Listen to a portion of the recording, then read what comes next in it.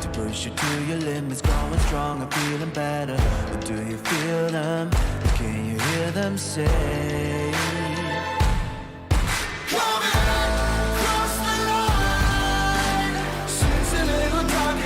Trust me, you have nothing to come in. Take the start. Follow, leave it all behind. Welcome to the other side.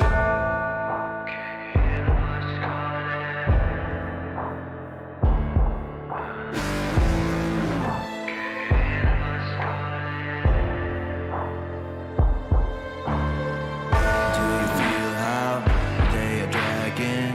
Do you feel them? Can you hear them say? Do you feel how they are dragging? Can you hear them say? Come in, cross the line. Seems a little dark in here. Trust me, you have nothing to come in. Take the start. Follow, leave it all behind. Welcome to the other side. Come in, cross the line. Seems a little dark in here. Trust me, you have nothing to come in. Take the start.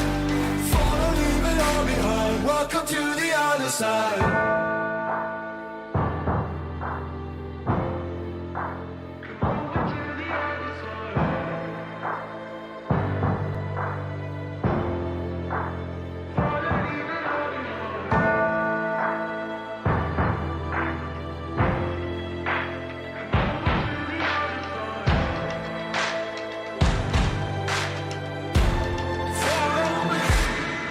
Come in, cross the line. Seems a little dark in here. Trust me, you have nothing to come in. Take the start. Follow, leave it all behind. Welcome to the other side. Come in, cross the line. Seems a little dark in here. Trust me, you have nothing to come in. Take the start. Follow, leave it all behind. Welcome to the other side.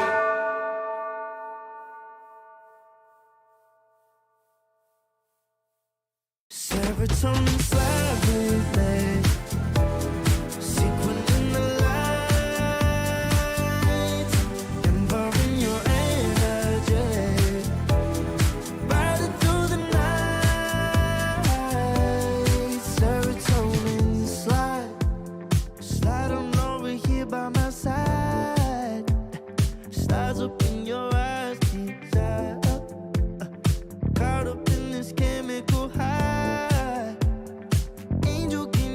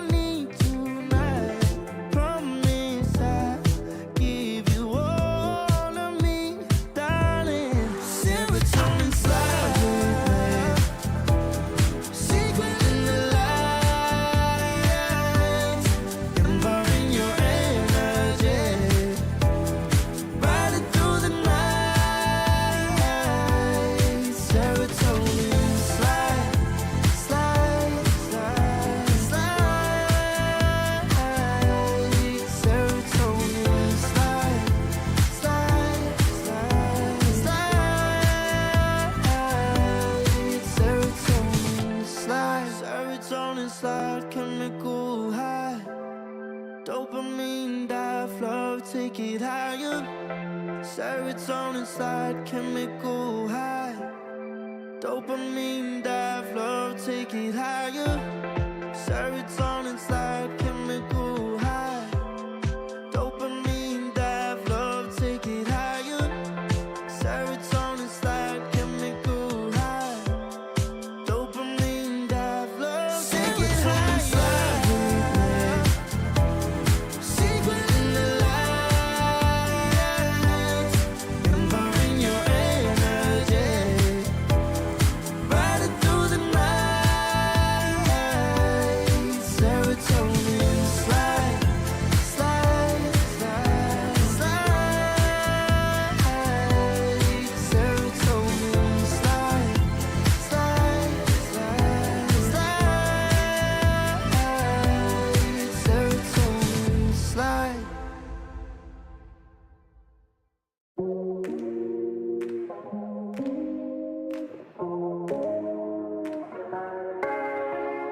No way, I'll regret the first time with you.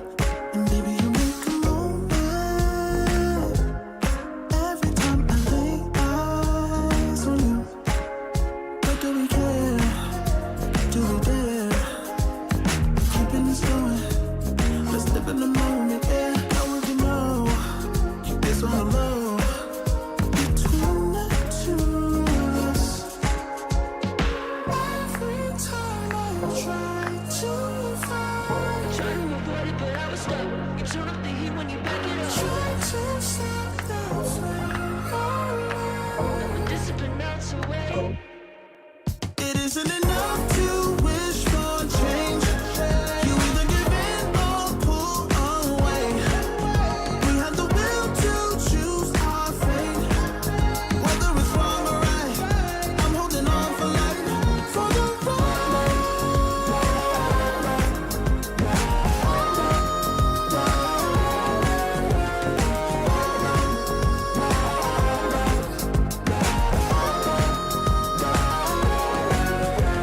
The day we woke up, lying in a pool of shame. Tears and makeup printed on the pillowcase. It's hard to apply restraint. I'm trying to stay away. You're so magnetic. Ooh, I gotta have it now. Let's keep it a private thing. I'll give you a secret name. Let's build a life on a lie. Every time I try to find, Trying to avoid it, but I was stuck. You turn up the heat when you back it up. try to stop the flame. The discipline melts away. It isn't enough to wish for change. You either give in or pull away. We have the will to choose our fate. Whether it's wrong or right, I'm holding on for life. For the ride.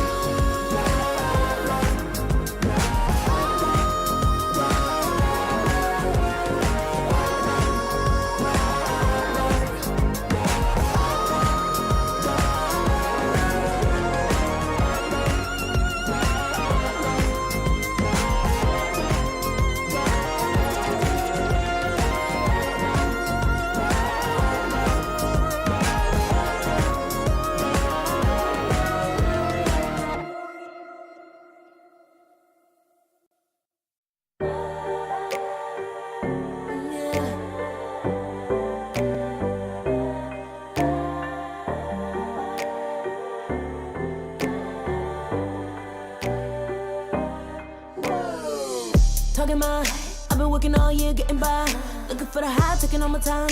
Breathing in new life, feeling fine. Like I don't gotta be something society wants me to strive to be. Got my own energy.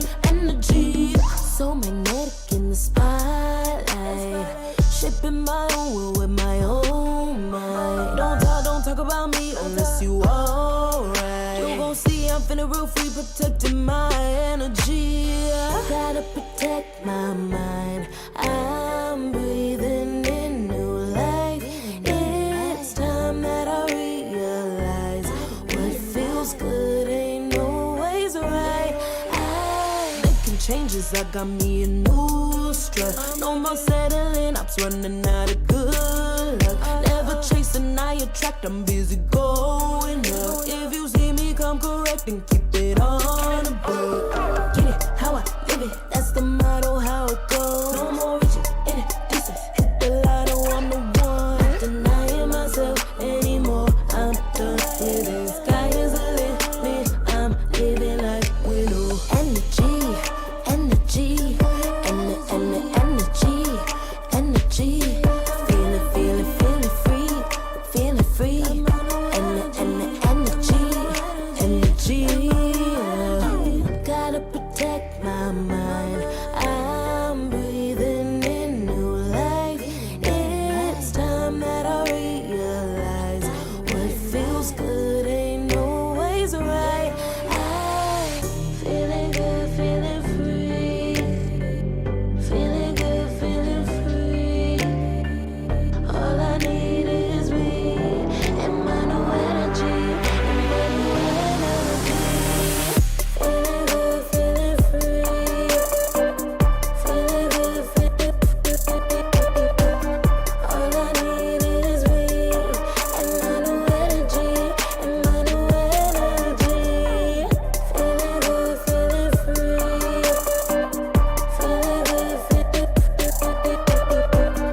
All I need is me and my new energy. And my new energy.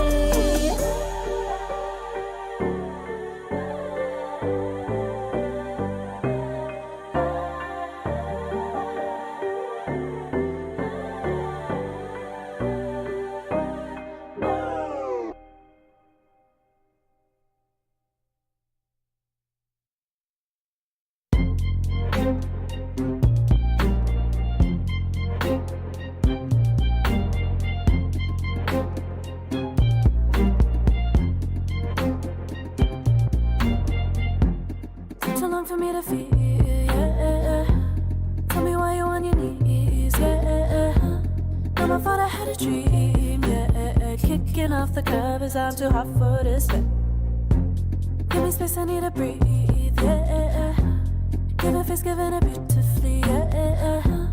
Yeah, it's just me and my clique, yeah. We might be the hottest, but we let you in. Angel energy, let you sit with me. Angel energy, angel energy, angel energy. We got sympathy. Angel energy, angel energy. Yeah.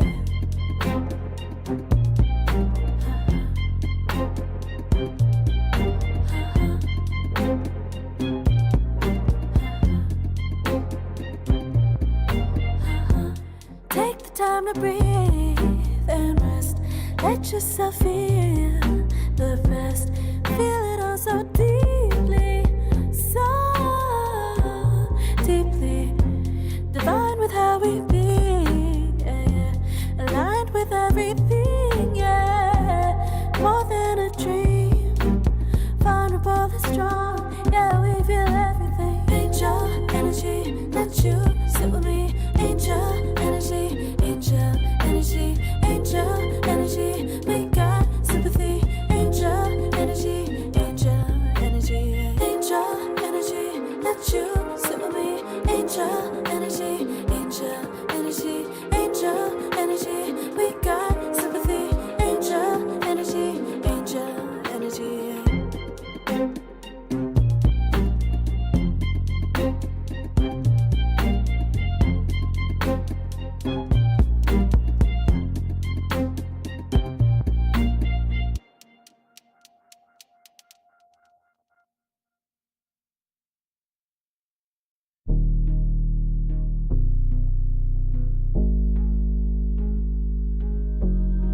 Never pressed, but I got the juice.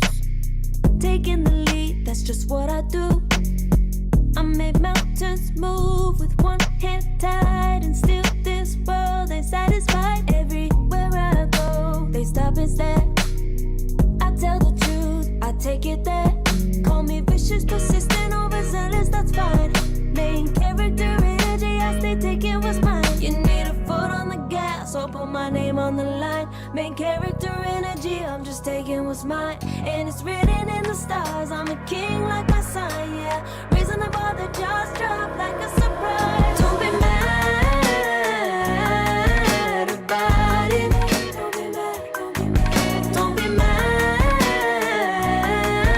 about it. I don't play the game, nah, I make the rules. Cards close to the chest and I don't play no fool. Don't be mad about it. Look, yeah, my name stay in the mouth. Legs got broke, they said cast her. I'm the 911 response in a disaster. I don't ask, I just take.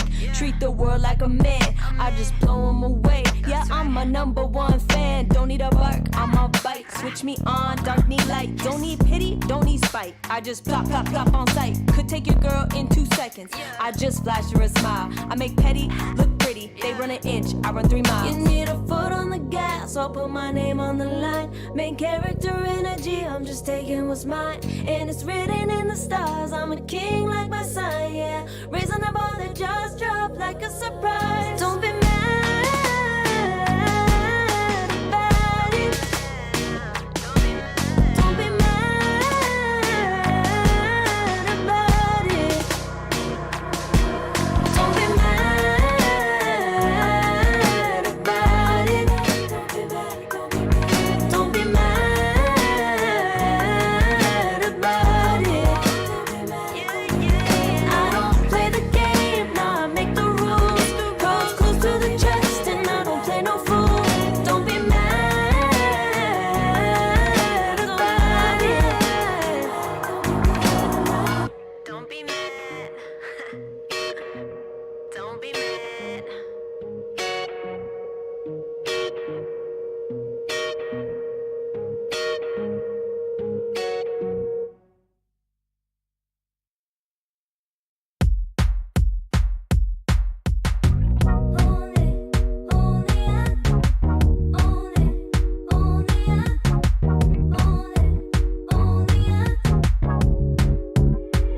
Like a moth to the flame,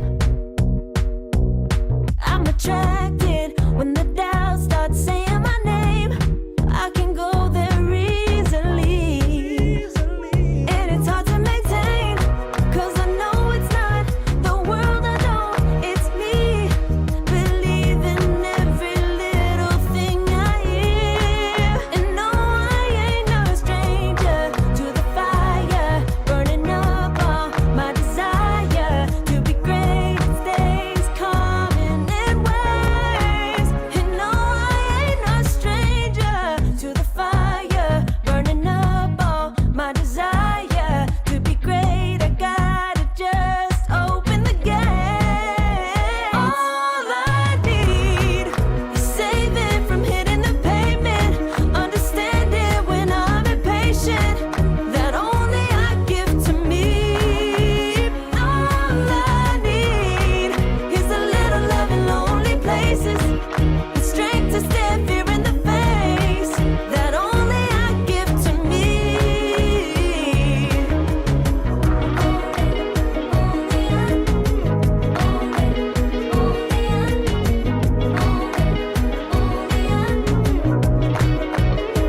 Now I'm running this race, yeah.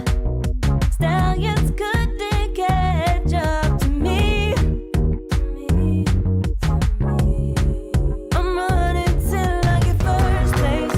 I'm running till I get everything, everything I ever wanted in my dream. No, I ain't no stranger to the fire, burning up all my desire to be greatest days coming in waves. And no, I ain't no stranger to the fire, burning up all my desire to be great. I gotta just open the gate. All I need is saving from hitting the pavement, understanding when I'm impatient, that only I give to me.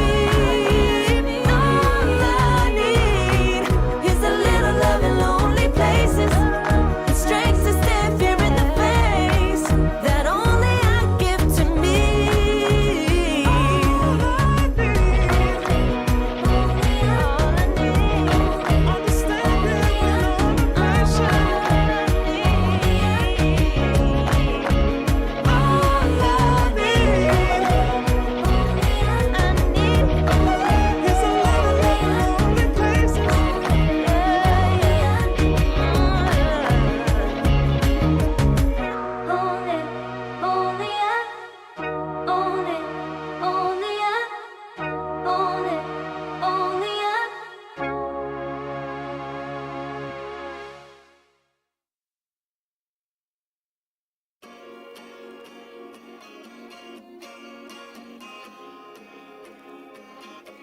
Yeah.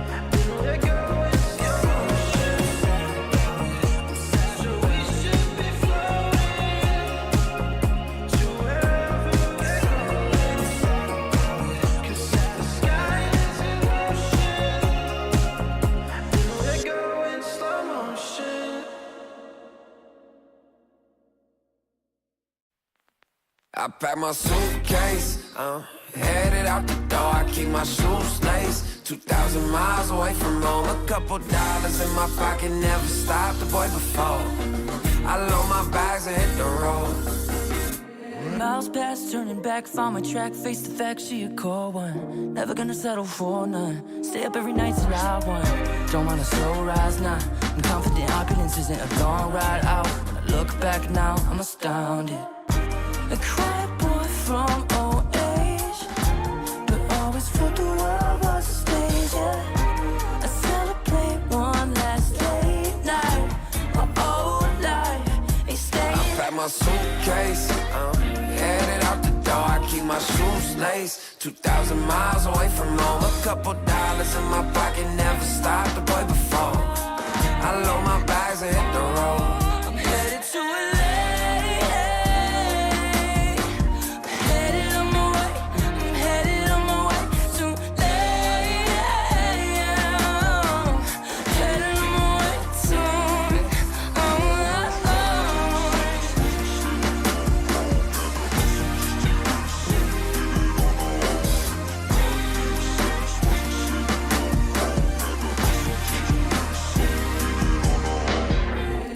Miles, throw it on the dash.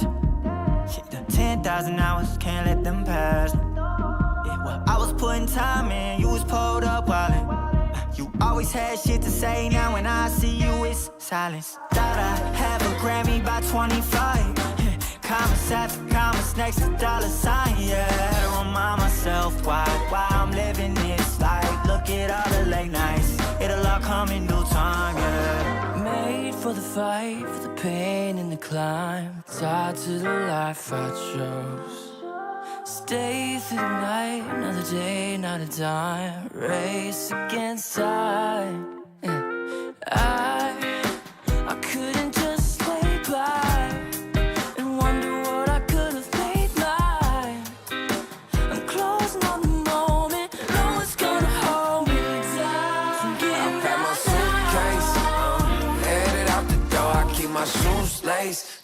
2,000 miles away from home. A couple dollars in my pocket never stopped the boy before.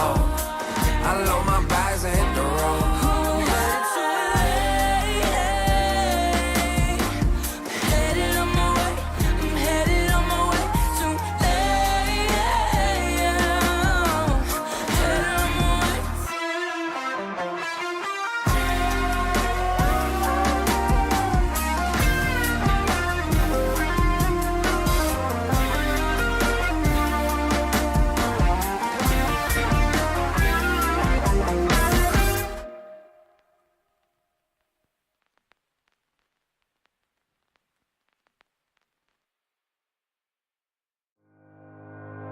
Think about it every night when I close my eyes. You're on my mind. I try to quit a million times, but it takes me high. Like you're so divine. Morning, everybody, and welcome back, or evening, or whatever it is with you. Hello, and welcome to the broadcast. We're getting ready for day number 2 here at ESL One Raleigh. I am Nomad. I'm joined by Misery. Misery, how are you doing? And you're looking forward to today's games? Yeah, of course. It's going to be exciting to see what changed since yesterday. Maybe they have something new up their sleeve. Maybe. I mean, things were already changing pretty quickly yesterday. It was kind of hard to keep track on the heroes that were coming out, the picks. We had a lot of Ricky for some reason. That was mostly because of Tundra. But, they were trying to make this hero work, so that was kind of fun. And just in general, some crazy games, some crazy picks, and very entertaining day 1, which is in kind of stark contrast to, I think, the last qualifiers we had with Dream League, where everything was kind of on the rails. Every single series was 2-0, literally every single one. So, yeah, very, very different. It's crazy what the difference a week makes. But, we're coming back into this one. A lot of things are different. One of the things which are different is Secret are here, and that's the team we're about to cover. So, Misery, tell us about New Secret. What do they look like? Yeah, it's a very different Secret for sure. I think they looked pretty good yesterday, gotta say. So I expect them to be the favorites today, I would say. But yeah, I mean, it's hard to say. I mean, when you play against Tundra, you really have to pull yourself together. That gives you a certain motivation. I hope that doesn't kind of, what would you say, maybe underestimate Passion UA a bit, or make it seem like they're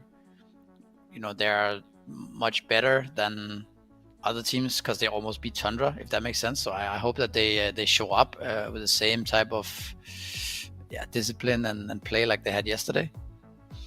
Yeah, I hope so as well. And I hope that Passion UA have done their research and know what Secret are going to do, because the one thing I've said about Secret is that we've seen a lot of the same things coming out from them through the qualifiers and into the brackets. So maybe Passion UA can get an advantage of them that way. I don't know, but baiting them into picking Morphling didn't seem like the right idea. Their Morphs still seem pretty damn strong. So, we'll see what they end up doing here. But, of course, the roster changes from Secret. I mean, they're basically an entirely new roster. We've got Parker, though, playing in the position 1. We've seen pretty much every game they play, Parker likes to put himself in that kind of top position. He wants to be the strongest carry in the game. He wants to be the most farmed hero in the game. Classic carry behavior, I guess. But it looks like Parker's getting his way in this deck, which is kind of what we expected. When Parker left Heroic and went on the hunt for a new team, then we were kind of anticipating he was going to end up somewhere where people are kind of going to be catering to him and embracing his style of gameplay and, letting him do things his way. And that seems to be what Puppy's doing at the moment. So we'll see how Secret develop as a team as time goes on. Of course, we've had some Parker classics. He's been carrying games. He's been doing work. He's also been dying without buyback. He's also been going way too deep at times and putting his team in a vulnerable position. But that's just a Parker ride. Strap in. It's always going to be fun. But yeah, when you give this guy a good game, he just pops off every single time. Yeah, I think another reason why this series could be interesting is because obviously they both lost yesterday, but it was a very close series. So they're probably, they had a bit of time to consider what they need to be doing differently, while at the same time not losing hope completely, right? Like they both lost to Gaming Gladiators and Tundra, so some of the best teams, in the qualifier for sure. So they shouldn't be feeling too bad. And I think it might be a close one. I think it's easy to underestimate Passion UA, I think. Because I think their players are less known than the rest of the lot. they are maybe a bit underlooked because they have had some very close games in the past against most teams. Yeah, they're always able to get some good results in. They always come back as this 5 as well, you know, 1 or 2 changes sometimes. But yeah, this is a team which is going at it for the long haul, which is fun to watch. I always call them the Sharks of the Western EU region because I feel like they're not on the same level as everybody else. You know, they are lower, but if any of those teams slip from, you know, the middle or higher end of the tournament, then Passion UA will eat them up. You know, they will catch any team which is lagging behind. They're very consistent, even though they're not like quite to the same level as like your Gavins, your Tundras, you know, your Avalases. They do play to a very consistent level, even if it's a little bit lower than that. So they're always able to take games of a team which is having a bad day, any team which kind of like stumbles or misreads the meta. Passion UA will be there. Passion UA will beat them. So, you know, they're the Sharks of the Western EU region, ready to catch any weaknesses they see in any of these teams. But yeah, Secret definitely didn't show too many weaknesses yesterday. A very entertaining series against Tundra, who Tundra then went on to 2-0 Gaming Gladiators, right? So you gotta think that this team's pretty decent if they're able to take a game off Tundra, who then didn't lose a game to Gaming Gladiators, right? Yeah, for sure. I think we were impressed. Yeah, we were for sure. I mean, the thing is that every day is a new day, right? Maybe they had a really good day yesterday, and today they're not gonna have the same kind of, I don't know. You know what I mean? Like mojo. It might change a lot, and also it's a new team, a new series. I think a lot of things can happen now. It's also a lot of different heroes that are popular right now, so the drafts are always a bit tricky, I would say, right now. It's hard to predict what the enemy is gonna do. So yep. And maybe the consistency of Passion UA is going to catch Team Secret off guard as well. As you said, they could underestimate them, or you know, they're like Passion just do some like really basic stuff. Tundra were cooking a little bit. You know, both Secret and Tundra were going pretty crazy on the draft. It was entertaining, and we could see what they were doing. But I'm wondering if just Passion UA going down the straight and narrow, just picking what is good, what is stable, might just be the best way to approach Secret here. Because maybe on a level playing field, Passion UA will just have more experience. So. Yeah, let's see how the draft is going to play out here. Yep, do have it available, so let's jump into the draft for game number 1. Of course, Passion UA versus Team Secret here at the ESL One Raleigh Qualifiers. Western EU region down in the lower bracket now as well, so we'll see how the heat of elimination affects both of these teams in this series. Now, notably, no Morphling ban coming out yet from Passion UA. Team Secret have shown us that they are not afraid to first pick this hero if you give them an opportunity to do so. 5 seconds remaining. Radiant team ban. And there you go. Morph ban comes out. DK still in the pool. That's another one you have to consider here. Secret with the first pick, so I'll be looking to pick up anything which Passion UA let through. There might be some interesting options. Or maybe not. Maybe just the same old Bristle coming through and all that stuff. The Enigma ban is kind of interesting, right? Haven't seen that hero much. Maybe Passion UA actually played it yesterday. They didn't, but it might be one of their main heroes. Yeah, it could be something they like. Maybe they flex it. Who knows? If they're willing to first phase flex an Enigma, then yeah, it's gonna feel like it's pretty ban worthy. Man, Passion UA taking a lot of time over this. This is the part where I always check the chat to make sure we haven't remade the lobby, because when we start getting down to like 1 minute time, like, who spends this much time on a first patch? Surely you should have this figured out by now. They'll get rid of Invoker. Okay. Should allow Bristle to take either Lich, or if they want to get the Bristle back, they can. Or potentially just go for something else. I mean, they've been looking very good on the Invoker, so yeah, just the two kind of key picks which Secret have been first phasing have been taken out of the pool by Passion UA. So they've been doing their homework, you know, they clicked on the drafts at least.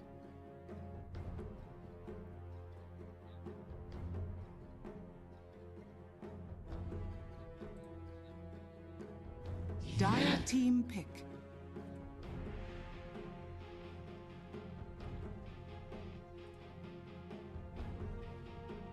Yeah, it's always nice to be able to study your opponent overnight rather than going straight into the next series like we saw with Tundra versus Gaiman. I don't know if Gaiman were caught off guard by that, Ricky, but certainly did work against them. So next assassin 5 taken out of the pool. seconds remaining. That's another really strong one. Forgot about that. Secret. Radiant team First pick for them will be the Bristle as predicted. So Passion UA, they don't have any of those like, strong mega heroes left. Maybe Batrider should be the best option here. We've seen a lot of success from the Batrider in these qualifiers so far. That hero has been doing work with a capital W so far. 10 seconds So remaining. we'll see what they decide to go for. 5 seconds remaining. And it'll be the Hoodwink. All right, some teams putting out this Hoodwink again. I mean, I haven't been convinced, but the hero's always got a little bit of pizzazz to it. Yeah. Season 4 players just like playing Hoodwink. I mean, at least there's a break now, right? For the 10 Bristleback. seconds So remaining. that might be Yep, a factor that's as true. well. Yeah, that's a 5 great point. seconds Very remaining. important. But yeah, the Hoodwink is, we saw it yesterday with Tofu playing it. They lost the game, but it looked not bad, I guess. Looked like a Hoodwink. As we know it. Did look like a Hoodwink, yep. Yeah. Yeah, he had a bit of a greedier game, didn't he, where he was able to sort of go for like Hurricane Pike 10 vibe near and seconds just kind of remaining. farm, which fit the game as well. They're looking to 5 try to seconds play it a remaining. little bit slower, get everybody online, so it made a lot of sense in that regard. Whether this will turn into the same game, we don't know just yet. We'll see. They ban out the PA. Also very easy break for the Bristleback. So that kind of makes sense as well. Yeah, just get rid of those annoying counters. Nake's already gone as well, so that's already one option. I guess when you ban the Nakes, it always makes the Bristle a little bit nicer to pick up as well. No one's going to be interrupting your Aghanims if you go down that route. That nobody's going to be getting that cheap break. It's pretty good. Yesterday we saw the secret play seconds offlane Bristleback. remaining. So it's probably going to be the same again, I imagine. Oh, Gyrocop does that through. That's usually been banned first phase every... Yeah, it's a very common ban, but we'll see it for Passion UA here. Probably not the flex, I would guess. Probably this is just their carry. Seeing as 10 seconds we usually see remaining. Gyros flex between 1 and 4, but with the Hoodwink coming out, that is a pretty 5 hardcore 4 seconds hero, remaining. so I don't think we'll see the Gyrocopter being moved here. Yeah, probably not. I also think it seems to have more success on a 1 position. Like the 4 or like the support gyro in general is like a bit more, what could you say? It's a bit more risky, right? You need to have a good game. You need to get the right kills and the right angle with your ultimate and stuff like this. It's a bit more, harder to pull off. Whereas the gyro is just rock solid, and the morphling is banned, so that's the main counter to gyro carry. So Yeah, and this could be a recurring issue for Secret here if they do want to keep like first phasing this morphling and forcing out the morph bans, and people might just start grabbing Gyrocopter against them more and more. And how Coddle comes out for them. All right, well, Coddle Bristleback, that is a tale as old as time at this point. yeah, it's 10 seconds I like remaining. Coddle if it has a purpose, and it already has now, so that's kind of cool. I wouldn't be surprised if we 5 end up seconds seeing Ember remaining. Spirit as well from Secret somewhere down the line. Like I would love to see like Ember Spirit 18 here. And then you have the Coddle Ember later, you have the Coddle Bristle for laning. Now the Coddle actually has a very, very, strong purpose throughout the whole game. Mm-hmm. So I would suspect something like that. I don't think you want to pick Coddle just to give Bristleback some 5 mana in the seconds early game. remaining. Then you might as well just pick something else, in my opinion. So let's see what they go for. And also, let's also see how Passion UA decides to deal with this. Like, it's a lot of baskets right now in the Bristleback. So I think if you make sure you counter the Bristleback so that he cannot just run in, if you can kill him, then I don't think Secret has a lot going on right now. Like Coddle and Clock don't exactly... They are just supports, of course, and there's 2 heroes remaining, but yeah, if you kill the Bristleback, it's like the other heroes don't really do as much. Yeah, I see what you're saying. Radiant team. But yeah, still 2 cores to come out. I'll go for the Storm Spirit on the side of Passionate. Okay. I was kind of anticipating the Mars and for them to wait a little bit longer for their last pick on the mid lane, but I want to grab the Storm, so fair enough. I wonder if they're gonna pick the offlane here as well, and then let the gyro continue to be flexible. 10 seconds remaining. Yeah, potentially. I do really like 5 Mars though, seconds because remaining. it's got the spear to turn the bristle back around. You've also got the arena, which really allows the gyrocopter to get off his damage in the fights. These heroes cannot escape arena without BKB, and obviously Clockwork and Coddle aren't going to get BKBs at any point, so it does feel like a really good game for it. And the lane with Hoodwink's alright. Just depends on what their offlane is feeling. Maybe they feel like they want something more kind of coherent with their own draft. Bounty hunter. Or just pick up a Bounty Hunter. I kind of like it. You do? Yeah, I always like bounty. You Yeah, do, I was yeah. like, You love your you Bounty can't. Hunters. Yeah. You're a simple man. But do you... I'm a little confused because they needed an offlaner or 10 a No, position. it's just gyro. It's just gyro carry now, and I think this Yeah. could be a 5 5 bounty, which I seconds would like a remaining. lot. Right, Then okay. you just have bounty gyrocopter safe lane. They're just gonna buy sticks, right? And then they can just fight back the bristleback, I think, and do team fine back. there. Interesting.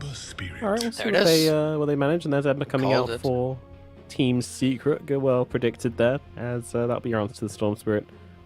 What else does this hero give you, though? The Ember is good against Storm as well in a way, because you can lock him down pretty early on 10 and get the seconds kill, remaining. and also do it from a range. I think the matchup is pretty much 50-50, 5 maybe seconds slightly Storm remaining. favored, but in the game, it's a nice way to kill the Storm. There's also not that much clear disable onto the Ember, so it feels like it's a nice Ember game in that way. It also gives you like another threat on the map. Now you have to kill the bristleback, but you also need to worry about this Ember Spirit chipping you down, right? Yeah. So I think Secret has it might be hard for Passion UA right now to lock heroes down. Like the Storm has to jump, and then there has to be some kind of follow up from Hoodwink, and it's not always going to be the easiest 10 way to seconds do it. remaining. Yeah. Alright, we'll see how the 5 anti-armor seconds AoE strat with the Ember Spirit works out. Sounds pretty strong to me. As the final band's coming out here, Secret. Magnus actually getting all the way through, which is sort of surprising. Radiant He's team making a back. deep run in this draft. Passion UA is going to ban out some more hard carries by the looks of it. That is what Secret need. Again, that would work really well with the Bristlebacks AoE kind of anti-armor shenanigans. The Medusa would obviously take advantage of that, so...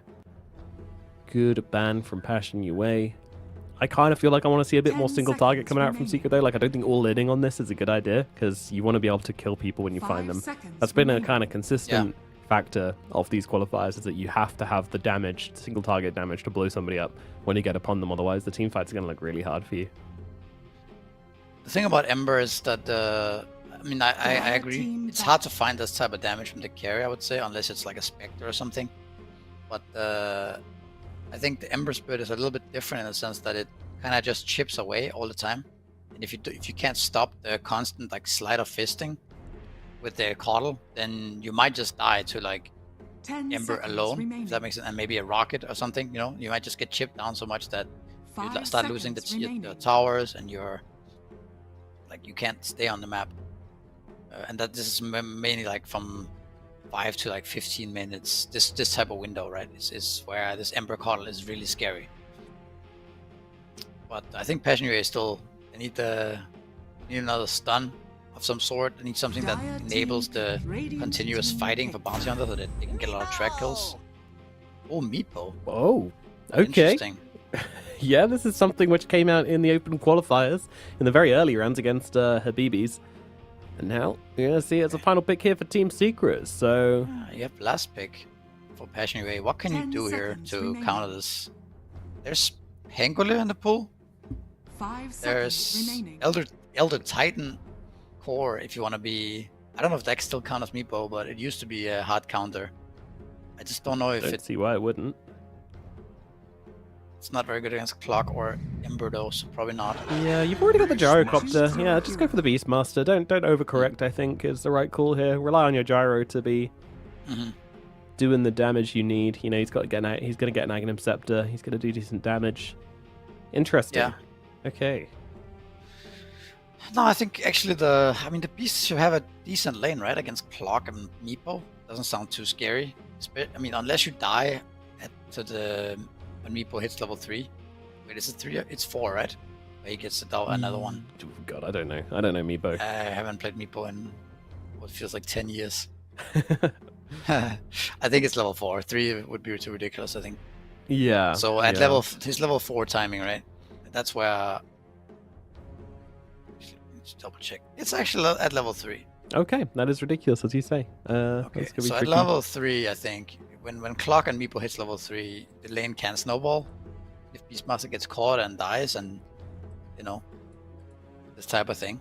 But if he plays well and stays back and chills, I think he can do a good job in this lane. And then I think the overall lineup of Passion UA looks solid. Secret has it does, doesn't it? Bit more untraditional lineup. Like, it's something we used to see a lot a few years ago, the whole Ember Coddle and Bristleback. But it's not something we've seen in a long time. It's still gonna be strong though, for sure. But can't help to think that there's a reason why we don't see it that much anymore. Maybe Secret can bring it back with this game, but I think it's a little lackluster in the sense that, like we talked about, how do you actually... it's hard to kill enemies, right? It's hard to kill single heroes. Yeah, Ember has to do all the damage. You have really strong timings with the Meepo and the Bristleback. When they come together with their item timings, then your 5-man is going to be very scary though. So maybe that's the way they're going to play. The Coddle heal onto the Meepos, onto the Bristleback. The Ember sliding. Yeah, the 5-man is gonna be scary around like 20 minutes or whatever around this time. It certainly is. Yeah, it certainly is. I'm just wondering if Passion UA have they kind of undercorrected maybe for the Meepo. Like I don't know. I guess with Beastmaster he's going to get the Aghanims, so that's going to be a pretty big point in his favor. So maybe it is good. I mean, he literally already put it in his quick buy. Okay, so no guessing there. So I guess that's pretty nice. It's hard to say. I mean, if Gyro gets farmed enough, he can definitely kill the Meepo. So I would say that. Yeah, I also don't really know if Meepo used to be a hero that falls off at some point, right? And loses its... If he dies a couple of times, he doesn't scale that well, but I think it's not necessarily the case anymore. He has so much utility with the Dig and the Mega Meepo, and I think it's not really the same hero as it used to be. Yeah, he's really not. He went from being a kind of group up death ball by himself hero into a tricky to catch, you got to find the real one, sort of pseudo PL hero. Meepo's a hot mess. I'll say it. I don't care. I think Meepo's design has gotten absolutely insane recently. Very difficult to balance as well. All these different mechanics working on one hero.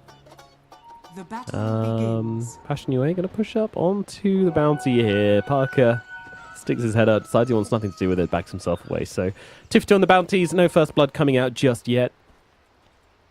Meepo might get bullied here though, under the wave. But look at his HP and armor, it's actually ridiculous. Yeah, why is he almost 900 health? Yeah, I don't know. He's only got to have 600. Acorn Shot doing nothing to him. Well, still going to hurt, still going to be taking damage, but you can just kind of walk over to his tower here and not be too bothered by Fernand and Cracker, and Cracker will be forced to TP back to his lane to help out his Gyrocopter. He's going very, very deep just to get off the Rasmon to crystallize here. Trying to eat through the trees to not get caught too much by a flak. God, this Coddle trades atrociously into the Bounty Hunter, doesn't he? Yeah, I mean, that's the main weakness of this hero. The first 5-10 minutes are terrible. The hero doesn't do anything. You see, he has low HP, low armor, low base damage. His spell doesn't exactly do much. Like, you have to channel it so long, right? And people are just gonna dodge it, so... Yeah, that was a little awkward. Cracker sees him, and yeah, you've got a Bounty who's naturally going to be quite dynamic on the lane. You know, he's not going to be standing behind his Gyrocopter, he's going to be looking for this Coddle, so it's going to make it even harder for these Illuminates to have any impact whatsoever. I imagine we'll see them struggle on Secret down at bottom. The thing is, you can play behind Bristleback So when you have Chakra Magic, I'm surprised he didn't skill at level 1. Honestly, yeah. Yeah, I think it would have been Just more spam impactful. kills. But you expect the Coddle, I mean, you think of Coddle as a very fast hero, but actually Bounty has 5 more move speed than him. Even. That's a bit embarrassing for the man on a horse, isn't it? Yeah, Bounty also blocking out the Ancients here. Should be a nice little move. Dire are scanning. Another thing to mention here as well is that Mixer didn't go for the Snot Rocket facet like I was sort of anticipating from the offlane Bristleback, but instead went for Seeing Red. So I'm going to be helping out, you know, that synergy with the Ember Spirit. I would have really liked to see that. Doesn't come out though. Yeah, I don't know. I think it's also maybe he wants to be a little bit more of a carry, right? Because they have this Meepo who is not. Meepo almost feels like more of a. He does deal damage, but it's also that he's very tanky and hard to bring down, right? Dire's Right. So you might need has that been killed. extra physical damage from the Bristleback. Extra bit of oomph in the fights.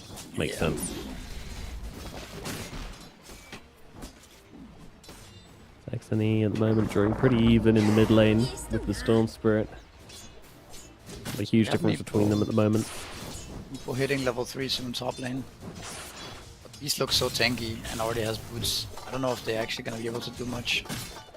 Yeah, if Puppy can close the gap on the Hoodwink and catch her out with a Blood Grenade or something, then maybe there's a chance that Fernandes can fall, but it's also kind of awkward as well because, you know, the cogs, unless the Meepo is like really, really nearby, it's just going to block off the Meepo from helping out. That's always the issue with Clockwork and any other melee hero. Ooh, going aggressively Meepo is in here. trouble, actually. Yeah, Parker getting pretty low. Scales Earthbind and throws it out to keep himself safe. Puppy also going to throw some cogs the way of Patrick and Fernandes. The middle lane, Niche getting kind of low to Ember Spirit. Again, just trading with each other, but hitting that 4-minute mark always is going to be the point where the mid laners kind of get the lowest as they start trading. The Water Rune's starting to spawn, but they've got enough levels and spells to do damage to each other now, so this is always where it gets a little precarious. Yolakort coming in for the bottom Water Rune here, but, well, it's going to be Niche that picks up the top one, which means that XNE is going to be left without a rune. Kind of unfortunate. At least maybe get some mana refill from Coddle. Or not. Unlucky, bro.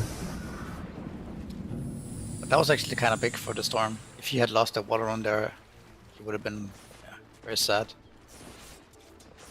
But like looking at the way the early game is going, it's Ooh, kind of a damage free coming lane. out. Niche in trouble. He doesn't have his level 6 just yet. XNE trying to finish him off. His Sleight of Fist isn't going to be available for another little while. Chakra Magic is available, but he's too far away now. Storm Spirit gets out. Down at bottom. Cracker's been trying to play up with Mixer and Yolakor. They're both very low. Both the Bristle and the Coddle.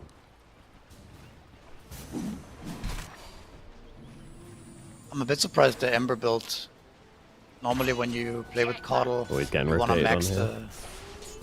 Oh yeah. Oh, he cuts a tree! Nice quelling. Very, very nice. Is that going to be enough to save his life? I think it might be. Ooh, Jesus, falls back into the... Wait, he's sticking around to see if he can just get a little bit of XP from this kill. Oh wow. Very greedy. Parker rotates, gets your first blood. That's exactly what you want from your Meepo. The early rotation with the level 4. And they'll bring down the Storm Spirit. What a quelling, though, from the Ember Spirit. Yeah. That really was impressive. Yeah, the quelling on the... That's some really nice stuff for sure. Who is this guy? Bottom lane. I keep asking this. Mixer. Radiant's middle Oh, tower there's a lot of quill stacks on Gyro, 6 of them. Next one gonna hurt. It did. But Mixer goes down to the Shuriken. And at the moment, they haven't got the return kill. Oh, Sleight of Fist misses as well. Dire's middle tower. Expensive kill though. Gyro has to run all the way back. Dire are I scanning. mean, not a freebie. Is Parker just chasing the Beastmaster off the lane? And getting him Master gone. having a completely free lane.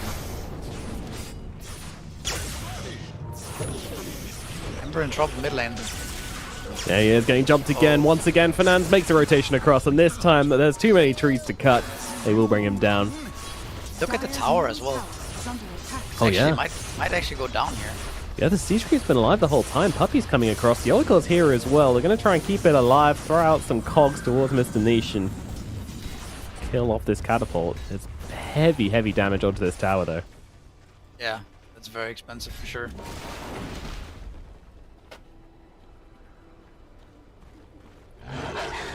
Yeah, the side lanes, the mid lane and the off lane struggling for secret, but of course Parker has his top nowhere. Bounty's gonna get the whip. Ah, so close. The cuddle, really, really squeaky. blinding light there. Yeah, Very clutch. yeah. Good That job, would the have been Olicor. disastrous.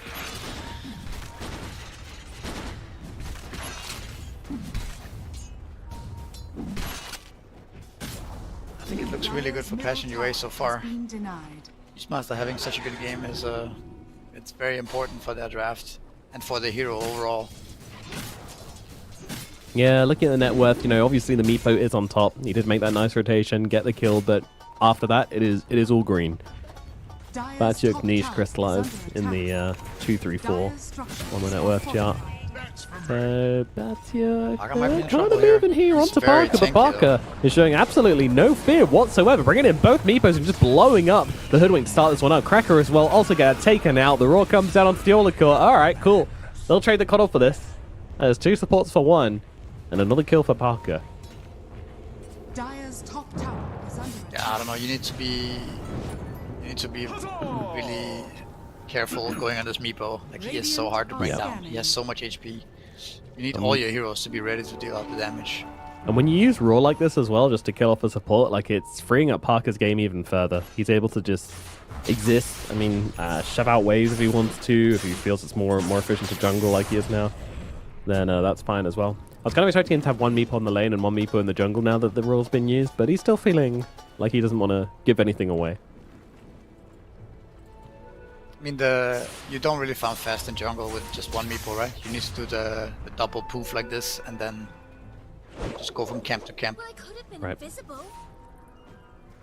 It's also kind of nice to leave the lane for clock top a little bit. Won't be long though.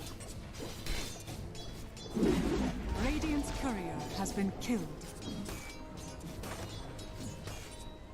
Secret has this really nice ward on top lane, seeing every rotation. They saw the Hoodwink twice now. Before when they went to go and not here again.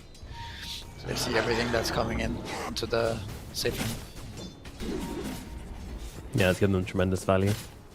No one's really spotted it or even thought about it as of yet. So that's just, again, more safety for Parker, more farm, and now they're even going to scan out Crystallize, who's been trying to make the rotation up to the top lane. Very nicely done. However, they should still be losing their tower here, and Mix is in really no position to go and contest the tower by himself, so it's not really even going to be a trade. It's just straight up going to be a tower taken by a side of Passion UA. Nice rotation from them for sure. Always very nice if you can bring down the tower for Beastmaster early on. So he has more space to take over. Yeah, absolutely. That TP point is gone. Again, Passion UA just slowly advancing the map for themselves. Step by step, getting more and more. They're not really killing heroes, though. There have been very few kills in this game so far. That factor is really going to benefit Secret. They kind of have the 2 carries in the Meepo and the Bristleback with the Seeing Red facets, so they're going to feel quite good about not really being interrupted as of yet. Next, they're going for the Aghanim Scepter, already has the Ogre Axe, not too far away from the point booster next.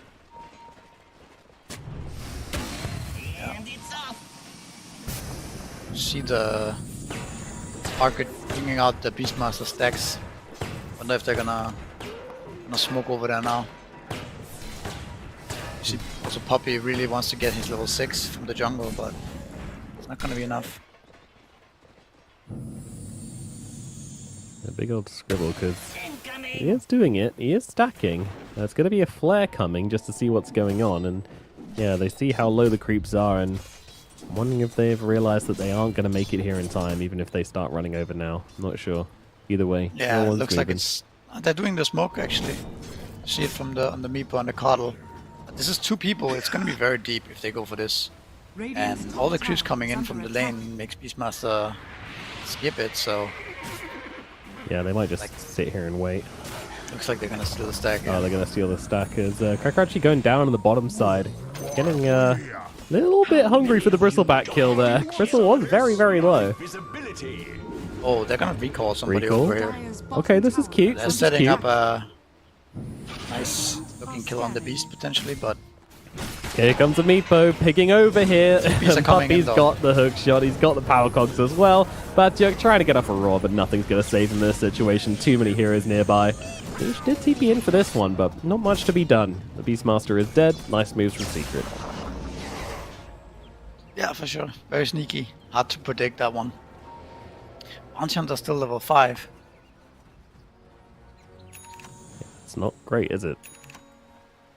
Nah, for sure. The timings are getting a little bit Dire's a bottom little tower slow for is Passion under UA. attack. Like you mentioned, the fact that they Secret didn't bleed any kills means that both Bounty Hunter and also Beastmaster for that matter has not gotten to their timings yet.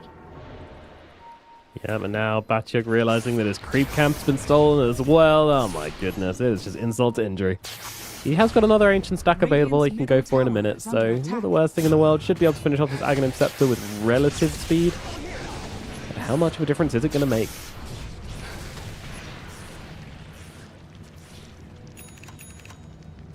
Stupendous. Yeah, Secret, I mean... Whilst they do have the Observer Ward down, I'm wondering if they're going to try and interrupt this one or not. Radiant's middle tower is under Batjuk attack. definitely knows something's up, so isn't going to be giving himself up too freely. Looks like they really want to go in and contest again, but I think you cannot let that Secret interrupt this. No, definitely not. Well, they got distracted by Fernands instead, so it is just going to be the Hoodwink most likely dropping, although it's a nice push back onto 3, but he gets away. Actually onto 2, and now, well, 1 creep taken. Beastmaster has finished off most of the stack here, but yeah, he's going to lose a couple of the big ones in the end, so... Once again, not getting the whole caboodle, and that is really going to suck, because if he just got a few more of those creeps, he'd be well on his way to a point booster, but... Radiant's bottom tower is under It is attack. really hard for Passion UA to fight right now, I think. This is the timing that we talked about in the draft. It's like 15 to 20 minute window. Meepo down in the bottom lane. He's had to poof in the other Meepo, but he doesn't have any way to save his main boy as he tries to run away. And he is actually just going to live through this. They don't have the damage to get through the tankiness of the Meepo. Chains out onto Niche. Niche's going to fall. XNE takes down the enemy mid lane. And Batjuk, though, somehow finds the Meepo. I don't know how that happened. That was across the map, but either way. Hoodwink does a nice dodge out from XNE to not get caught by the sharpshooter, and hook shot from the sidelines. Puppy gets that kill. Nice shot. I think Parker might have forgotten one Meepo across the map there, perhaps. That was actually massive that they ended up killing him. Yeah, that's a big deal. Bottle also going down here. Radiant's bottom tower is under That looked attack. really bad for Passion UA, but now they get a little bit of breathing room here. But you see how much this Meepo hero can tank. They're also gonna have Bristleback Aghanims coming in, so very strong timing for Secret now. Yeah, this is big.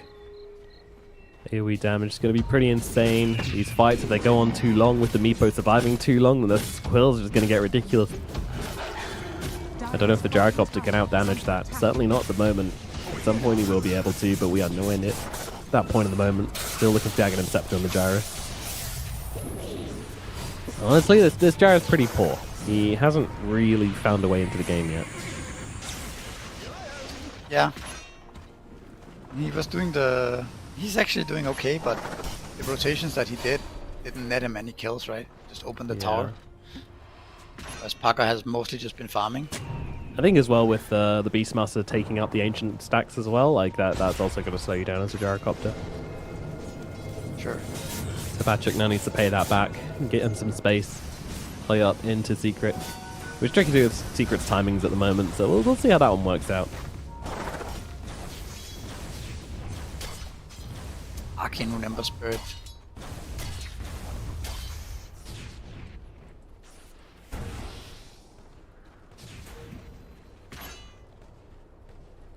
Yeah, the tracks are coming out now. At least so they'll have a pretty good idea on what Secret are doing, what they're up to. Last scan. maybe being able to set up some kills, but it does feel a little awkward with the bounty hunter in the game. When they're just not killing, they're just not doing anything, so the bounty's really lost. Well, I mean, Bounty Radiant's is also middle keeping tower track of is under Secret's attack. heroes, so it's sort of hard for Secret to make use of their timings in that way. Dire's courier has been killed. And the thing about Bounty is that they just need like that one fight where they start getting some track kills, right? Then it's gonna pay off. Radiant's middle it could be tower massive. is under attack. In the right situation. Parker, by the way, has finished off his Agnum Scepter, which means Mega Meepo is now available, so the hero completely changed the dynamics now. As Fernand's, just about dodging out that Illuminate. Doesn't matter though, dead regardless. Batchuk, he is nearby. I don't know if they want to try and go for this guy. He's got a roll though if he really wants to start the fight, but down at bottom there's another fight taking place as they've found the Gyrocopter. Crystallize in trouble, surrounded by Mixer and by Parker, and they're going to be able to take down the Gyro. So 2 kills across the map here for Team Secret, both of which are pretty costly. Radiant's bottom tower is under attack. Yeah, that's kind of Radiant's what Bounty Hunter bottom was supposed to tower is prevent, falling. right?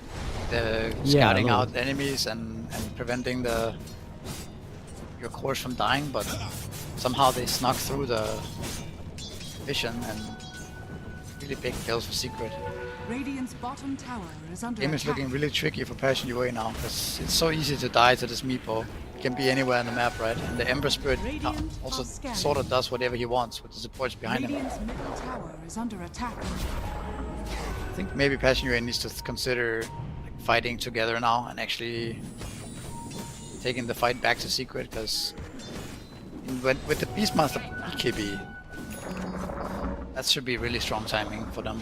Then you just need the Beastmaster to be the one tanking, and then the Gyrocopter needs to come in with the magical damage from behind, right? Yeah, like the fights always made sense for Passion UA, but you know, it needs to be a fight. It needs to be a 5-on-5.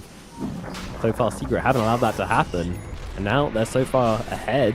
It's going to be tricky, but they're going for this Roshan. Passion UA are on the way. And keep in mind the Bristle, he's been recalled over as well. Puppy, though, trying to disrupt here, just trying to get Krekker on the sidelines. Krekker getting low. Won't be dying as of yet, though. Secret are playing this very, very carefully as the Roar comes out onto Mixer. Batcher getting round the front, just trying to get to the fluffy belly, and they're going to be able to do that. Mixer goes down. Puppy also getting pretty low as Batchuk's drums start to just hammer away at the clockwork. The track's out onto him as well, so Batchuk just looking for the angle for the axes, but in the backlines, Crystallize killed off by double damage XNE and Parker. The Meepos are not touched in this fight. Mega Meepo still available if he really wants it as well, so really no threat at all as the Ember Spirit goes to the base, comes back in, helps Yolokor out, saves his life, and they kill off Batchuk. All in all, absolute failure for Passion UA. Yeah, there's actually too many threats, right? The guy who they can roar and use sharpshooter on will die, but after that they're kind of out of gas, and then there's another Meepo and another Ember Spirit to worry about, right? Maybe they could kill the Meepo if they're all in him, but then there's a Bristleback and an Ember Spirit and so on, so it's kind of hard to take the fight right now. Like Gyrocopter is so cool, he just dies in 1 second. He really is. Like, I don't know if he should be turning up to these fights, or I don't know what he should be doing, but he just looks so awkward that he just walks into the fight. Meepo just approaches him and kills him each time. Yeah. Top tower is under attack. And at this point in time, you have to try to rely on your ultimate and your rocket barrage, right, to deal damage. So I think it's necessary that he joins the fight, but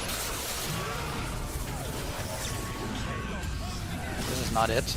Yeah, mid lane, trying to get something started here. Once again, Batchuk, this is the one who's just going to get brought down as Puppy lands a hook shot, gets a kill.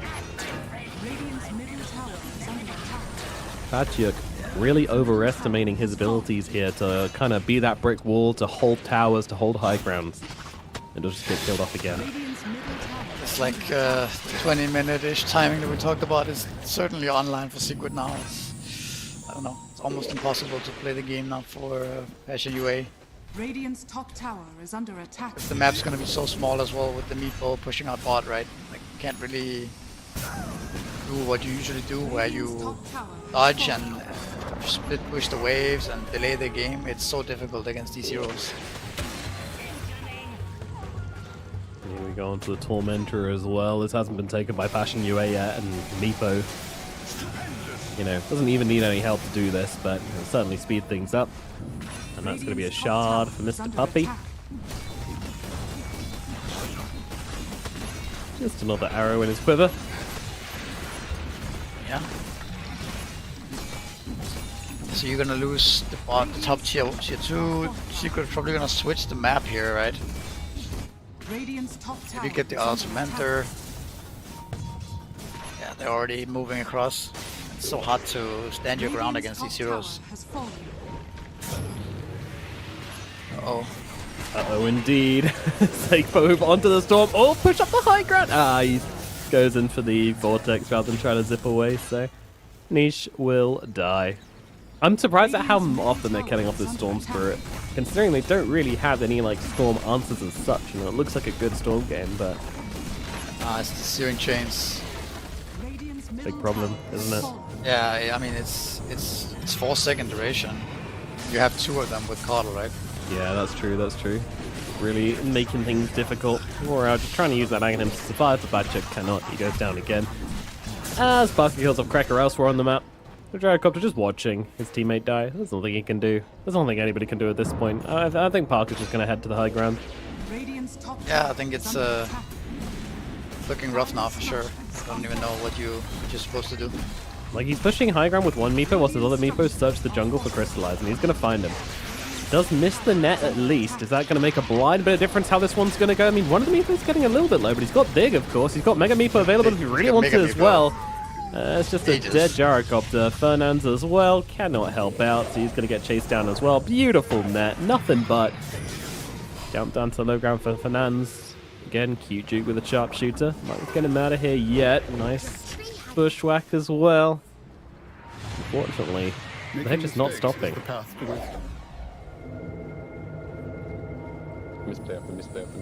They see him. Parker, he sets eyes upon. Again, another bushwhack comes out. Another net misses. This is no longer worth it. I would say. This is personal now, though. True. Nobody jukes Parker 18 times in a row.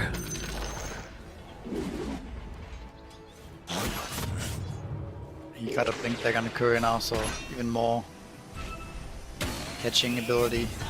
Yep, we'll stop that one happening again. I don't know who that is. He never actually landed a net on the Hoodwink either. Like, it was just Pooch that killed him off in the end. Yeah. Oh, Niche has been seen, but that's a pretty tricky target. A lot of heroes coming over here. Let's see. Maybe they can do... I mean, this is a Mega Meepo Aegis Meepo, by the way. So, well, they will get through his first life at the very least. He dies all the way up here, though. Yeah, he moved the main Meepo very far away, so very nicely done. I think the Aegis was about to expire there anyway, so a really low-cost death for Mr. Parker. Some could even say no-cost death. I mean, if we somehow see Secret do a very deep dive and end up somehow throwing, and Gyro gets more items, maybe you could see a comeback, but it's really up to Secret to... The heroes are so hard to kill and so tanky that it's very difficult to throw this one. Yeah, that's the thing as well. It's like, even if they dive, you know, they have to be pretty much in the fountain before they even become vulnerable. At least we do see that they can kill Meepo. Raw comes out onto X and E here. He might be in some trouble. Puppy trying to help out, but his Cog's not doing a whole lot. Oh my goodness, though. They're under the Tormentor, the outpost, along with a recall coming out from Piola Core. Let's give them everything they need to keep playing together as 5. Batchuk, we've seen this film before. It doesn't end well. It's a sad ending. And Parker's just cutting waves this whole time as well. He's not even part of this. He's just shoving out. He soloed the gyro as well. Oh, okay, cool. Yeah, okay. Yeah. Excellent.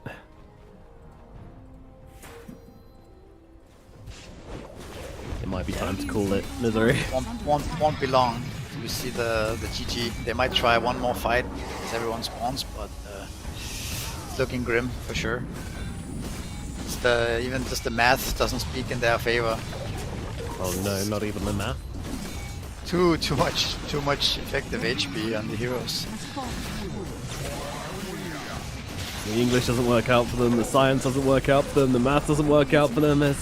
It's looking bad for Passion UA. Maybe, just maybe, one more defense. They'll try it when they're back, when the Beastmaster's back up. Secret even give them the chance though. They're even going to give them the opportunity to take the fight. Doesn't look like it. They're just going to keep on sitting on this map. They've got no urgency. They don't need to force the end here. For sure. They could wait another minute for the Aegis if they wanted to. Probably that's what we're gonna see. Absolutely. Nice to see in a way, because yesterday we saw a lot of throws that usually is, you know, because of some kind of impatience. But Secret just playing it safe here. It's a full butterfly on Meatball now as well. They found Ember. Yeah, that's something. A little bit, just sticking around a little too deep there on the Ember Spirit, getting caught up by the Roar. Is it time to queue up the Rapier? It's Jaro. Yeah, maybe. He's still looking at the Manto. He's going to get the Yasha at the very least, but I don't know. I don't see any other way to turn this game around other than a Rapier and a Gyrocopter. Bye-bye, Cracker. Stepped under the vision. He's gone. And trying to back away in Passion.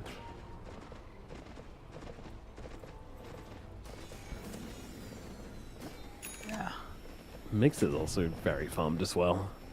Like, I know this is the Parker show. I'm very aware this is the Parker show, but you know, Mix has got Sanjin Yasha, Aghanim Scepter, bought himself a Lotus Orb as well, just to help out against these Roars, against the Rockets, against the Electric Vortexes as well. And Track, of course, probably the biggest one. Gonna be very nice for him. It's like one meeple chasing out all of Passion UA heroes. Ooh. Narrowly misses, but the chains do not. And now, well, Niche stuck on the cliff, just gets beaten down by the Quills. By a Storm Spirit. They'll lose another hook shot across, landing onto the creeps of Batcher. Batcher going for the BKB TP away, and he's going to be successful this time around.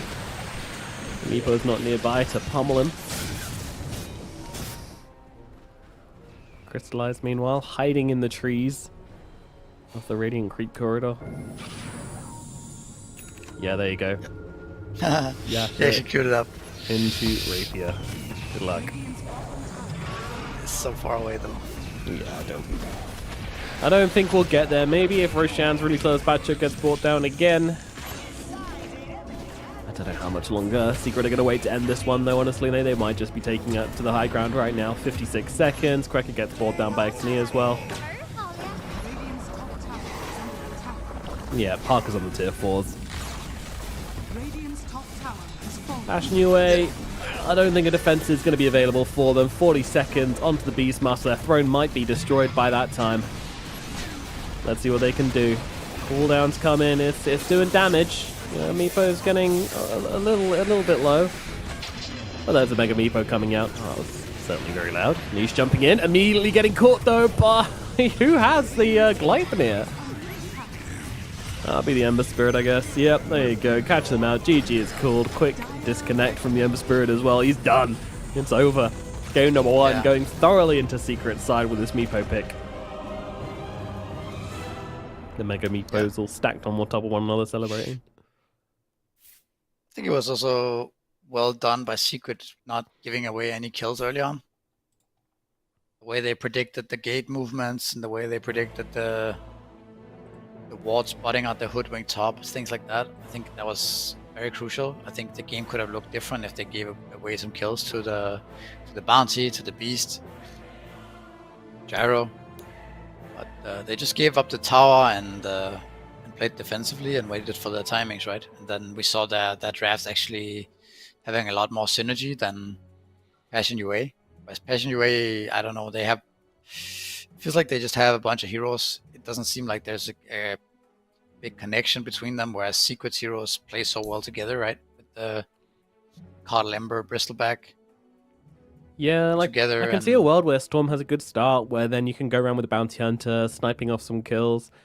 You hit the Zaganins on the Beastmaster, he joins in. Then the 4 of them just make space for the Gyro. Like, it makes sense on paper, but the lanes just didn't go that great. And Meepo just got way too much as well. They tried to kill him a couple of times, failed, and then from that point onwards, your game's kind of difficult. I don't know really what they could have done different. The Passion UA draft is a lot more contingent on Secret giving away kills, right? Absolutely, yeah, and that's what we saw Secret being really good at. You know, the game state was like 3-3 at 50 minutes or something, which is for this patch, it's like extremely low score line. So you know, that just shows that Secret were able to get what they wanted in lulling the game into a kind of stalemate. You know, into a nobody really dying on either side, which is perfect for Secret. You've got this Meepo, you've got this Bristleback. You know, you're gonna farm, you're gonna be happy.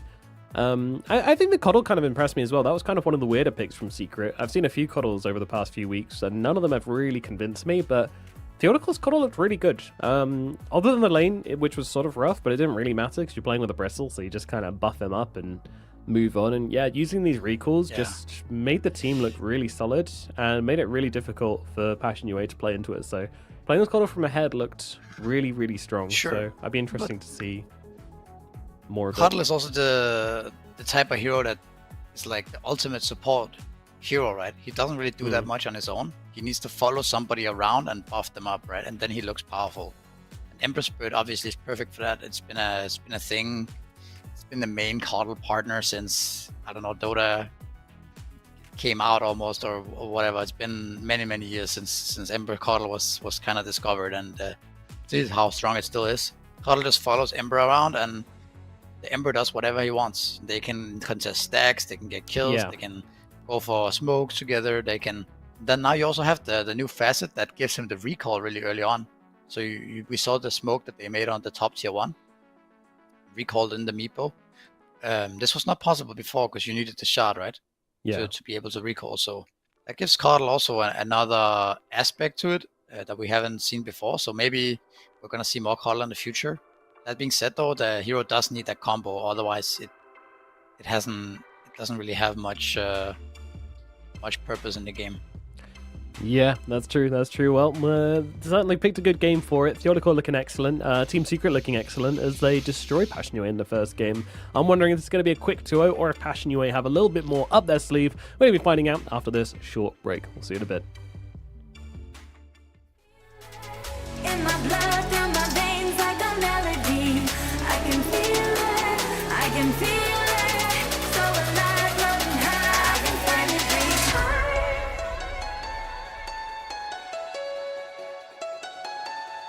I can feel the gravity is pulling me away, pulling me away.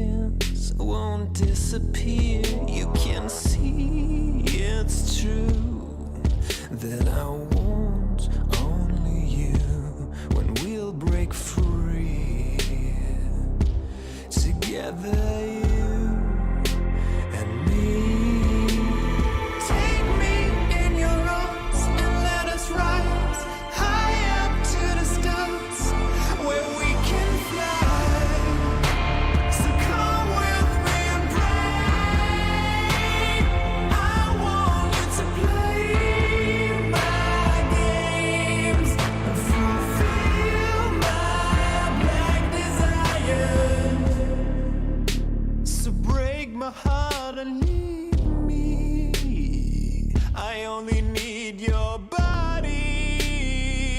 So I'm saying I'm in love with you, but I don't care much about you. When you've gone, I would find someone new. I cannot lose. Fall into my arms and let us rise high up to the stars where we can fly. So come with me and pray. I want you to play my games and fulfill my black desires. Welcome back to ESL One Raleigh. We are here with the Western EU closed qualifiers. My name is Nomad. I'm joined by Misery, and we're about to jump into game number 2 of Team Secret versus Passion UA. These two teams have been playing a pretty convincing series for Secret so far. They rock up with their Meepo, they get a really good start. I wanted to ask you, Misery, though, regarding the last game, do you think this game would have looked similar if they'd picked a more traditional carry in the last pick there? Or do you think they kind of really caught them off guard with a Meepo pick? Like, how much of a difference would this have made if they picked up, let's say, like a Terrorblade or something as the last pick? I honestly think Secret they looked a little bit better overall. They look a little bit more on the same page. Like, they know what they're doing. They all have their role. They know what they want in terms of heroes and stuff like this. So I don't think it would have changed that much. The timing would have maybe been a bit different. The game might have been slower. But I think just the 4 first heroes felt like were going to almost carry the game for Secret regardless. I don't think they had a clear answer for the Ember Spirit. It just felt like he could do whatever he wanted, right? Then it's very hard to play. Yeah, XNE had a pretty free and pretty easy game. He was kind of moving around the map a lot as well. So, yeah, some things definitely wouldn't have changed that time around. So, yeah, we'll see exactly how things look for the second game. Hopefully, Passion UA have a slightly better plan on how to approach this one. It's a little worrying when you feel like on paper they have answers. You know, like I didn't feel like that was a huge outdraft from Team Secret. I felt like, Beastmaster Gyro could deal with the Meepo in the right situation. But they go at him twice, in the kind of part of the game when they needed to kill him, they couldn't kill him, and all of a sudden things look very awkward very quickly. Like, the moment you don't have any momentum, the bounty hunter feels completely flat as well. So a lot of things just not really fitting together for Passion UA. But it's a new game, it's a new dawn, it's a new day for Passion UA. Let's see what they can do. We've got a second draft available, so let's jump into it and find out exactly how things are going to be going down in game at number 2, as we have some picks and bans coming out from either side. Nothing to surprise you yet. Winter banned out by Passion UA is a little different, but Secret have been playing it a lot. Bristle, Alk, Morph, all taken out of the pool. Yeah, also Secret banning out the Bristleback themselves instead of letting Passion UA do it. They don't really want to play against this hero. It feels like it's too much pressure, too annoying to deal with. So, and yeah, we see Passion UA banning out the Morphling again. Yeah, Archimorph. Too scary. But yeah, Passion UA has first pick this game. That is an advantage Secret had last game. See what they end up getting. Radiant team back. See what Yeah, I'm Secret hoping they got leaves. something else up their sleeve. Maybe something more. I want to see a Bloodseeker or something coming out from them. Just something you can kind of brawl with or something. I don't know. 10 seconds Something fun. remaining. Bloodseeker. 5 Yeah. seconds remaining. I don't know why I came with Bloodseeker. It just feels like a Passion UA hero somehow. It feels like Crystallize could play it. Banned. Maybe it's just because Crystallize sounds similar to Chrysalis. So I think they should not pick Hoodwink agreed. 10 seconds and go back remaining. to something like Bat Rider instead, or Phoenix, something that's a 5 bit easier to seconds play, remaining. something that doesn't get countered by Quelling Blade and isn't like Dire team pick. Hoodwink just dies to anything, just so squishy. Yeah. Nyx is in the pool, so let's see if that one gets picked up by Passion UA. What else is there? Dragon Knight is there. 10 seconds remaining. Doom. 5 seconds remaining. I do like a Radiant good Doom option. coming out. That seems like it could be an option if you're playing against this kind of Giga Carry Parker. Doom definitely feels like something you want to have in your pocket, but they'll run with the Phoenix, so you'll be happy about that one. Kind of, yeah. I think it's at least more solid than Hoodwink. Now what's Secret gonna do? I think Nyx is a 10 decent response to seconds Phoenix here. 5 seconds. You could also remaining. respond with your own bird. Pick up the Bat Rider. Dire team ban. Of XP course, Invoker's Invoker. available. Yeah, Invoker is in the pool. it's time to whip it out. Yeah.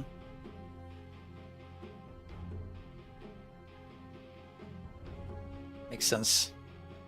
Yeah, Invoker's just so good at mid. Like, you know he's just going to do fine in 10 every matchup. seconds remaining. He's really 2 heroes in one, because you can go Quaswex or you can go Exhort if you really want to. 5 You see a good seconds opportunity remaining. for a Sunstrike kill to start the game off like we saw yesterday. Then you can make that pivot. There's a lot going for this Invoker hero right now, so it's going to be a good one. He's not even a bad egg killer anymore either. Like, this hero No, builds into for sure. right clicks with Witchblade and everything, so he can definitely click down this egg if you're not careful. Alacrity as well. Oh yeah. But I think it also makes it simple for Secret, because I think all they need to do now is ban the puck, right? Ban out the puck, and then they don't really care much about the matchup mid. I think puck is like the only hero Dire that team Invoker ban. doesn't like that much. Not that Invoker loses badly to puck, but puck kind of gets a nice lane against Invoker, and then Yeah, puck can catch the Invoker easily with the coil, right? definitely. And it's hard to cast the spells of Invoker against the puck as well, so we'll see if they ban it 10 out. Oh, the seconds Elder Titan remaining. ban comes out, so Passion UA has obviously been looking into Secret 5 strats from seconds yesterday. remaining. Makes sense. Yep. Seems like they've been doing their homework at least on Passion UA. Yeah. And that's going to push Secret into playing something a little bit different, which is what we want to see. Because they've seemed to be getting what they've wanted so far from these drafts, so we'll see what they look like when they're pushed away from their comfort a bit. That said, they still did get their Invoker, so... Radiant team A lot of ban. comfort in this team. We haven't even really been talking about Mix so much today either, but he's got quite a few specialities as well. The Visage, the Lycan. Yeah. Neither being particularly good against Phoenix, though, I would say. 10 seconds. Beast is also remaining. banned, so maybe we're gonna see something completely different from him today in this game. 5 seconds Yeah, remaining. potentially. Not that Phoenix necessarily counters Lycan, but so we might see them still pick up Lycan. It's not like it has too much interaction between them, but generally Yeah. it's hard for Lycan to kill the Phoenix throughout the game, and maybe your wolves don't do as much to him as well, because you can just put birds on them. Firebirds. Against Visage, your birds, your gargoyles don't kill the egg, right? And you can just kind of Radiant team use all your stuff on top of the Visage. Oh yeah, so they ban up Pangolier. So Puck is actually in the pool. I don't know if Passion UA is gonna pick that one up. Maybe Pangolier is more explosive of a hero in general and more 10 seconds remaining. threatening. Dire team Yeah, also a good Egg Protector as well, which is always important, but it does leave the Nyx available, which Team Secret wastes no time in picking up. Yeah. Yeah. Oh yeah, Nyx Invoker is a classic combo as well, with the That's giving true. the Sunstrike setup throughout the game. It gives Nyx that extra kill potential on the map. 10 Yeah, the scary to extra play against. little bit of HP, which he usually needs. 5 seconds Like, remaining. Nyx just always feels like he's on the precipice of being a completely broken hero, because you see him rocking around the map with a Dagon. He runs up to a carry, he brings him down to like 100 HP, and then doesn't finish the job every time. Just feels like we see that at least once every Nyx Assassin game, so hopefully Invoker can swing the tides on that one. Spirit now coming out from Passion UA, so definitely looking to show up to this game a bit more, give themselves some ways to play into it, play a bit more dynamically. 10 seconds remaining. Spirit versus Invoker, though. Never going to be a super easy matchup for the 5 Spirit, I seconds feel. remaining. I think he's gonna farm okay in mid lane, but it's obviously gonna be annoying to get mana drained all the time. Yeah. But I like the setup more for Passion UA. I think their heroes look a lot stronger already. and Yeah, has I would more agree. synergy. Team Yeah. picked. Mereska has arrived. Dark Willow. Okay. Okay. So is this a hero which survives through the next assassin burst? Not really, unless you're really, really quick on that Shadow Realm. It is something that gives you a lot of protection for the egg, though. Terrorize can stop 10 heroes attacking that seconds egg, remaining. help make sure it gets off. Not the biggest fan of this 5 one. I think seconds it would have fit. remaining. It would have been better to just pick up a lion. So you have the actual disable, clear disable. You can also hex the nukes, which is pretty good. He can't get off the carapace. Dark Willow falls into a little bit to the same category as the Hoodwink for me right now. Just like he doesn't do. He has good spells, but he doesn't do anything particularly well. Radiant team And it's Yeah. fairly easy kill oftentimes to just random spells. There's the Puppy Chin. Dire Classic. team pick. There it is, and a Phantom PA coming out as well, so that'll be your Parker hero. Good. Very solid. Solid for Secret. PA, I don't know if it's that good here though.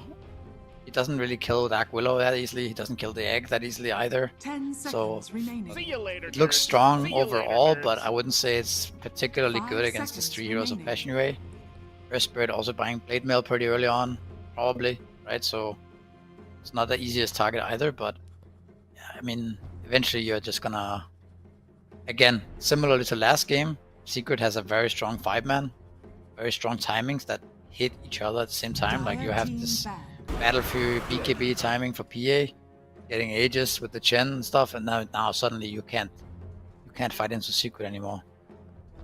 Passion UA gets the Dragon Knight, and it gives them another stun, which their drafts really needs. So I like this pick for them. PA 10 is one of the heroes that seconds can burst the remaining. DK though. Yeah, that is true. That is 5 true. seconds remaining. She has the damage to get through his defenses. Still, you need to be a little bit further ahead, though. I feel like if they're neck and neck, then there does come a point where the DK kind of just Yeah, survives. You know, just lives through the fight, stands in the middle, feels confident enough. That said, though, would it have been nice for like some sort of save or I mean, I guess you do have Terrorize and Phoenix with Sunray. Yeah, okay. Yeah, I'm liking this DK pick the more I think about it. Especially as long as Parker isn't Giga farmed like he has been every single game so far, then should be good.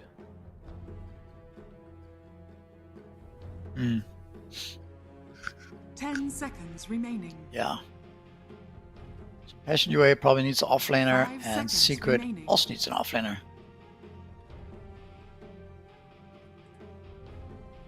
Radiant team banned. Easier said than done.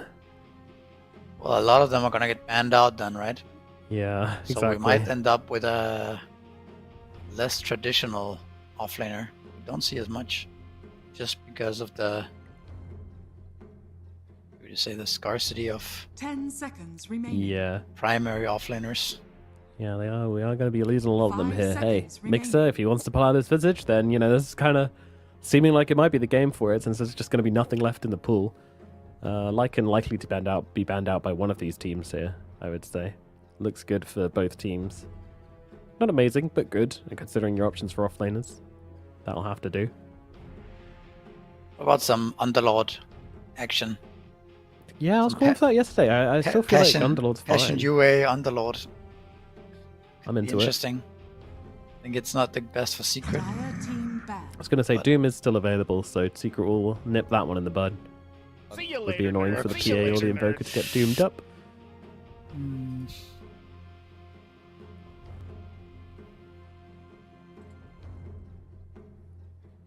Final ban, and then into a 10 pick. seconds So, remaining. what are we looking at? It's Lycan, it's Visage, potentially Underlord, seconds Tide is banned remaining. out. Beast banned out a while ago. What about Abaddon? Mars is still hanging out. Abaddon Abaddon? offlane for Secret. It's Oh, very that's- good here. That's an option. Removes literally everything. The shield removes the birds, removes the magnetize, removes dragon stun, removes every spell. Tiny, so I guess it's some kind of offlane tiny maybe. I guess so. Or offlane DK and then Tiny's carry. That's also a possibility, just because I think DK has a very good time against Chen PA. 5 seconds. I think Abaddon offline would be really cool. I don't know what the hero does exactly. What kind of item build you can buy on this hero, but used to be a thing. I don't know what it does, but I think it would be cool. All right. I mean, the shield is just like, it just breaks the draft of Passion UA, right? The fights. Yeah, I suppose so. Take off every single spell, pretty much. I'd be shocked. Yeah, it's going to be the underlord coming out for Team Secret. Keeping it sane. So it will be Badgik, so it's going to be the offlane Tiny. And Mixer on the underlord as well. So I mean, is it called Firestorm?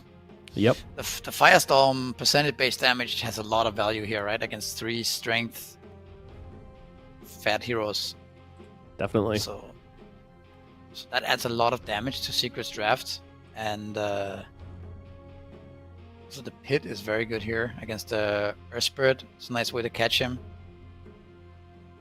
Wonder if he's gonna go for like the Atos route to like continuously lock down heroes, or if he's gonna go more like aura based with like a fast hype perhaps. Hype looks pretty good here, right? Against the Earth Spirit, Phoenix, Willow, Tiny, all of them relying heavily on magic damage. Yeah, definitely. Definitely, yeah. And it's kind of just like, I don't know, I wonder actually, what's the maths? How much damage does Firestorm versus how much does Phoenix heal for? Firestorm is 3% max HP burn as damage. Yeah. Okay, and then, wait, what is it? Yeah, 3% and then plus 0.8%, that's 20. And then Phoenix is... he heals Max heal for 2%. 2%. Oh, okay, it's actually over for Passion UA. They've been outdone here. So he doesn't even have a talent to make it better either. Oh no. Yeah. You're running a double melee, but it should be fine here. Wait, he does have a talent at level 20, 1.5% max health sunray damage, so he overtakes him at that point. Yeah. Oh no, but then he also has one on. Oh, this is. They're actually even at level 20. Interestingly, who'd have thought?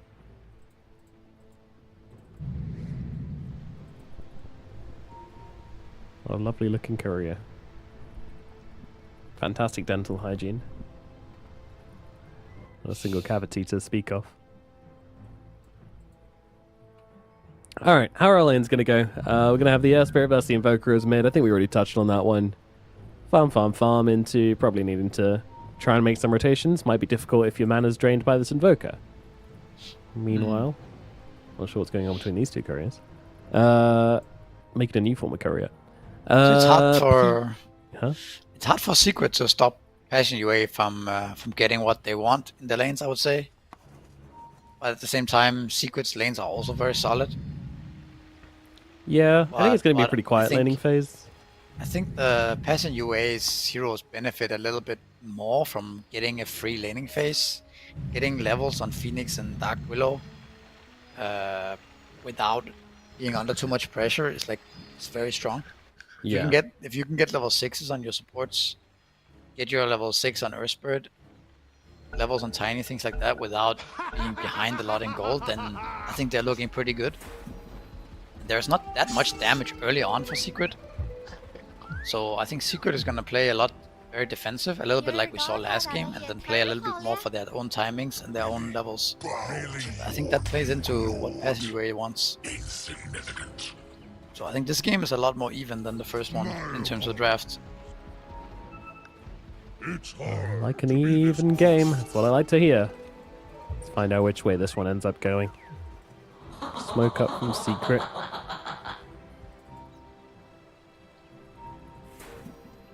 Just to kind of be nice and defensive here, hold a defensive line, see if any of those smoke breaks. Looks like they will be looking to go aggressive on Passion though. Smoke up from the 4 of them. Moving on down. I don't know. I don't think anybody gets first blood here though. It feels lackluster from both teams. Yeah, it has to be maybe if Poppy overstays or something, Steps gets caught somehow, but Doesn't seem like they're in that type of mindset. They seem very locked in. Yeah.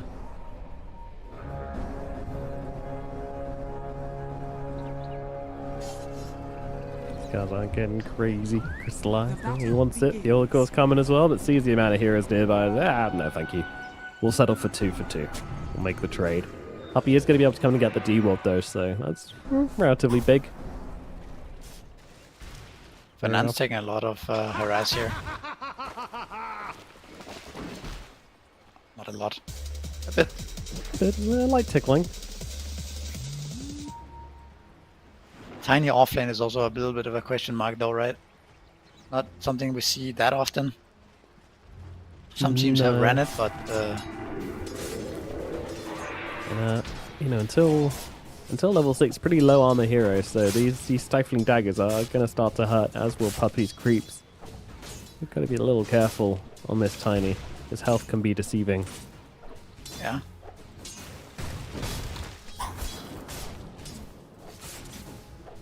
Yes, PH is doing full damage to the Tiny. It's very difficult for him to stand his ground against her, despite having 900 HP. Yolicore and Cracker, meanwhile, in the top lane, already off to a bit of a wild start here as Yolicore just tries to break the lane straight off the bat. Batya getting very low here, will be losing his health. There you go. I didn't expect it to be that quick, but there we are. First blood goes to Parker. Tiny not able to hold his own in the lane whatsoever. Just daggers, just a little bit of damage to find favor. He should have probably bought a ring of protection actually in this lane.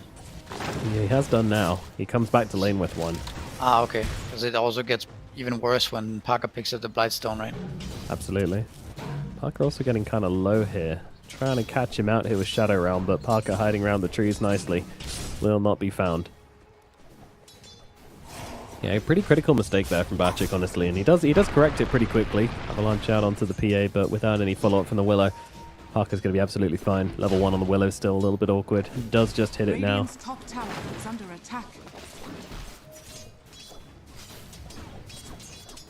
A little difficult for Parker now, especially as Batchik's got his 8 stick as well. He's going to be very confident in just kind of stepping up and forcing the PA back. A lot on Puppy here to try to hold back the lane as Fernand's just constantly killing his creeps. The Dark Willow Shadow Realm spam is pretty underrated actually. It's a lot of damage. Yeah, the constant poking and prodding, especially if you can stay close with throwing shade, as Niche getting kind of low in the middle lane to XNE here.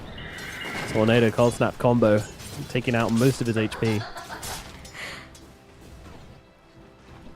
XNE would really like to finish the job here. Easier said than done though. Still a bottle charge left on Niche as well, and a Fairy Fire, so not as low as he looks. Yolicore dropping up in the top lane. Krekas finally finishes the job on him. He's been chasing around for ages with these dives, with these spirits. And they will finally get the kill with the help of Crystallize moving over. Niche. Is he looking for a rotation? Does he just want a bounty rune? What have we here? Yeah, it's just a bounty rune they were saving from earlier on. Well, he seems to be, I wouldn't say suffering at the hands of Invoker, but XNE's definitely having a free lane at the moment. Yeah, it seems like it's definitely a hero that you should consider banning against them. I think he's so comfortable on Invoker. Yeah, he's very happy as he seems to know the matchups as well. As you see, he just completely reads this Spirit, everything he wants to do. Knows what he's going in for, gets the better of him, and yeah, I think we'll start to see the CS start to seriously come towards XNE's favor here. Yolicore getting jumped by Krecker here once again. He will be able to take the water rune, but gonna have to trade a bit of health for it. In fact, a lot of health, as Krecker is not giving up on this this play here. Chasing down Theolicore, even getting on top of him with the Dying Light. It's very obnoxious. Yeah, not sure about this. I feel like the focus should be on making the Underlord suffer a bit more. Of course, going for the rune is okay, but the more Underlord can sit top lane without having to buy an extra regen, the better he's gonna feel. Yeah. I don't think so. Well, Cracker's gonna have his spells back now, so keeps the pressure on. What you become the bruiser you're Turns to the top lane, but you know the problem is the moment you stop pressuring Theologor, he's just gonna go cut waves, right? Yeah, but you can kind of fight both of them.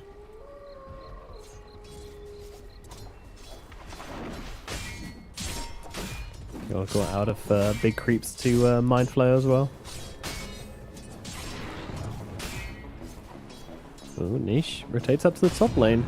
Oh, he wanted pressure onto Mixer, and we are gonna get it. Dragon Tail comes through as well as the Boulder Smash. Mixer lays down the flames, and that's gonna set up XNE to come in and just get the return kill onto Niche. The counter rotation comes through, and Niche is actually gonna get out of this one. What a roll coming out from the side. XNE didn't finish the job, but still, he's gonna stand his ground and keep on looking over towards Cracker here. Trouble here, or nah, not quite. Yeah, Crystallize just forcing them back, so somehow they didn't manage to catch the Spirit there. I think maybe the trap probably triggered just as the tornado came through on him, so he actually ended up having a bit of space to escape. Although he has been seen again, and maybe he gets it after all. Tornado comes out along with the Cold Snap, and Theologor comes in just to make sure that they'll get the kill, and the Spirit goes down. Nice ward there from Theologor setting that up. Also, very important, I guess, for them to be able to get that kill. It would have been big if Spirit just managed to survive that and get the bounty rune, right? Yeah. That would have been a huge problem. I'm always 3 steps ahead. Just letting the guy back into the game.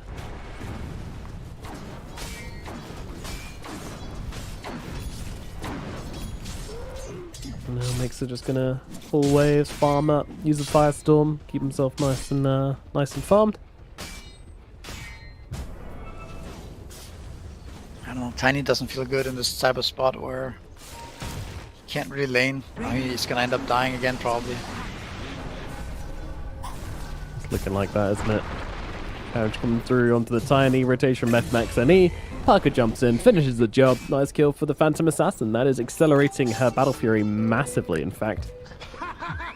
She is, she doesn't have the short sword queued up. It's just a broadsword at the moment, but still, that's on the way.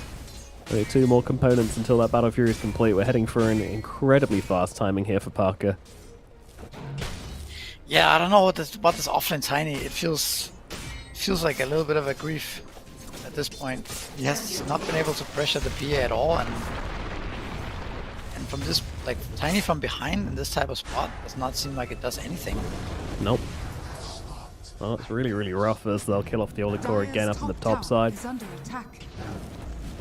What does Batchet do? He can't stand his own in lane against the Phantom Assassin at the moment. He just doesn't have the armor to do so. PA's about to hit 6, and the fact that you saw the PA and then you picked Tiny into it also feels a bit, not that PA necessarily counters Tiny so hard, but you definitely don't attempt to pressure the PA at all with that pick. No. Meanwhile, Underlord feels a lot better playing a little bit from behind. As his role is not to be this explosive anchor right around the map.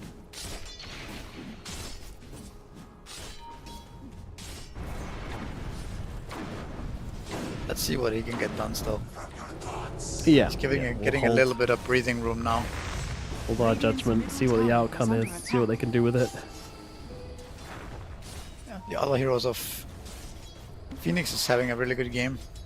Same with Willow. They're both supports, like we talked about in the beginning, are getting what they need so far.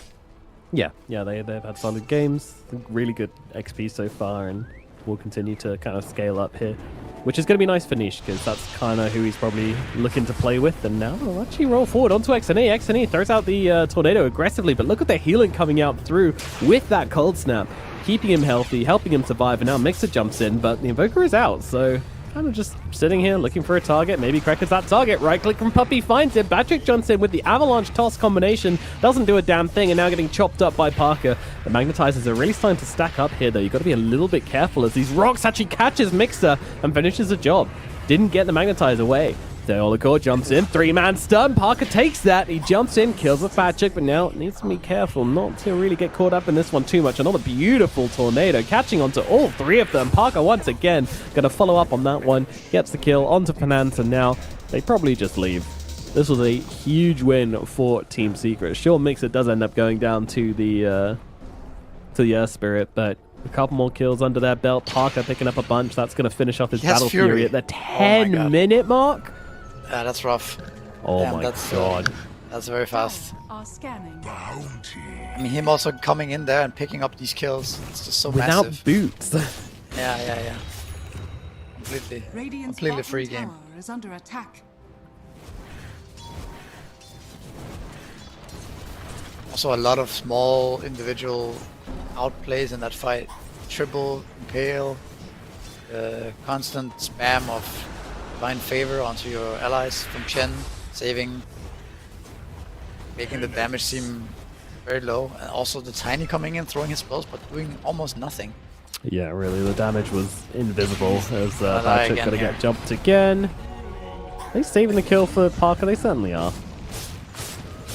Oh my god, if you click on the PA as Passion UA right now, and you see him get another kill and the 10-minute Battle Fury. 402 no boots PA. It must put so much pressure on you.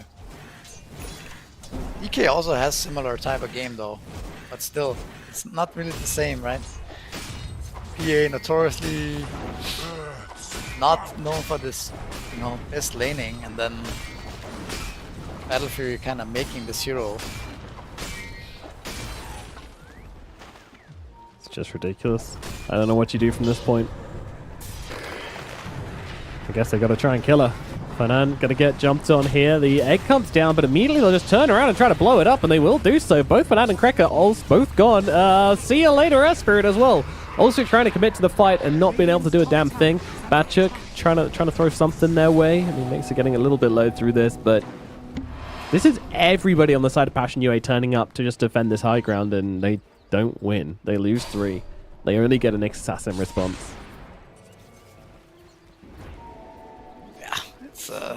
It's looking hard again for Passion UA now. What is this Tiny gonna do in this game? It doesn't feel like it deals nearly enough damage against the Chen heals and tankiness of Secret heroes. Meanwhile, how are you gonna get to Parker as well? It feels like he's so far away from Passion UA. It's so hard to get on top of him in this game.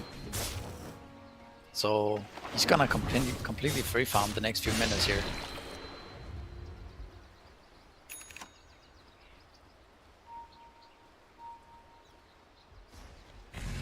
Radiant's bottom tower is under attack.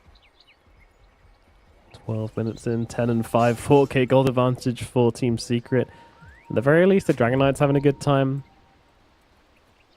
Don't really know what that means for the game in general, because everybody else is so far behind. Niche just hasn't been able to connect. Not even finishing Blade Mail. Triple tornado again. Yeah, all your Niche mana is not is missing gone today. Ooh, one more click will be needed, and the toss forward's going to make sure he gets it, but also put him in a terrible position. Now, can they bully him? Can they turn this around and get their Invoker kill? Magnetize coming out, doesn't connect though, and now they can just finish off Mixer slowly but surely. He will go down. Puppy grabbing that kill. Crystallize turning up to this, but sees Mixer. I mean, he's a tanky old boy. Tricky to run through this Underlord here, especially with X and E behind, just waiting for his cooldowns, ready to try to respond to this one. The Oracle gets tossed up into the air. The egg comes down as well, but they'll just back themselves up. That is a mech on Puppy, by the way, healing everybody up. With all that extra healing amplification. Still, they're not getting anything yet. Maybe Crystallize is going to be the target they do convert on, but a little bit tricky with the DK just sitting right behind, but they will finish the job, and now Krekker as well just swoops into his own death, trying to keep DK alive at any cost, and, well, that costed his life. Oh, this is really brutal now. I don't know, like, this Invoker with Mage Slayer is, I don't know, he seems almost unkillable for Passion UA. They just can't damage through him. Also that 3-man tornado EMP, it burned mana from every single hero. Very just very painful for Passion UA. Using your tower, multiple heroes, You just don't have damage to fight back right now, and Secret, meanwhile, just gonna take everything. Dire's middle tower is under attack. They really are tearing through it all. Middle tier 1 tower gonna fall. Bottom tower got a long time ago. Top tower as well. Still standing just about. Probably the next one on Team Secret's shopping list.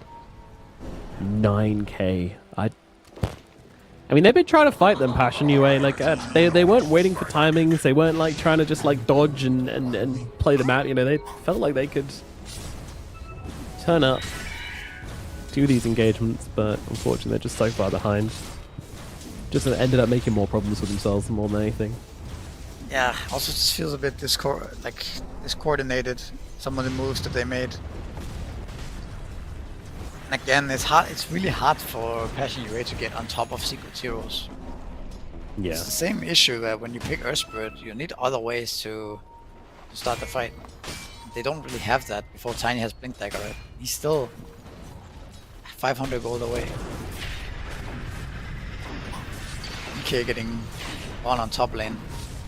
No help at all, Parker seems. ready to jump in, finish him off with a methodical, and does have the damage to get him down. It was close. Crystallites almost escaped that one, but the DK is dead again.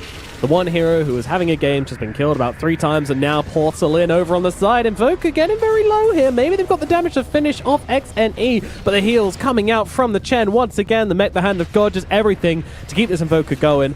The rocks sliding on through, but not connecting, meaning that they will not get the refresh, and Niche, well, slowly dodges out the Sunstrike, but there's no more dodging to be done. Tornado's going to catch him. Another kill for XNE. Passion UA, game number 1, looked pretty close from them. They did end up losing, but they held it together for a while. But this game, just everything is just... It's a mess, to be honest. It really is. We might see a pretty early GG here, but for now, staying in it. Achug is getting hunted down here.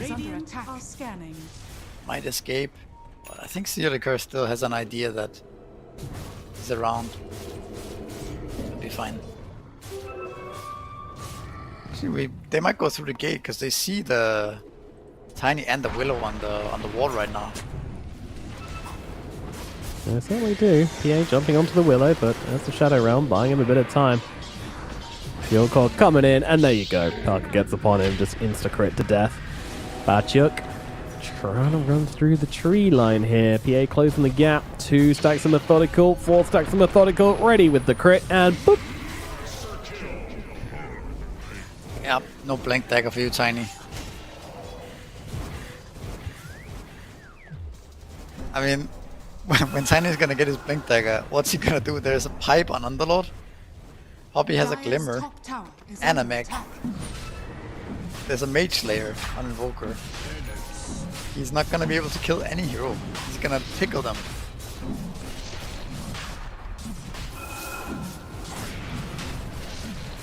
Completely hopeless position to be in as an offlane Tiny. You up the Midas, maybe. Yeah, I mean, you gotta do something, right? The Blink Dagger is not gonna cut it. Certainly not.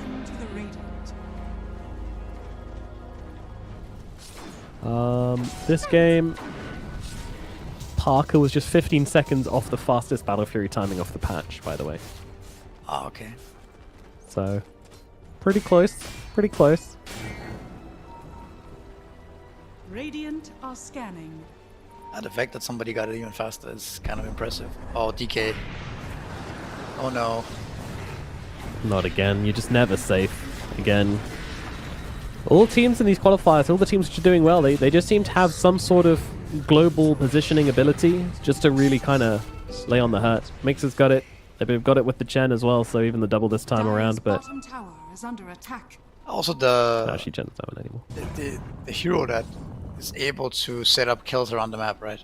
This type of hero is very important as well. This game they have both Invoker and Nyx. Just setting up kills everywhere, so ratting just seems impossible. It was the same game, same thing last game where they have this meatball running around. How are you supposed to come back Bottom tower is under attack. when you have these heroes hunting you? No, super difficult. Now Lacritia onto the PA just to take down this tower. Dire structures are fortified. Wait, I didn't even spot the Echo Saber. Did you talk about this? I just saw it, Radiant's yeah. top tower is under attack. What's that about? It's just like, have some fun, I think. You reckon?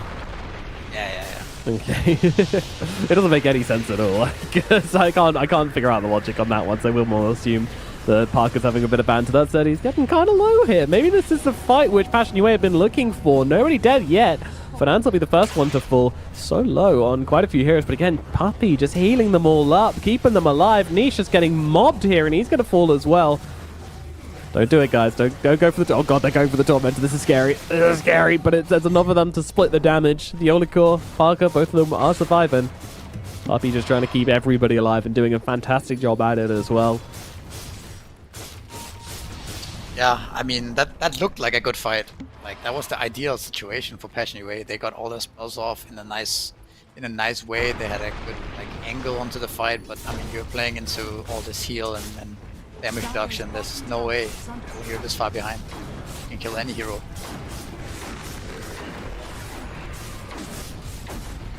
Tower will be going down here.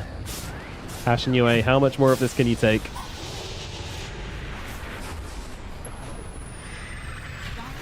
Sunstrike not going to quite land on the cracker there. Batchuk trying to throw some creeps their way.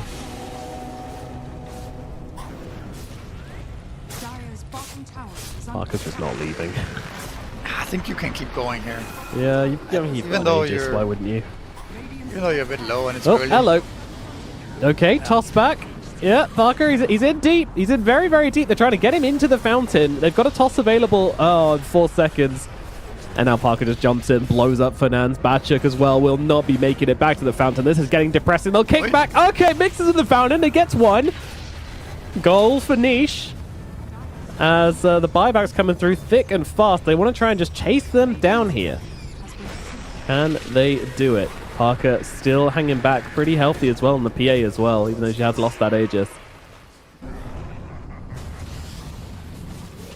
Passion Yue as 5 chasing forward, but another tornado just goes ripping through 4 of them. How many of these has he hit? Yeah, it's pretty brutal when the tornado EMP hits so many heroes. Every time. XNA really... This guy's good. Like, this guy's genuinely just a straight up good mid laner. I don't know where he's been hiding. I don't know where Puppey found him. The fellow Estonian, is what it says on Wikipedia. This guy's got some skills. Just very consistent as well. Like, he hasn't had a game where he's like not done anything. I think the whole secret roster looks very confident right now and very just disciplined, and like they're just doing all the right moves. I feel like both Tundra and Gaming look a lot more shaky than Secret does. Secret ended up losing the series, but I feel like Secret has been looking more solid overall.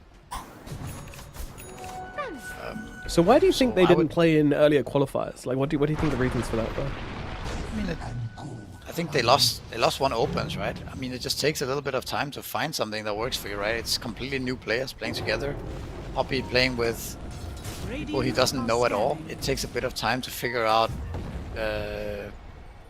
kind of what heroes people prefer, right? Yeah, I'm definitely. It takes a bit of time to understand that X and E's hero pool is going to be Invoker and Pangolier and whatever else he's been playing, right? It's same for Parker. Like, when do you pick his hero? When do you pick the Olikir's hero? And you also need to combine that with what the meta looks like. It just takes a bit of time. Pieces. Also, purely, definitely some communication barriers somewhere along the lines as well with the international players. Probably also that could be a factor. I think also just the fact that they lost open qualifier with this exact roster, and then it kind of removes a lot of pressure from them. Right? So now when they're actually in a close qualifier, they can play almost freely, because like losing 1 or 2 open qualifiers in a row kind of can't get any worse than that, right? Yeah. You know, it's only up from here, and then you just give it a chance. Okay. Well, see you later, buddy. Theolicor sets up once again. Parker with the follow-up. Godlike now on Parker. 11-0 and 8. Completely unstoppable. Harpoon complete. Feels bad to get harpooned by a Phantom Assassin. in Elimination Series. Yeah.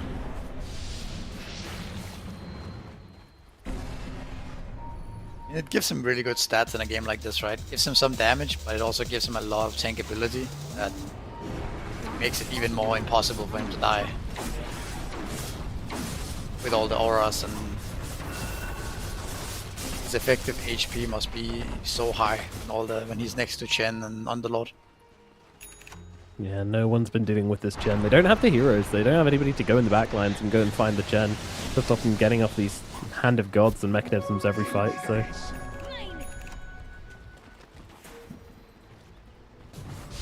Even if you do, he's a bit of a monster, especially with this Granite Golem following him around now as well. Dire's middle tower is under attack. Yeah. At 18% more HP. Dire's middle tower is under attack. It's a big deal. It's pretty much all of Tiny's damage. In one golem. Yeah. Radiant he's got an echo saber now, you know, maybe he does. Maybe he half health someone. Oh, Satanic used by Parker, interestingly. Maybe they can take advantage of this. Damage coming out onto the Invoker. Niche ready to follow up as well. Invoker getting kind of low here, but the full stuff away to safety. Hand of God as well also helping. Oh my god, the damage coming out from PA, just critting through them all with the big old cleave as they will lose Bad Chuck straight off the bat. But now PA in some trouble. She's going down. She gets away though. Blink strike out to Puppey to try and get himself to safety, and they'll turn around, blow up the DK instead. Parker jumping in to block away the roll from Niche and kill him off as well, and GG is called. They're done, and I don't blame them. Nobody's going to want to play any more of this one. Passion UA, it is not the exit from the tournament they were looking for, but it's the one they're going to get. Secret stamp them out of these qualifiers. Yeah, that wasn't close at all. But you could also see the effective HP on the heroes of Secret there in the end. They dealt 10,000 damage in total, the Dire squad, and didn't manage to bring anyone down. No, so just much Puppey sustain. healing so much in this game, like 10k healing throughout the entire game there on Puppey. But I mean, when you know the Tiny has done a total of 10k damage through them. In fact, they healed and damaged the almost exact same number, 10,900 on the both of them. That's a pretty telling statistic. For sure. I can't help to think that this game, I mean, it comes down to a lot of things, but the Tiny offlane really looked like without a ring of protection. Good. And they had the absolute last pick, right? They had the 22. Wait, was it Underlord? I was Underlord last. But they saw four heroes. They saw the Chen, the PA, and they chose to pick Tiny into it. I felt like that was a major mistake in terms of drafting, and in terms of play, they were just completely outclassed by Secret in the series. Secret looking like I mean, it's hard to judge from this series only, but they look like a real contender to qualify from lower bracket, in my opinion, if they keep this up. I would agree. The consistency has been pretty insane. Like, every single game they've put up a good fight. Even in their losses, you know, they've been fighting really well. Every single time they've had a pretty good idea on how to take the game. Parker's been really consistent, as we expect. You know, he's definitely got that hunger within him. Their mid laner, XNE, also looking very impressive. So, yeah, I mean, I wouldn't have at all be surprised to see them stamp their ticket to ESL One Raleigh through the lower bracket. Still a long way to go. You know, still a long path for them to follow. But, you know, they're very well and truly on the way at this point. So I'm looking forward to seeing more from Team Secret, what they can do. And, yeah, unfortunately, that does mean the end of the road for Passion UA. You know, as usual, they come to these qualifiers. I think at this point, we kind of know the trajectory they're going to take. You know, they'll be one of the first two teams out, usually.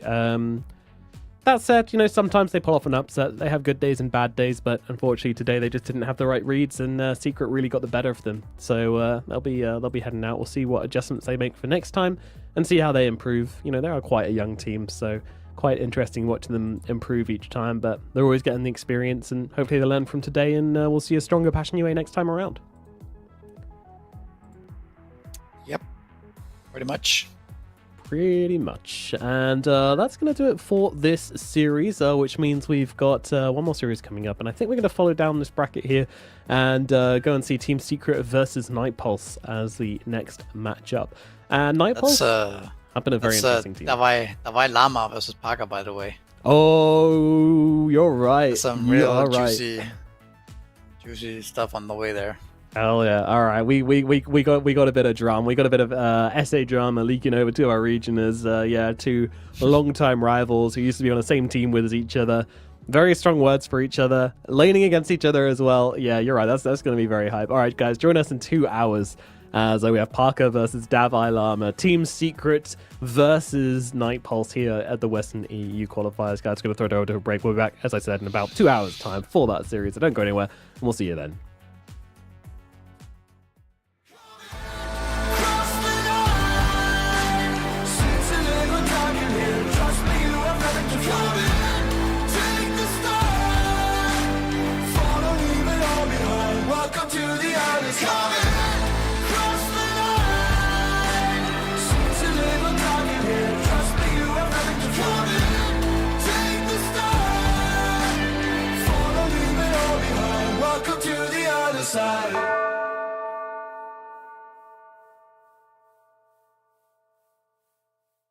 Serotonin slide with me.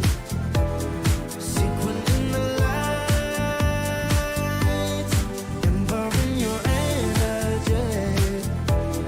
Riding through the night. Serotonin slide on over here by my side. Stars up in your eyes, desire. Caught up in this chemical high. Angel, can you take me high? I'm on fire from the dopamine. You're all I need tonight.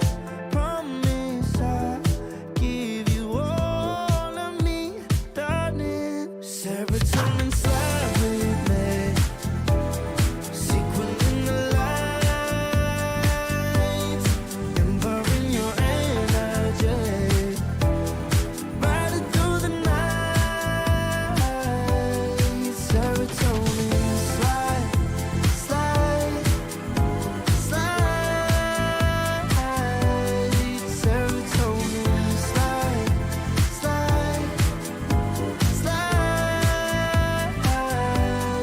Serotonin slide.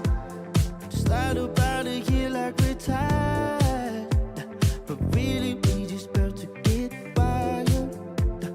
Loving at the speed of light. Your body, I can help but admire. I'm on fire from the dopamine. You're all I need tonight. Promise I'll give you all of me, darling. Serotonin slide with me. Secret in the lights, empowering your energy. Riding through the night. Serotonin slide. Serotonin slide.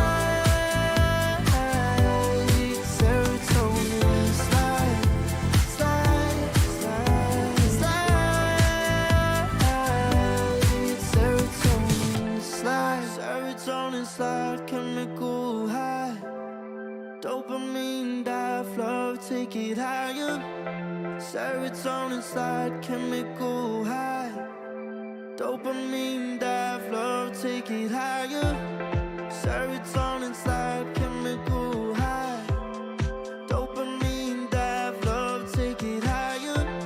Serotonin slide, chemical high. Dopamine dive, love, take it higher. Secret in the lights, empowering your energy. Riding through the night. Serotonin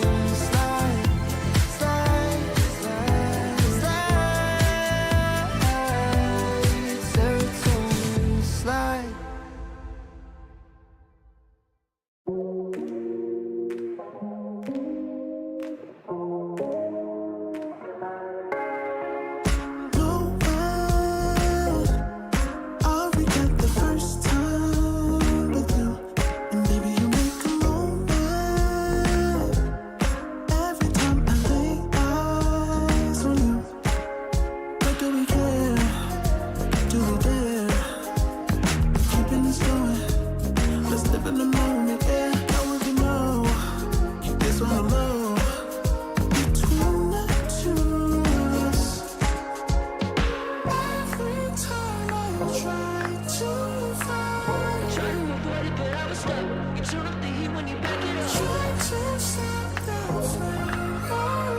Never discipline melts away. It isn't enough to wish for change. You either give in or pull away. We have the will to choose our fate. Whether it's wrong or right, I'm holding on for life. For the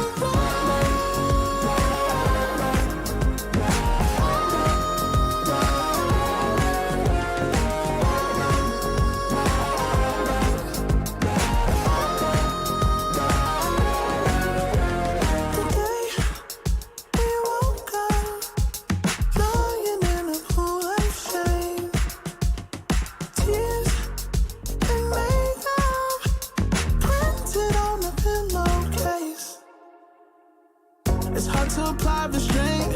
I'm trying to stay away. You're so magnetic. Ooh, I gotta have it now. Let's keep it a private thing. I'll give you a secret name. Let's build a life on a lie. Every time I try to find, Try to avoid it, but I was stuck. You turn up the heat when you back it up. just like the flame. Never discipline melts away.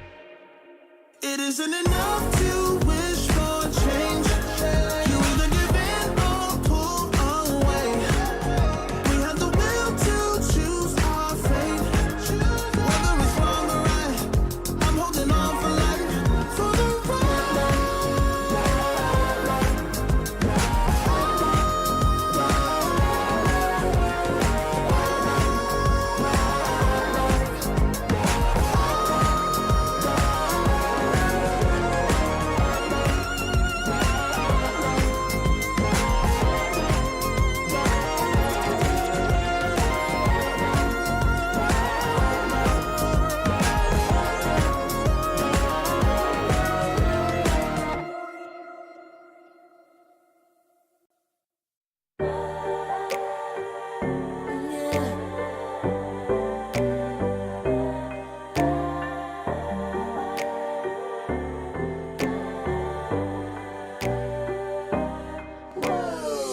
Talking my, I've been working all year getting by. Looking for the high, taking all my time.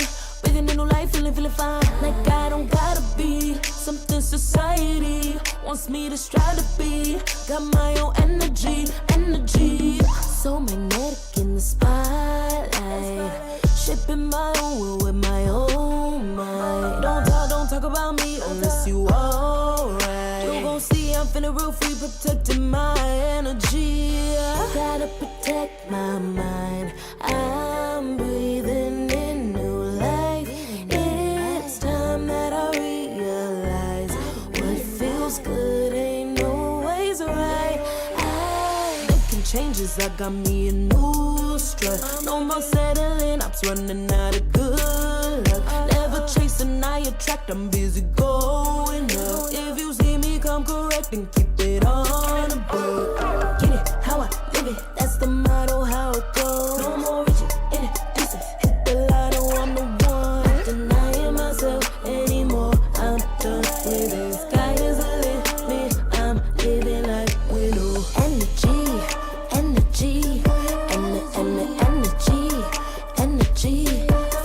feeling free. Energy, gotta protect my mind. I'm breathing in new life.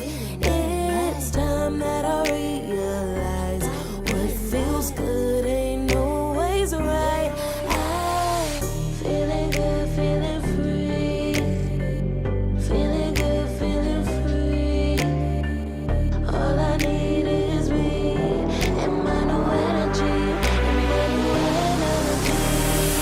Feeling good, feeling free.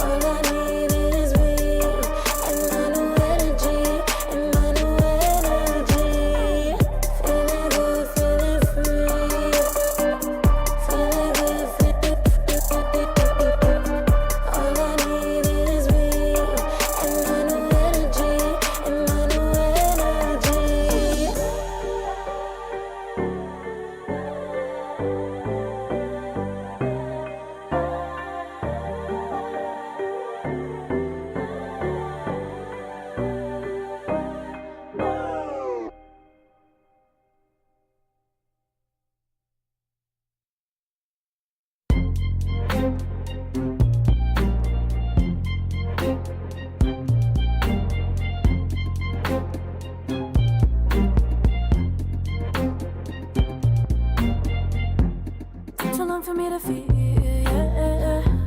Tell me why you on your knees, yeah. Not my fault I had a dream, yeah. Kicking off the covers, I'm too hot for this bed. Give me space, I need to breathe, yeah. Give a face, giving it beautifully, yeah. Yeah, it's just me and my clique, yeah. We might be the hottest, but we let you in. Angel energy, let you sit with me. Angel energy, angel energy, angel energy. We got sympathy. Angel energy, angel energy.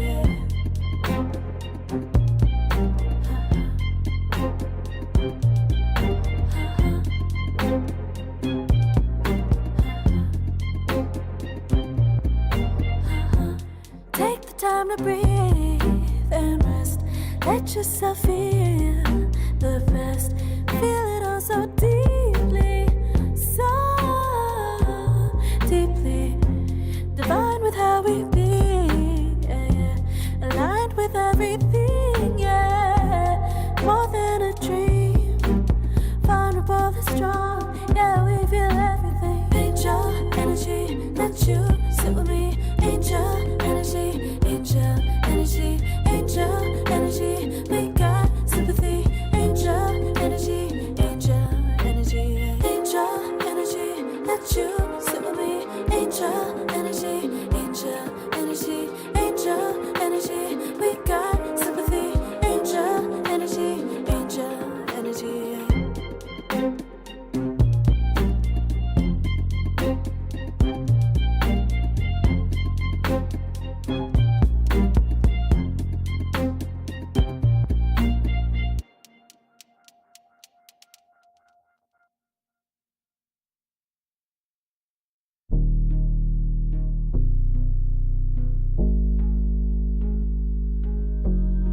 Never pressed, but I got the juice.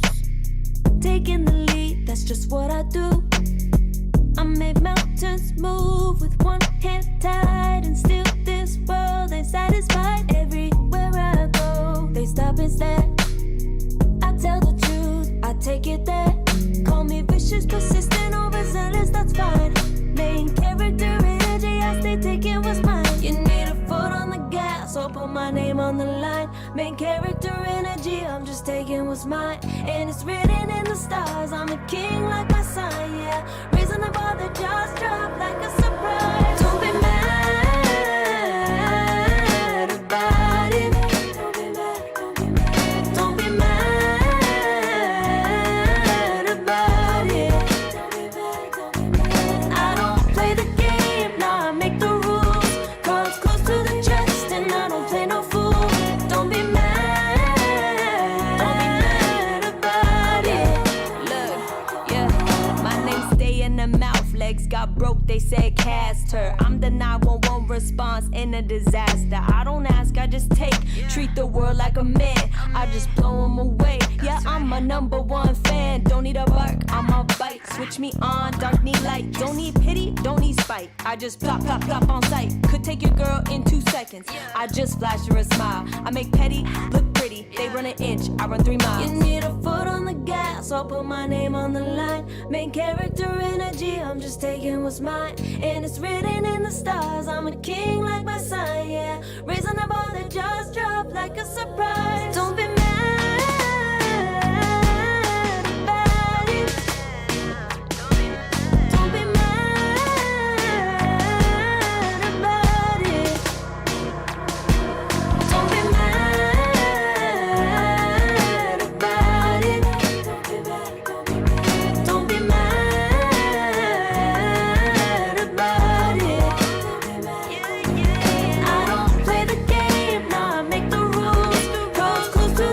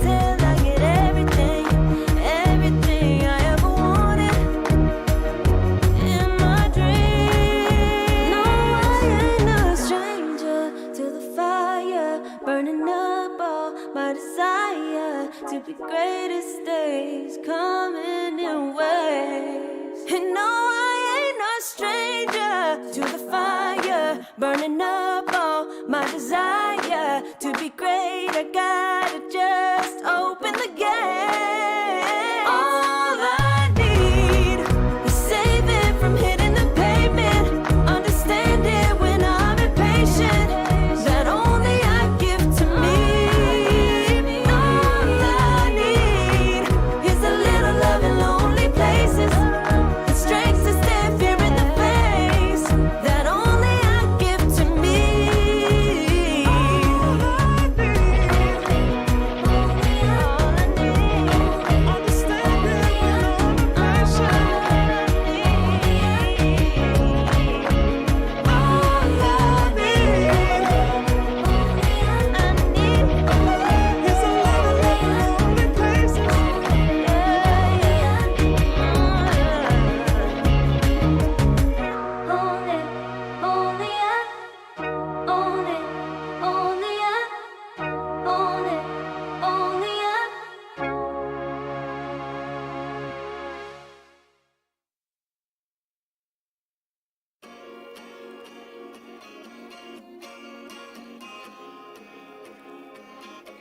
Yeah.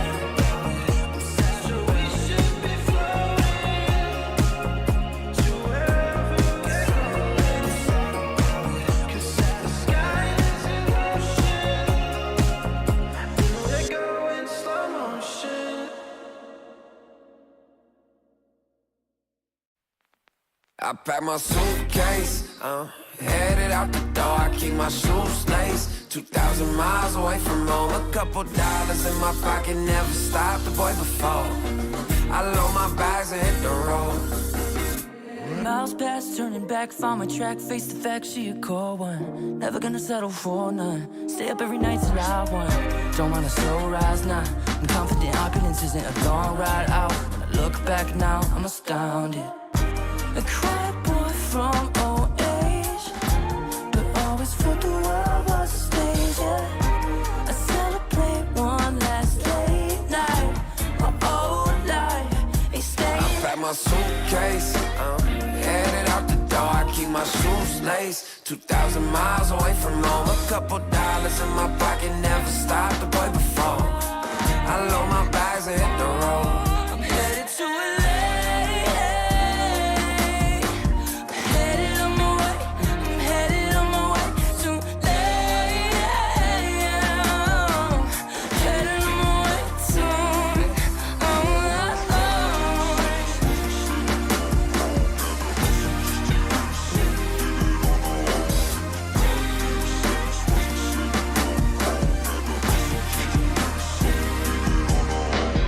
Couple thousand miles, throw it on the dash. Shit, the 10,000 hours, can't let them pass. Yeah, well, I was putting time in, you was pulled up wildin'. You always had shit to say, now when I see you, it's silence. Thought I'd have a Grammy by 25. Commas after commas next to dollar sign, yeah. Had to remind myself why I'm living this life. Look at all the late nights, it'll all come in due time, yeah. Made for the fight, for the pain and the climb. Tied to the life I chose. Stay through the night, another day, not a dime. Race against time. I couldn't just lay by and wonder what I could have made mine. I'm closing on the moment, no one's gonna hold me down. I pack my suitcase, headed out the door, I keep my shoes laced. 2,000 miles away from home, a couple dollars in my pocket, never stopped the boy before. I load my bags and hit the road.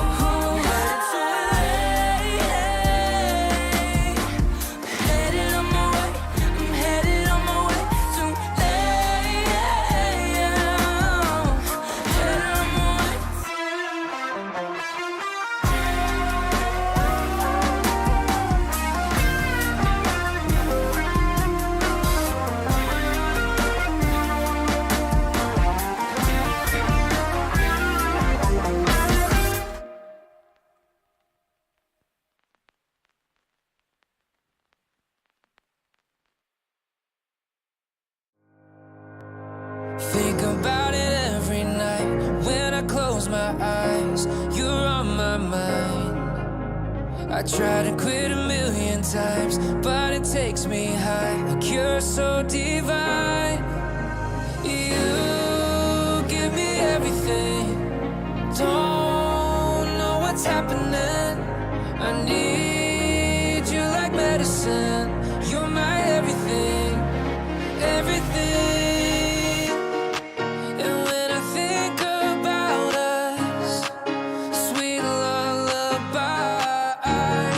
I wanna keep this moment here forever. No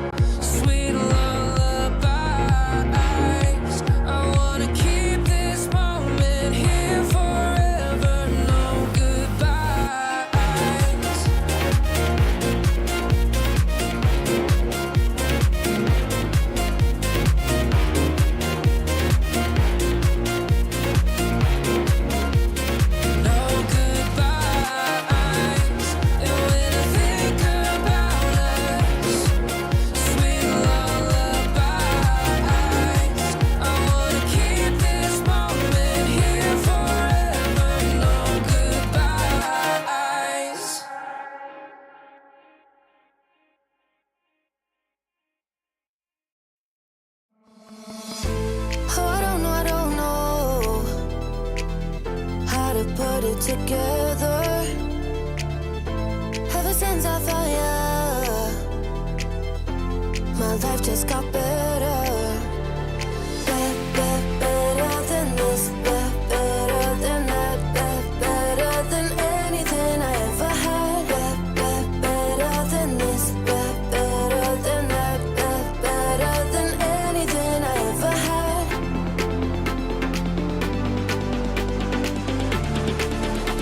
Than anything I ever had.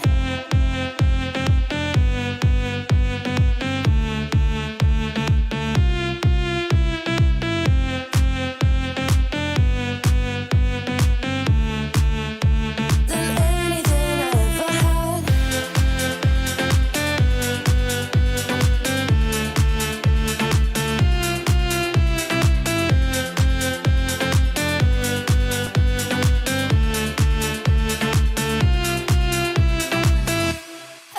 Every time I start to doubt if I'm good enough, looking straight in your blue eyes makes me feel better. Better than this, better than that, better than anything I ever had. Better than this, better than that, better than anything I ever had.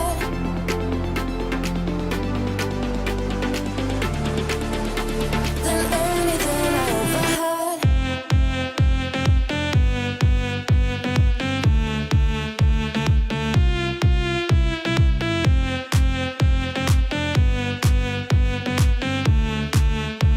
Than anything I ever had.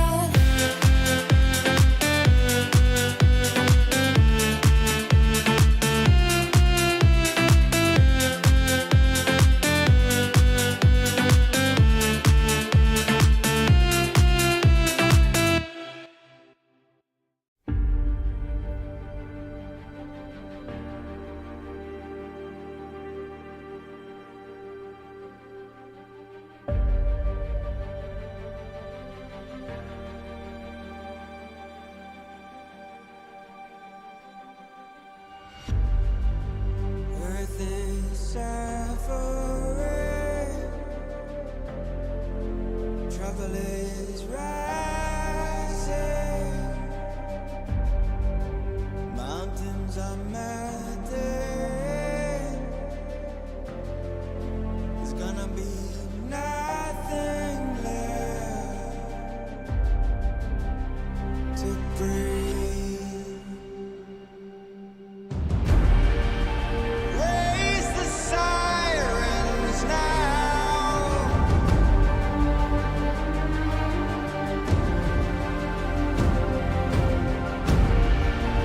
Break the silence now.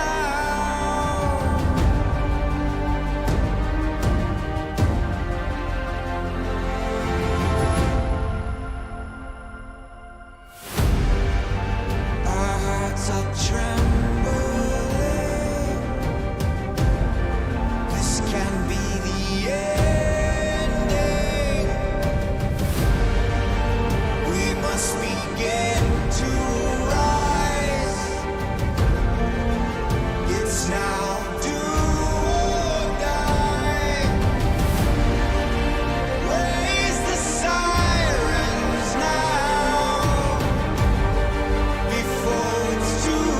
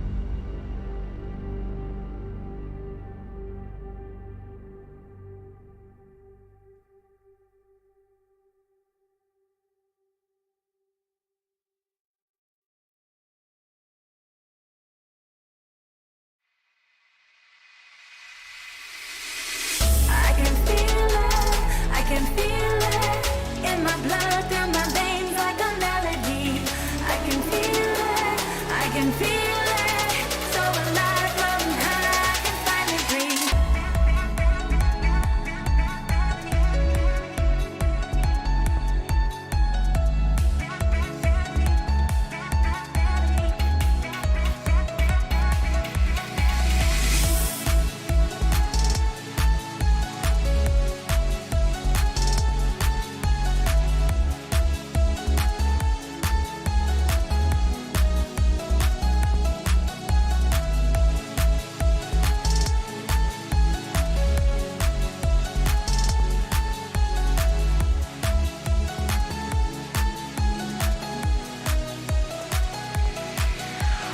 Lately, I've been feeling lonely.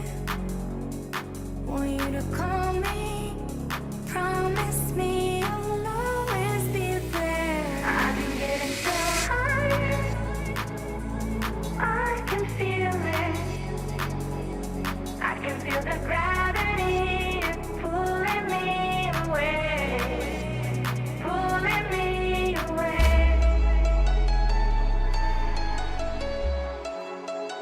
Pulling me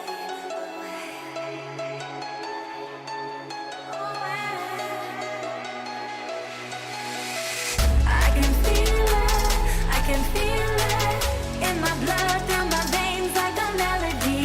I can feel it, so alive, floating high, I can finally breathe.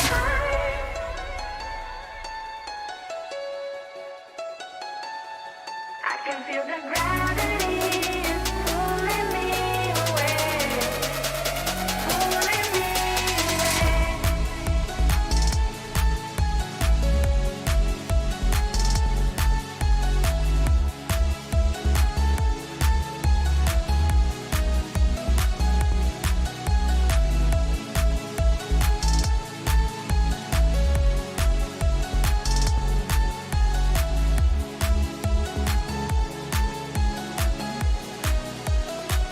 I've been getting so high, I can feel it.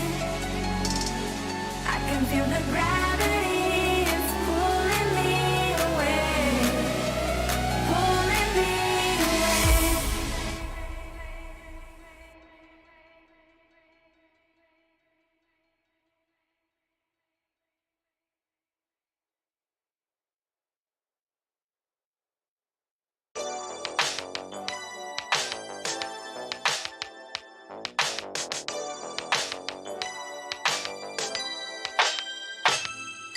Ooh, the day that boy walked my way. Won't forget his pretty face. It was like we both had something to say. Yeah, but as soon as I saw his fine ass was gone, think I should have followed him home. Or put my number into his phone. A moment in time, so divine. Hope I see you again. Hope I see you again. A moment in time, so divine. Hope I see you again. Hope I see you again. You looking so good, made me wanna know you. Feeling the groove, and I got to show you. Come back, better come back. Want you to know that you're looking so fly. I wanna get to know you, but you doesn't be mine. Yeah, just a moment in time. Oh my, boy, you better come back. A moment in time, so divine. Hope I see you again. Hope I see you again. A moment in time, so divine. Hope I see you again. Hope I see you again. You're looking so good, made me wanna know you. Feeling the groove, and I got to show you. Come back, better come back.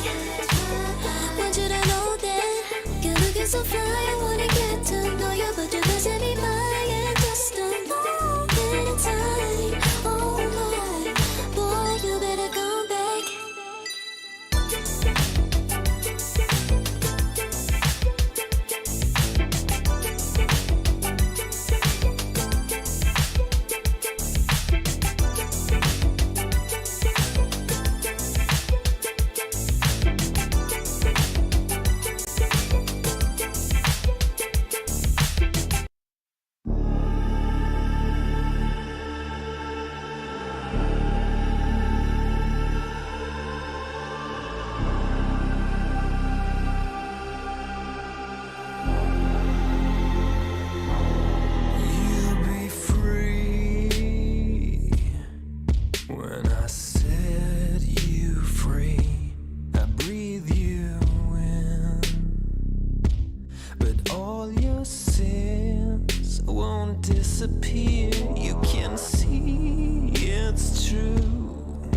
that I want only you when we'll break free together, you and me. Take me in your arms and let us rise high up to the stars where we can fly. So come with me and pray. I want you to play my games and fulfill my black desires. So break my heart and leave me. I only need your body. So I'm saying I'm in love with you, but I don't care much about you. When you've gone, I would find someone new. I cannot lose. Fall into my arms and let us rise high up to the stars where we can fly. So come with me and pray. I want you to play my games and fulfill my black desires. I'm playing in a hidden world, forbidden love will be absurd by you to reveal my black desires.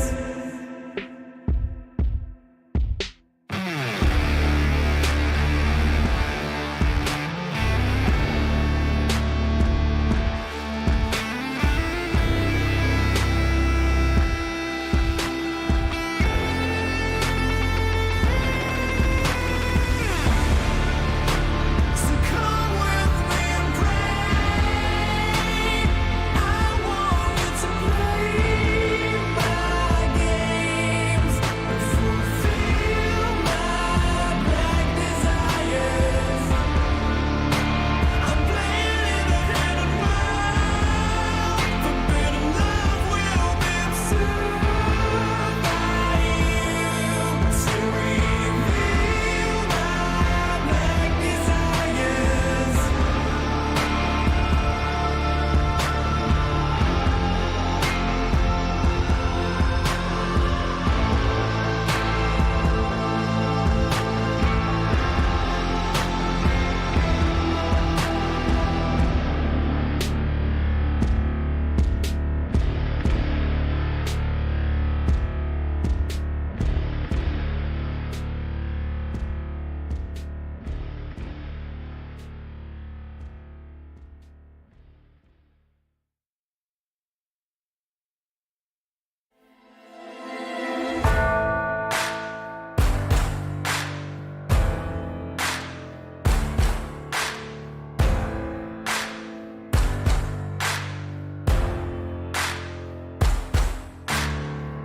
Can you hear the voices calling?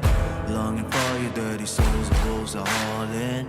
Can you hear the voices calling? Do you feel how they are dragging? Waiting for a second to push you to your limits, going stronger, feeling better. But do you feel them? Can you hear them say? Cross the line. Since a little dark in here, trust me, you have nothing to come in. Take the start. Follow, leave it all behind. Welcome to the other side.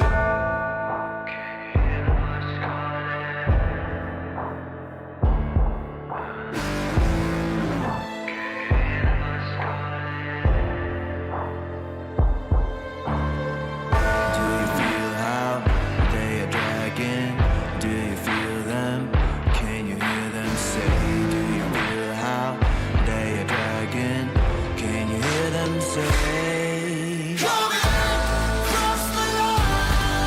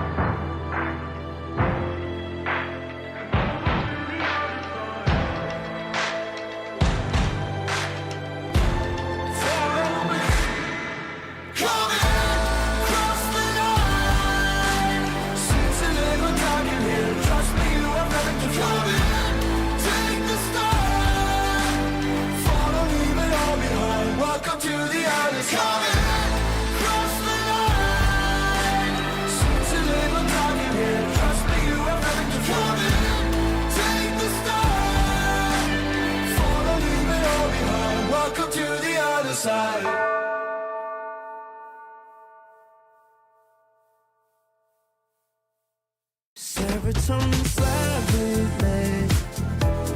Sequin in the lights, embarking your energy. Riding through the night, serotonin slide.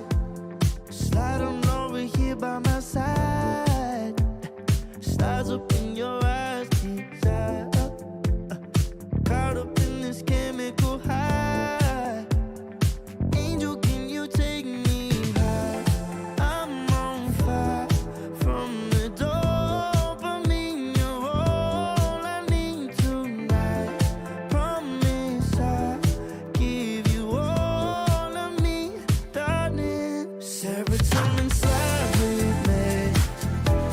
Sequin in the lights, embarking your energy. Riding through the night,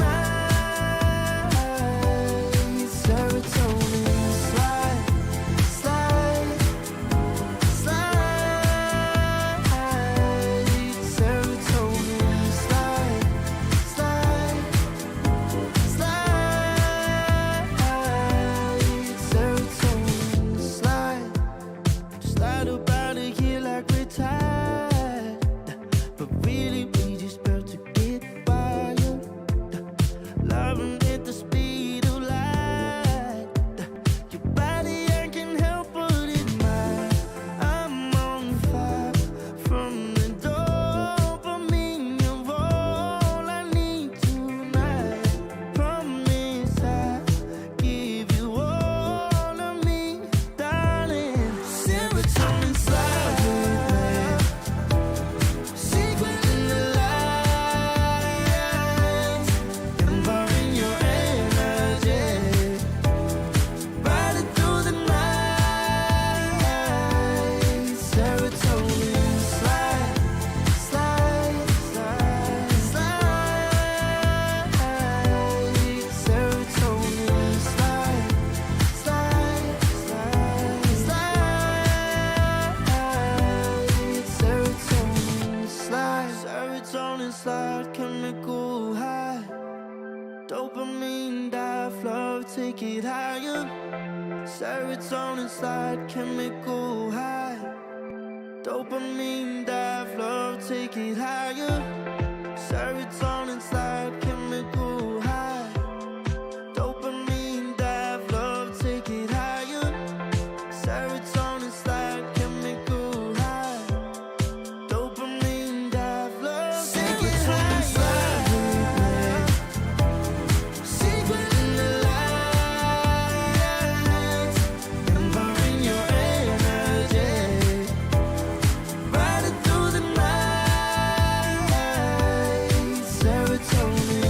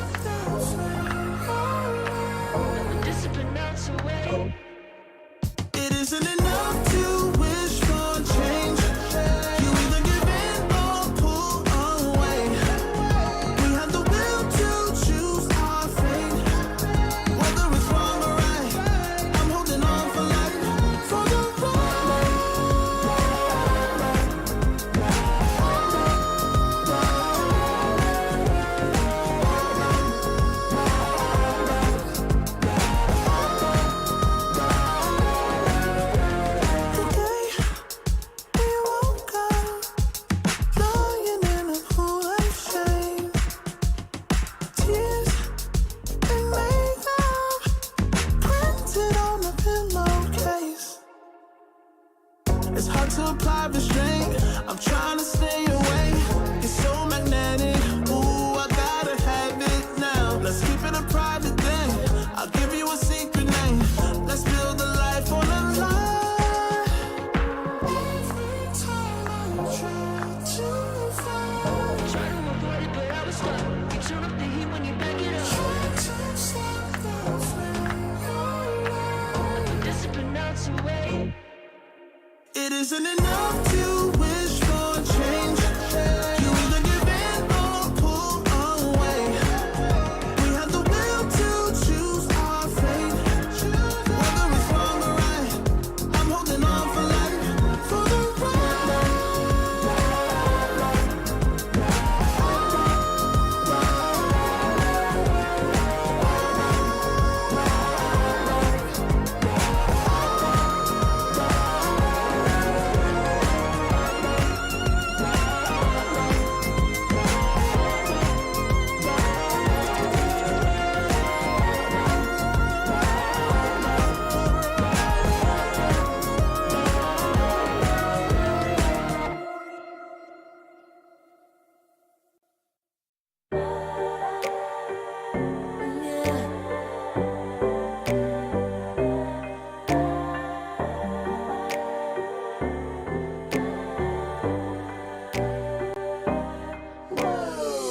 talking my, I've been working all year getting by, looking for the high, taking all my time, breathing in new life, feeling fine. Like I don't gotta be something society wants me to strive to be. Got my own energy, so magnetic in the spotlight, shaping my own world with my own mind. Don't talk about me unless you alright. You gon' see I'm finna real free, protecting my energy.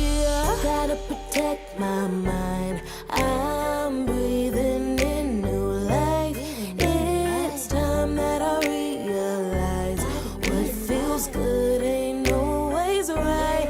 I making changes, I got me a new strut. No more settling, I'm running out of good luck. Never chasing, I attract, I'm busy going up. If you see me come correct, then keep it on the book. Get it how I live it, that's the motto, how it goes. No more reaching in it, distance, hit the lotto, I'm the one. Not denying myself anymore, I'm done with it. Sky is the limit, I'm living like widow. Energy,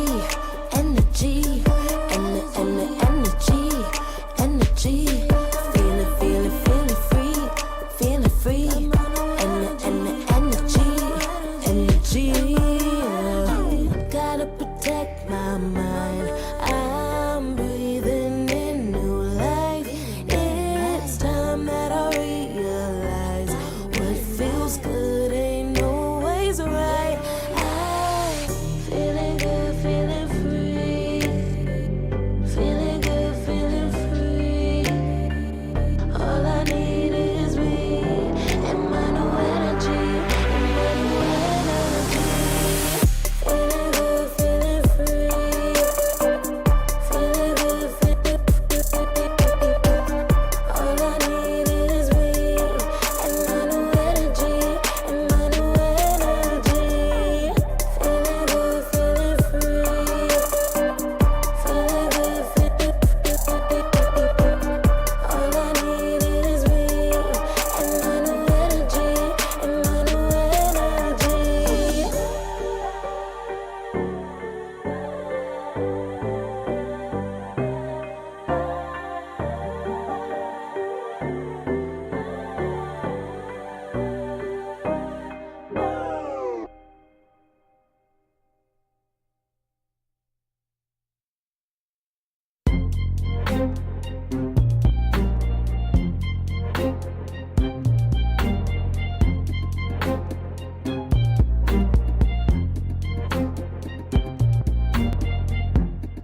Too long for me to feel, yeah. Tell me why you on your knees, yeah. Never thought I had a dream, yeah. Kicking off the covers, I'm too hot for this bed. Give me space, I need to breathe, yeah. Give a face, giving it beautifully, yeah. Yeah, it's just me and my clique, yeah. We might be the hardest, but we'll let you in. Angel energy, let you sit with me. Angel energy, angel energy, angel energy. We got sympathy. Angel energy, angel energy.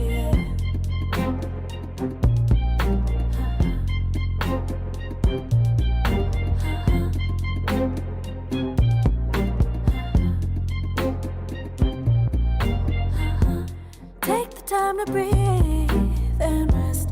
Let yourself feel the best. Feel it all so deeply, so deeply. Divine with how we be, yeah.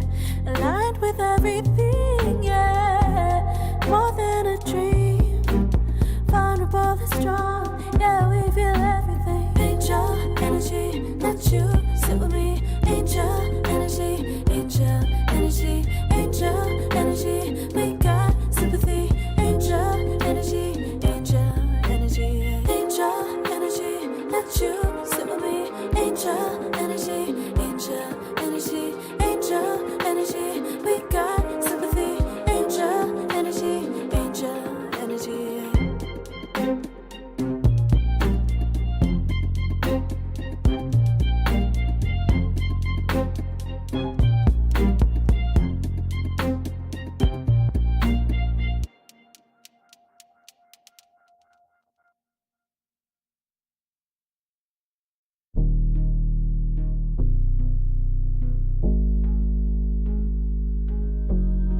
Never pressed, but I got the juice. Taking the lead, that's just what I do. I made mountains move with one hand tied, and still this world ain't satisfied. Everywhere I go, they stop and stare.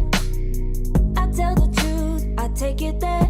Call me vicious, persistent, overzealous, that's fine. Main character energy, I stay taking what's mine. You need a foot on the gas, or put my name on the line. Main character energy, I'm just taking what's mine. And it's written in the stars, I'm a king like my sign, yeah. Reason the bar, the jaws drop like a surprise. Don't be mad about it.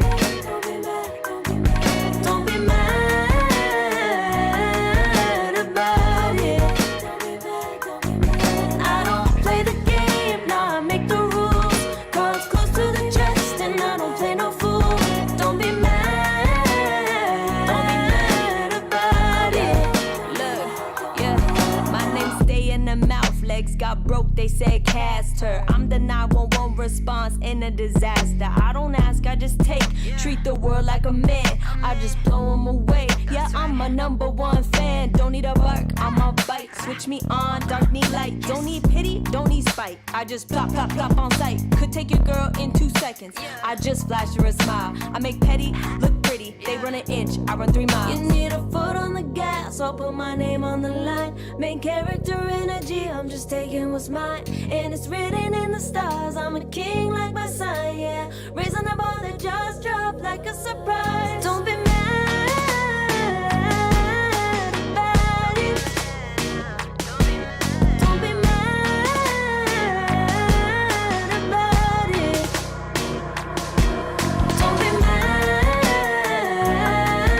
about it. Don't be mad about it. I don't play the game, nah, I make the rules. Cards close to the chest, and I don't play no fool. Don't be mad about it. Don't be mad. Don't be mad.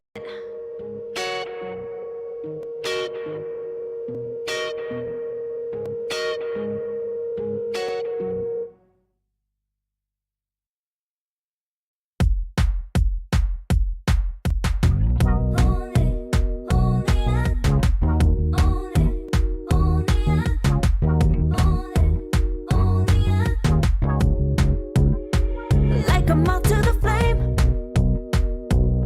I'm attracted when the doubts start saying my name. I can go there easily, and it's hard to maintain, 'cause I know it's not the world I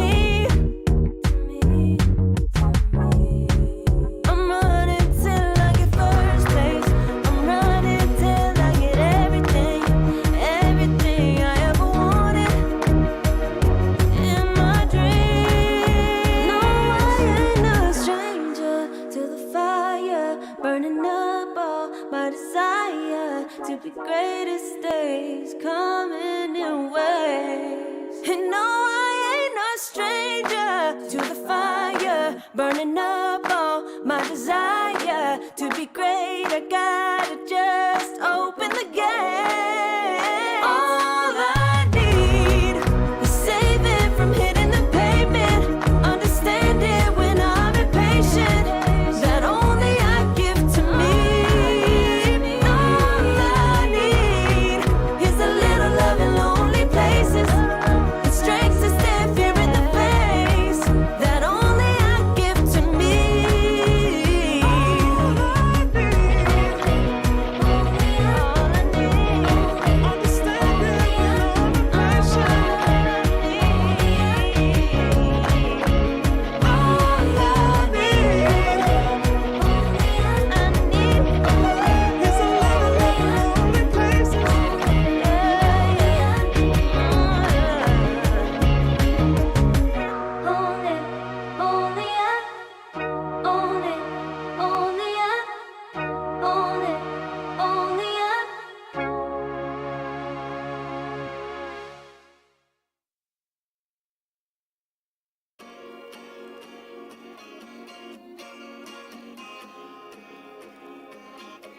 Yeah.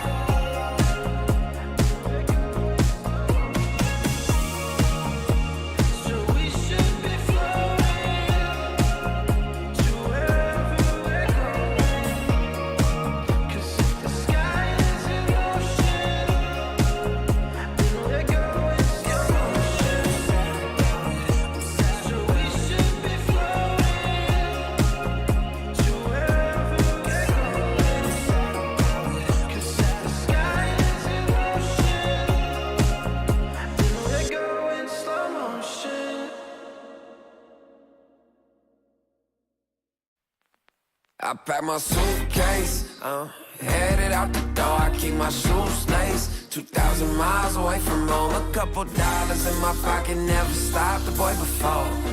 I load my bags and hit the road. Miles past, turning back, found my track, face the fact she a cold one. Never gonna settle for none. Stay up every night till I won. Don't want a slow rise now. I'm confident opulence isn't a long ride out. When I look back now, I'm astounded. A quiet boy from old age, but always felt the world was a stage, yeah. I celebrate one last late night. My old life ain't staying. I pack my suitcase, headed out the door. I my shoes laced. 2,000 miles away from home. A couple dollars in my pocket, never stopped the boy before. I load my bags and hit the road. I'm headed to LA. I'm headed on my way. I'm headed on my way to LA. Headed on my way soon.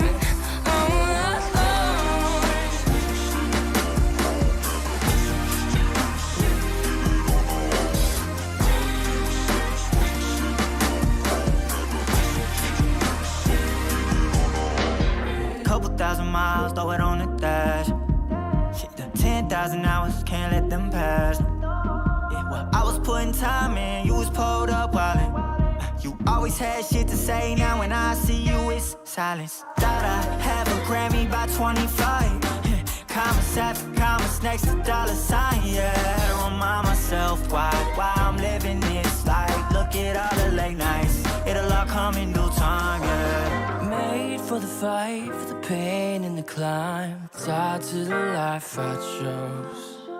Stay through the night, another day, not a dime. Race against time.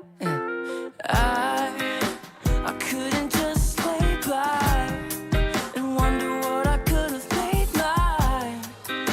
I'm closing on the moment, no one's gonna hold me down. I packed my suitcase, headed out the door. I keep my shoes laced. 2,000 miles away from home. A couple dollars in my pocket, never stopped the boy before.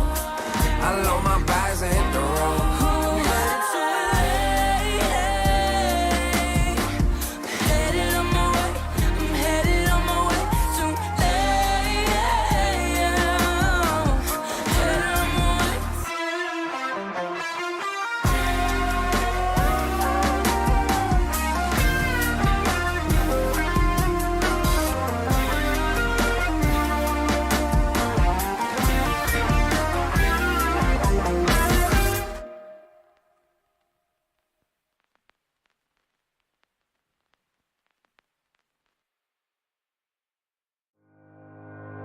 Think about it every night when I close my eyes. You're on my mind. I try to quit a million times, but it takes me high. Like you're so divine. You give me everything. Don't know what's happening. I need you like medicine. You're my everything, everything.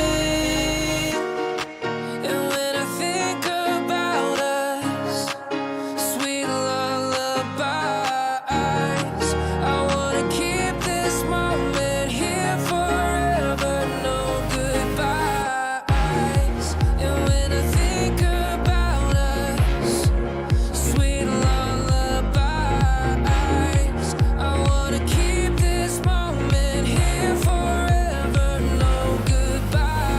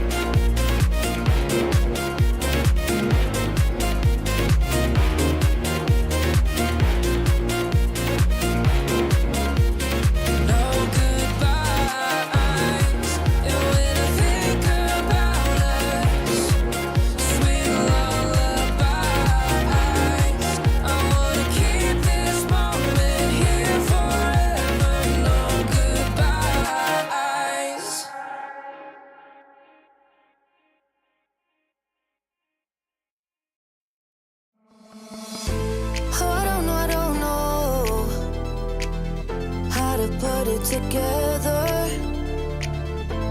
Ever since I found you, my life just got better. Better than this, better than that, better than anything I ever had.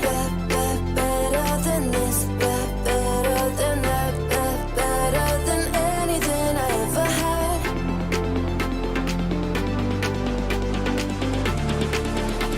Than anything I ever had.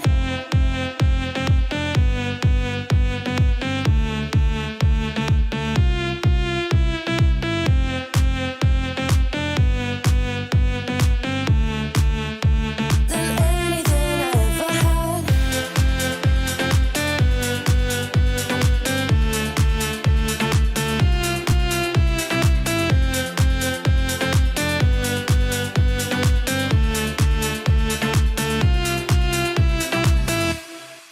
Every time I start to doubt if I'm good enough, looking straight in your blue eyes makes me feel better. Better than this, better than that, better than anything I ever had. Better than this, better than that, better than anything I ever had.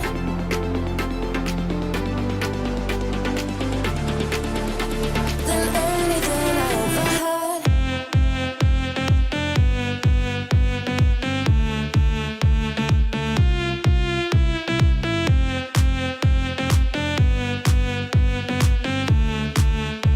Than anything I ever had.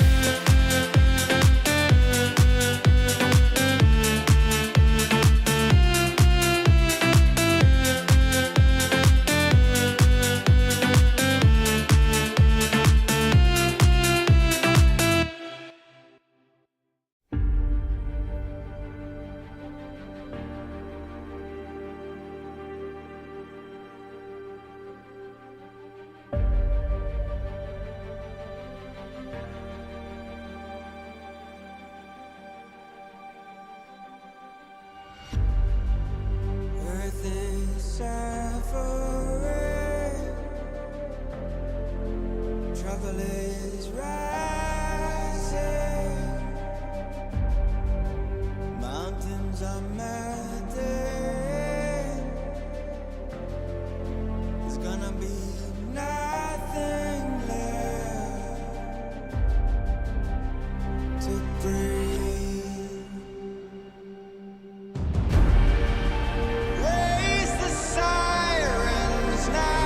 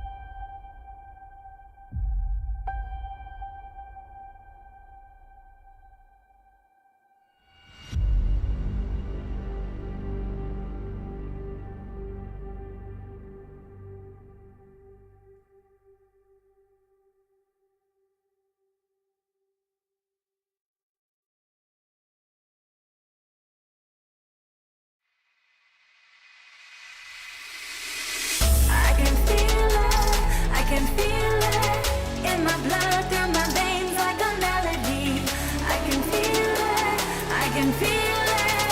So alive, floating high, I can finally breathe.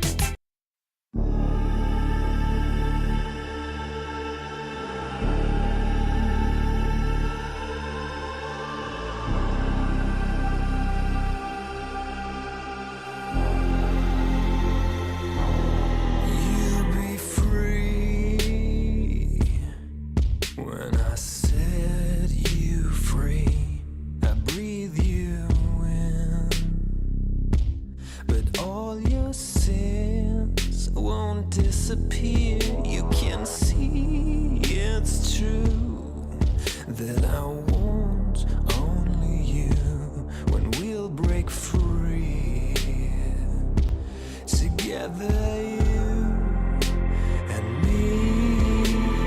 Take me in your arms and let us rise high up to the stars where we can fly. So come with me and pray. I want you to play my games and fulfill my black desires. So break my heart and leave me.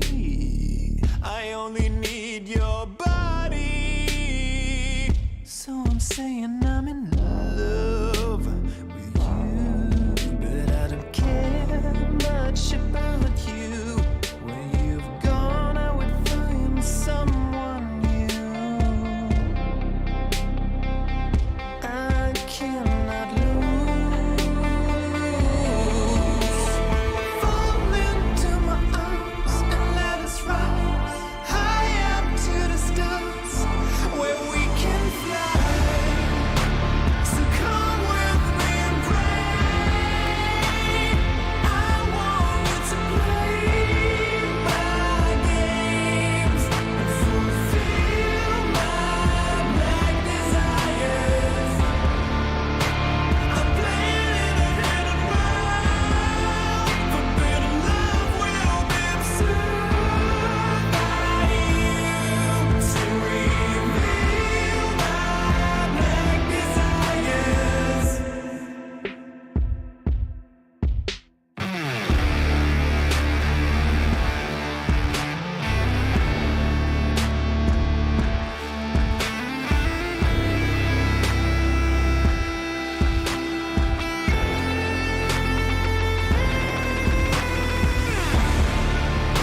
So come with me and pray. I want you to play my games and fulfill my black desires. I'm playing in a hidden world, forbidden love will be absurd by you to reveal my black desires.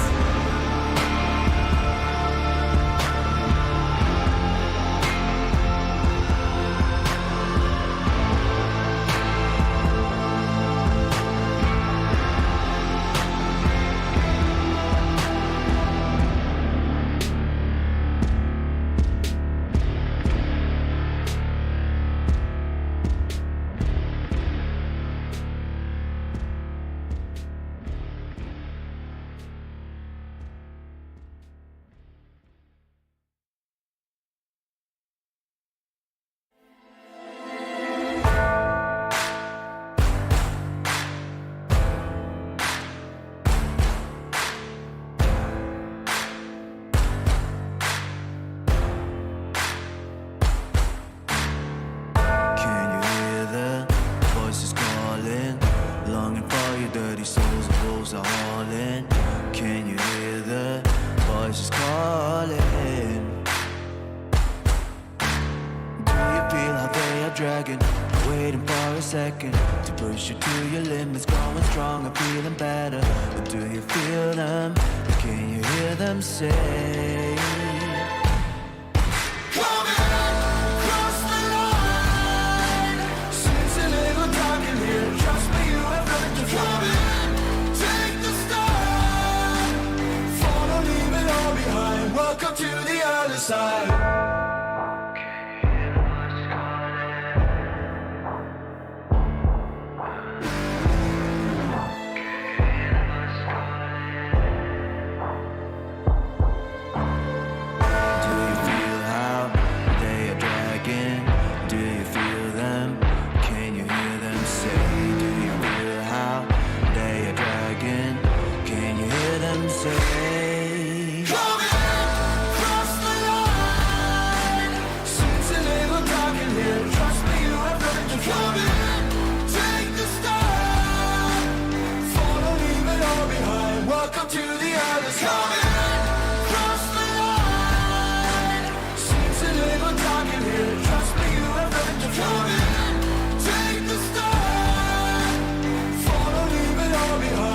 Welcome to the other side.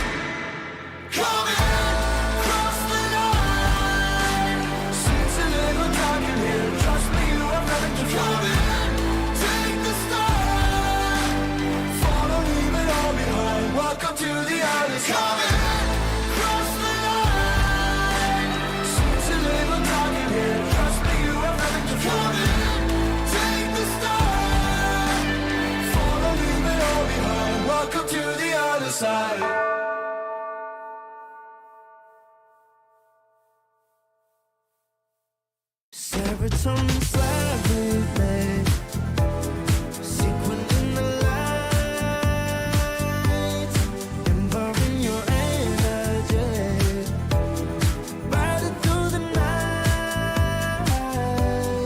Serotonin slide on over here by my side, stars up in your eyes, deep down, caught up in this chemical high.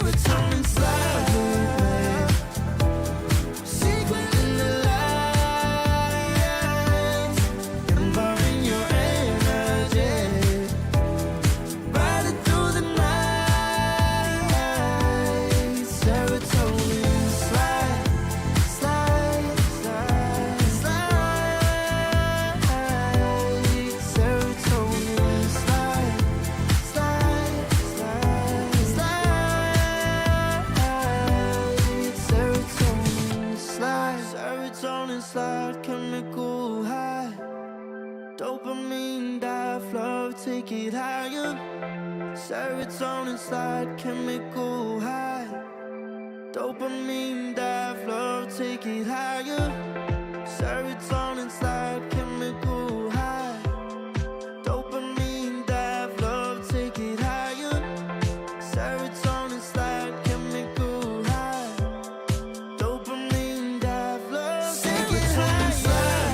me, secret in the light,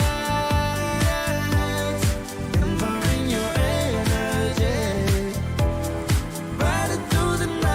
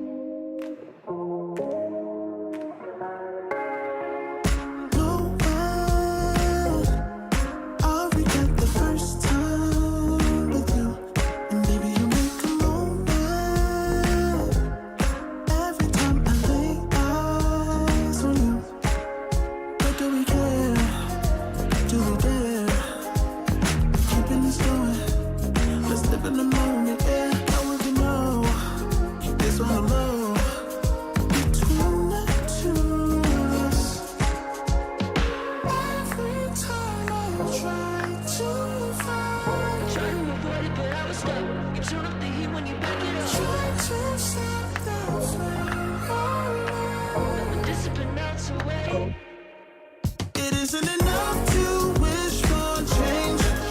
You either give in or pull away. We have the will to choose our fate. Whether it's wrong or right, I'm holding on for life, for the ride.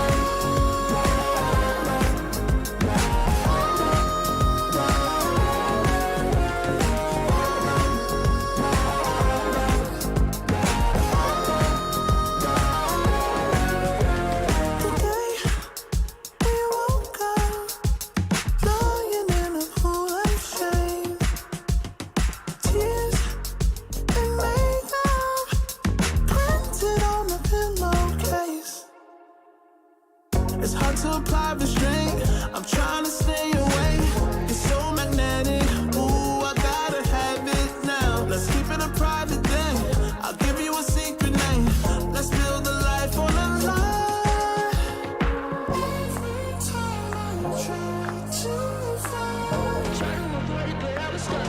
You turn up the heat when you back it up. Try to stop the flame. Discipline melts away. It isn't enough to wish for change. You either give in or pull away. We have the will to choose our fate. Whether it's wrong or right, I'm holding on for life, for the ride.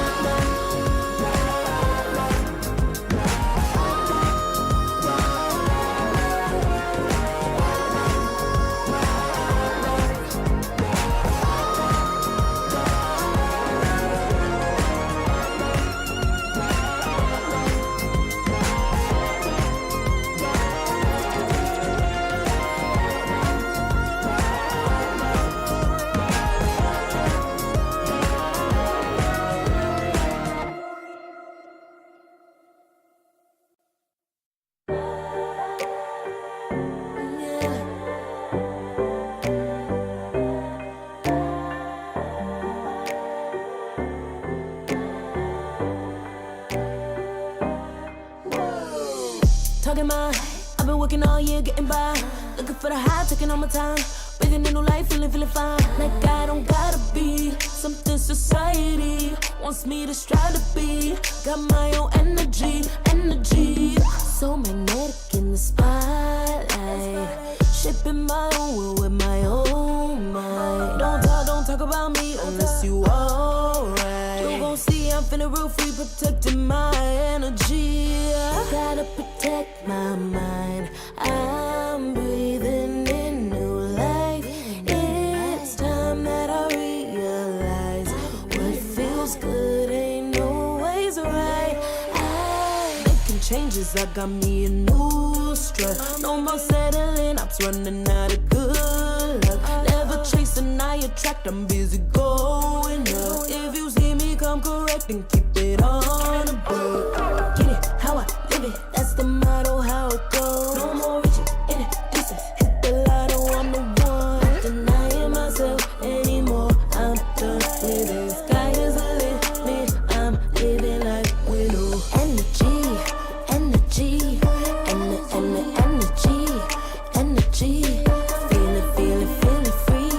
Feeling free,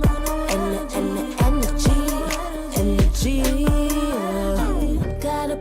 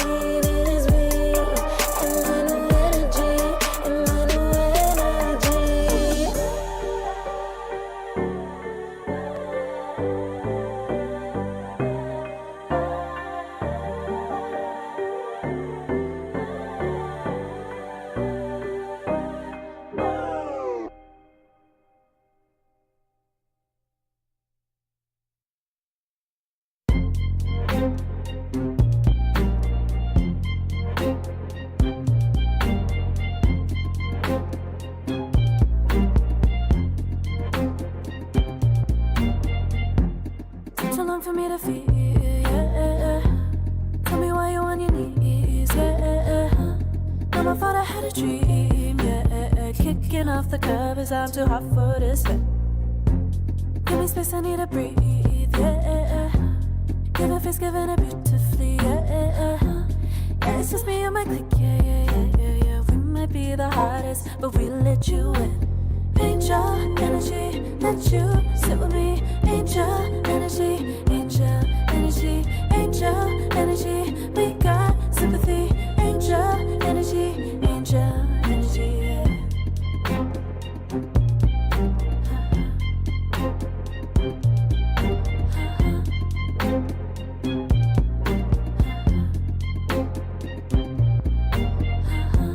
Take the time to breathe and rest.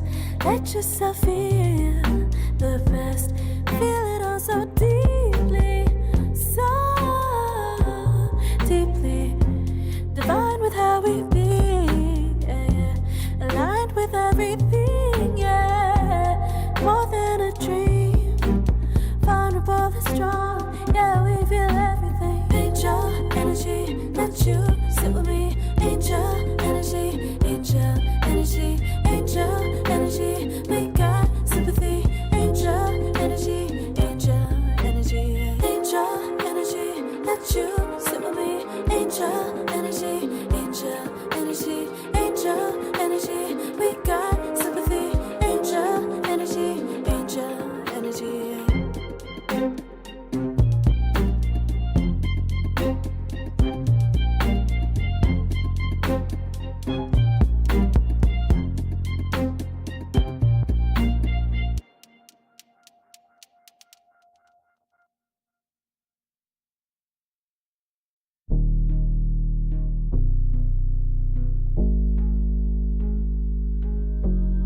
Never pressed, but I got the juice. Taking the lead, that's just what I do. I make mountains move with one hand tied, and still this world ain't satisfied. Everywhere I go, they stop and stare. I tell the truth, I take it there. Call me vicious, persistent, overzealous, that's fine. Main character energy, I stay taking what's mine. You need a foot on the gas, or put my name on the line. Main character energy, I'm just taking what's mine. And it's written in the stars, I'm a king like my sign, yeah. Raising the bar, the jaws drop like a surprise. Don't be mad about it. Don't be mad, don't be mad. Don't be mad about it. Don't be mad, don't be mad. I don't play the game, nah, I make the rules. Cards close to the chest, and I don't play no fool. Don't be mad about it. Look, yeah, my name stay in the mouth. Legs got broke, they said cast her. I'm the 911 response in a disaster. I don't ask, I just take. Treat the world like a man, I just blow them away. Yeah, I'm a #1 fan. Don't need a bark, I'm a bite. Switch me on, dark need light. Don't need pity, don't need spite. I just plop, plop, plop on sight. Could take your girl in 2 seconds. I just flash her a smile. I make petty look pretty. They run an inch, I run 3 miles. You need a foot on the gas, I'll put my name on the line. Main character energy, I'm just taking what's mine. And it's written in the stars, I'm a king like my sign, yeah. Raising the bar, the jaws drop like a surprise. Don't be mad about it. Don't be mad about it. Don't be mad about it. Don't be mad about it. I don't play the game, nah, I make the rules. Close to the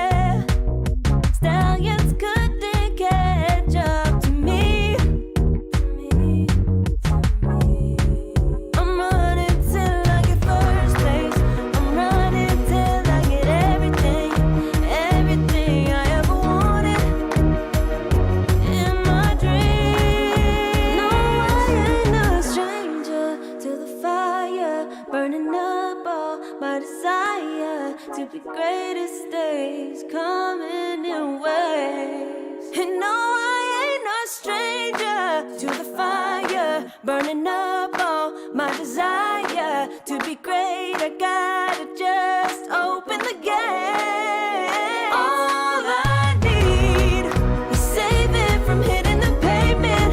Understand it when I'm impatient. That only I give to me.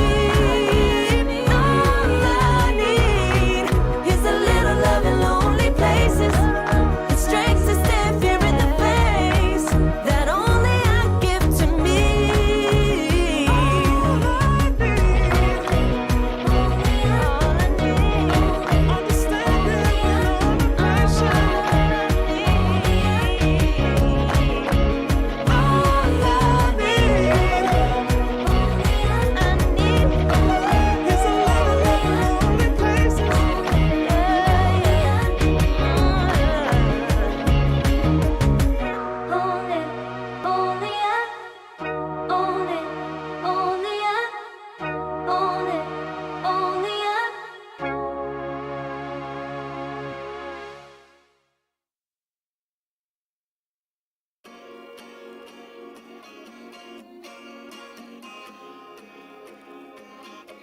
Yeah.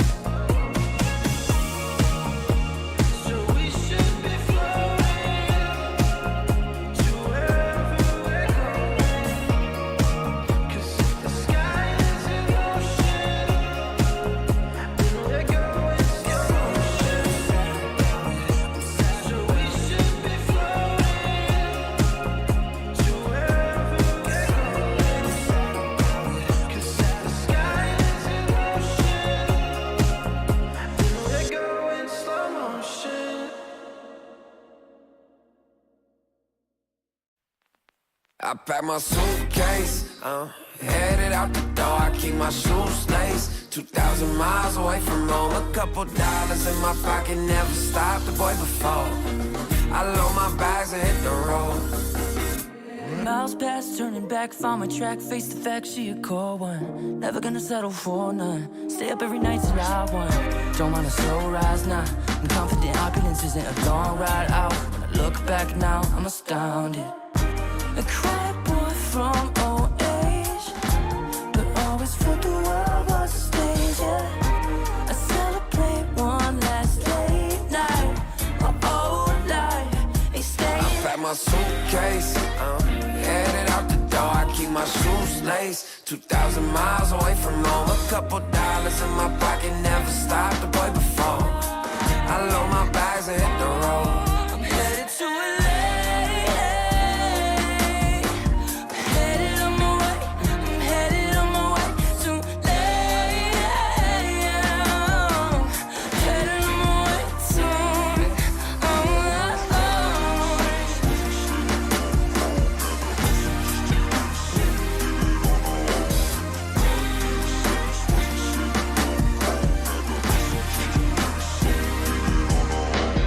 Couple thousand miles, throw it on the dash. Shit, the 10,000 hours, can't let them pass. Yeah, well, I was putting time in, you was pulled up wildin'. You always had shit to say, now when I see you, it's silence. Thought I have a Grammy by 25. Commas after commas next to dollar sign, yeah. Had to remind myself why I'm living this life. Look at all the late nights, it'll all come in due time, yeah. Made for the fight, for the pain and the climb. Tied to the life I chose. Stay through the night, another day, not a dime. Race against time. I couldn't just lay by and wonder what I could have made mine. I'm closing on the moment, no one's gonna hold me down. I pack my suitcase, headed out the door. I keep my shoes laced. 2,000 miles away from home. A couple dollars in my pocket, never stopped the boy before. I load my bags and hit the road.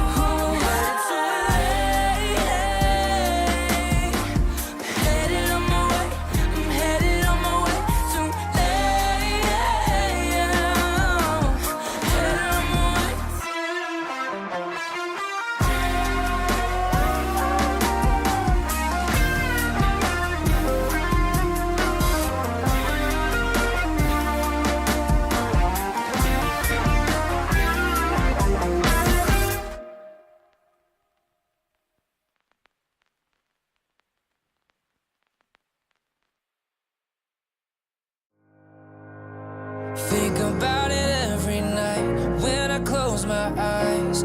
You're on my mind. I try to quit a million times, but it takes me high. Like you're so divine. You give me everything. Don't know what's happening. I need you like medicine.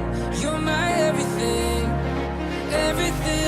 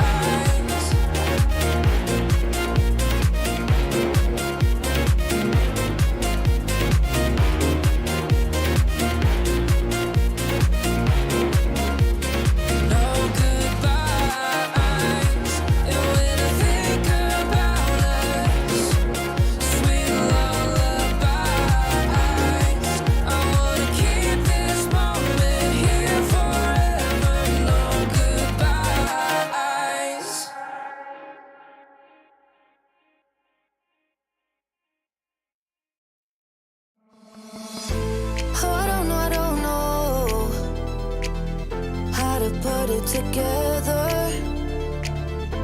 Ever since I found you, my life just got better. Better than this, better than that, better than anything I ever had. Better than this, better than that, better than anything I ever had.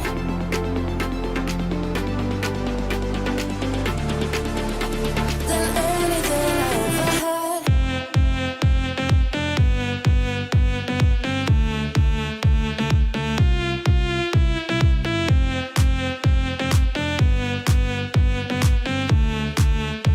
Than anything I ever had.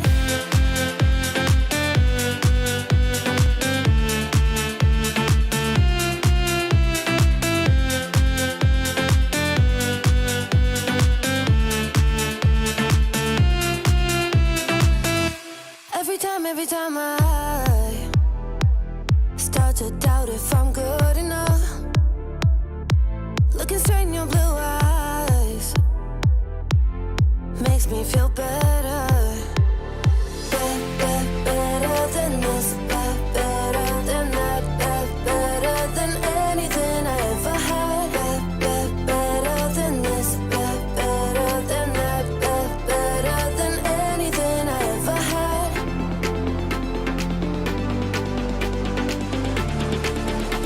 Than anything I ever had.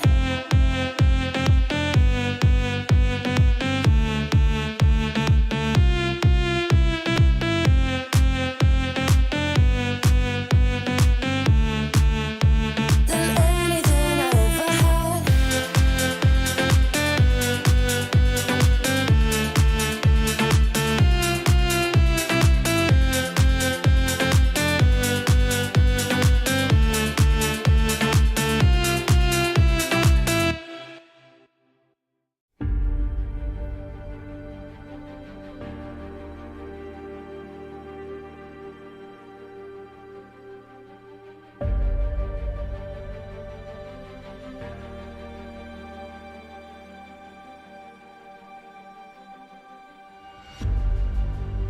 Earth is suffering,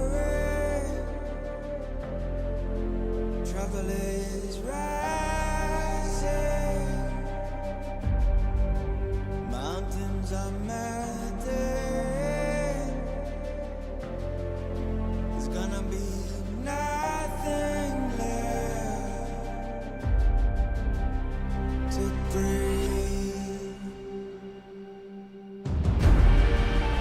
Raise the sirens now.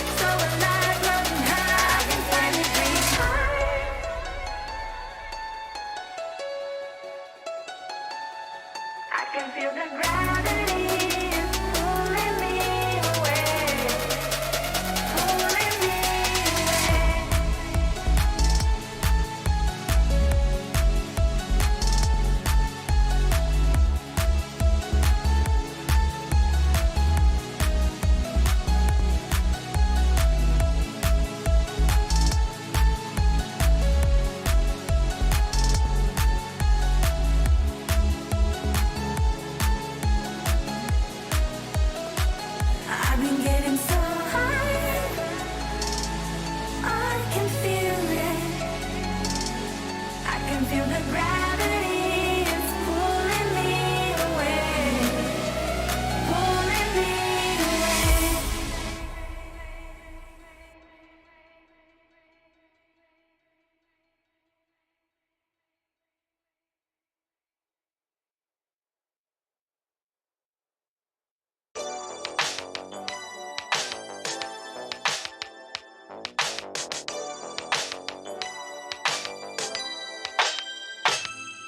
Ooh, the day that boy walked my way.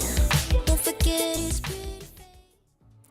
Welcome back after a bit of a break here at the ESL One Raleigh qualifiers, but we are back, we are ready, and we are locked in for a very spicy matchup.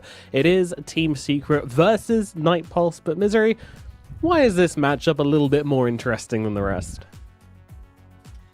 Well, I guess there was a drama, right? A few months ago with when Parker left or got kicked from Heroic. Mm-hmm.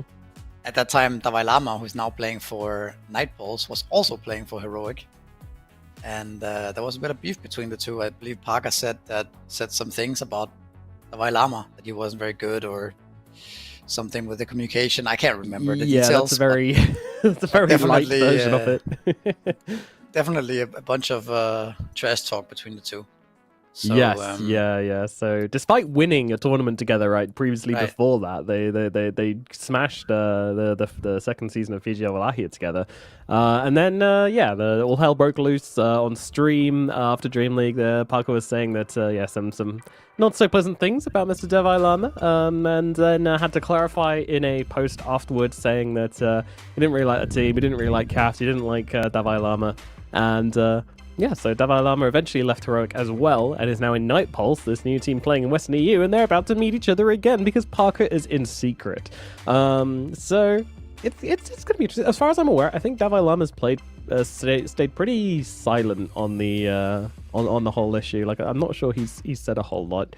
At least publicly. So it's been a kind of one-way thing, but we'll see if there's any voice lines coming out. They are laning against each other as well, so that's going to be extra exciting. I wonder if anybody's going to be calling for specific matchups, heroes, etc. We'll see. I imagine when it comes to drafting, it's not going to affect the drafting at all. Obviously, these are professionals, they want to win, so they're not going to be worried about winning their lanes too badly. But then again, Secret have been prioritizing Parker anyway.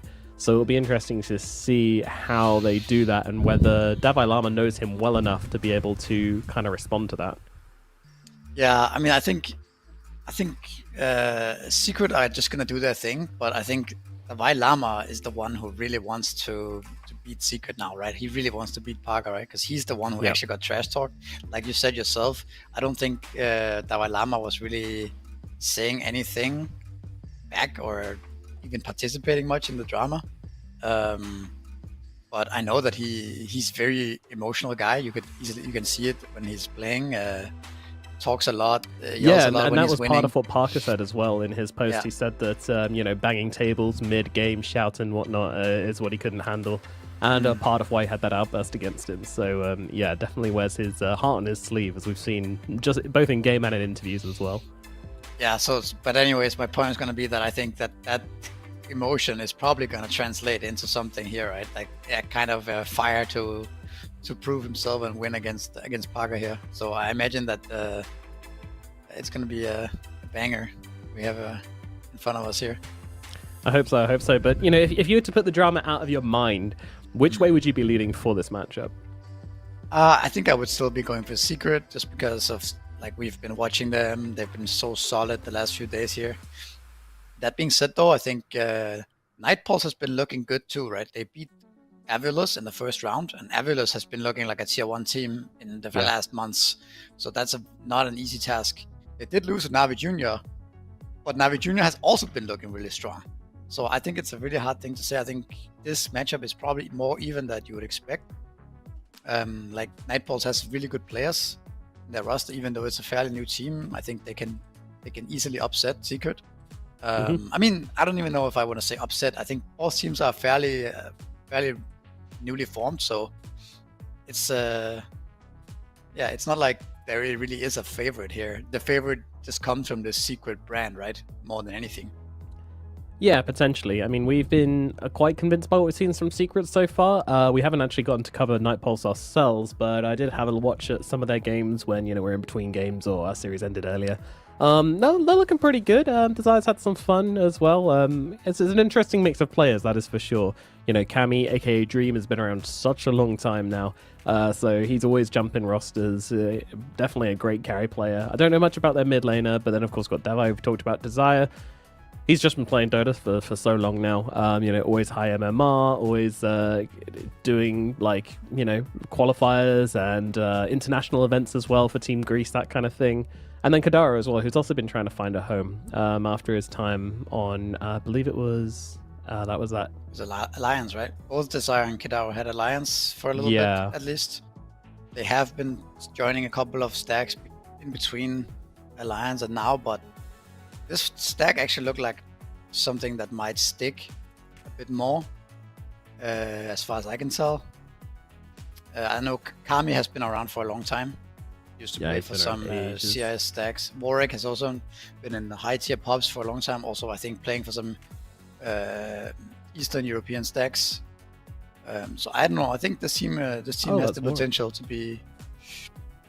Yeah. Oh, sorry, I was looking at they were playing with a different player in the open qualifiers, but yeah, I definitely know Warwick. But haven't heard of Manic before, who they played with through the OQs. But their OQ one was pretty successful as well, beating Jiggling and Mouse, two reasonably good teams at the moment. Blocking Fly from coming in, blocking the likes of Mind Control and Lelis from getting into another qualifiers. So pretty big upsets, I would say, in the open qualifiers from these guys. Yep. Let's have a look at the draft here. Sure. Let's get into it. All right, draft one of this matchup here: Night Pulse versus Team Secret. Find out what they're going to be drafting, picking up and putting down for this game. Now, of course, when we're looking at these bans, we're always looking in the way of Doom, Nyx Assassin, Alchemist.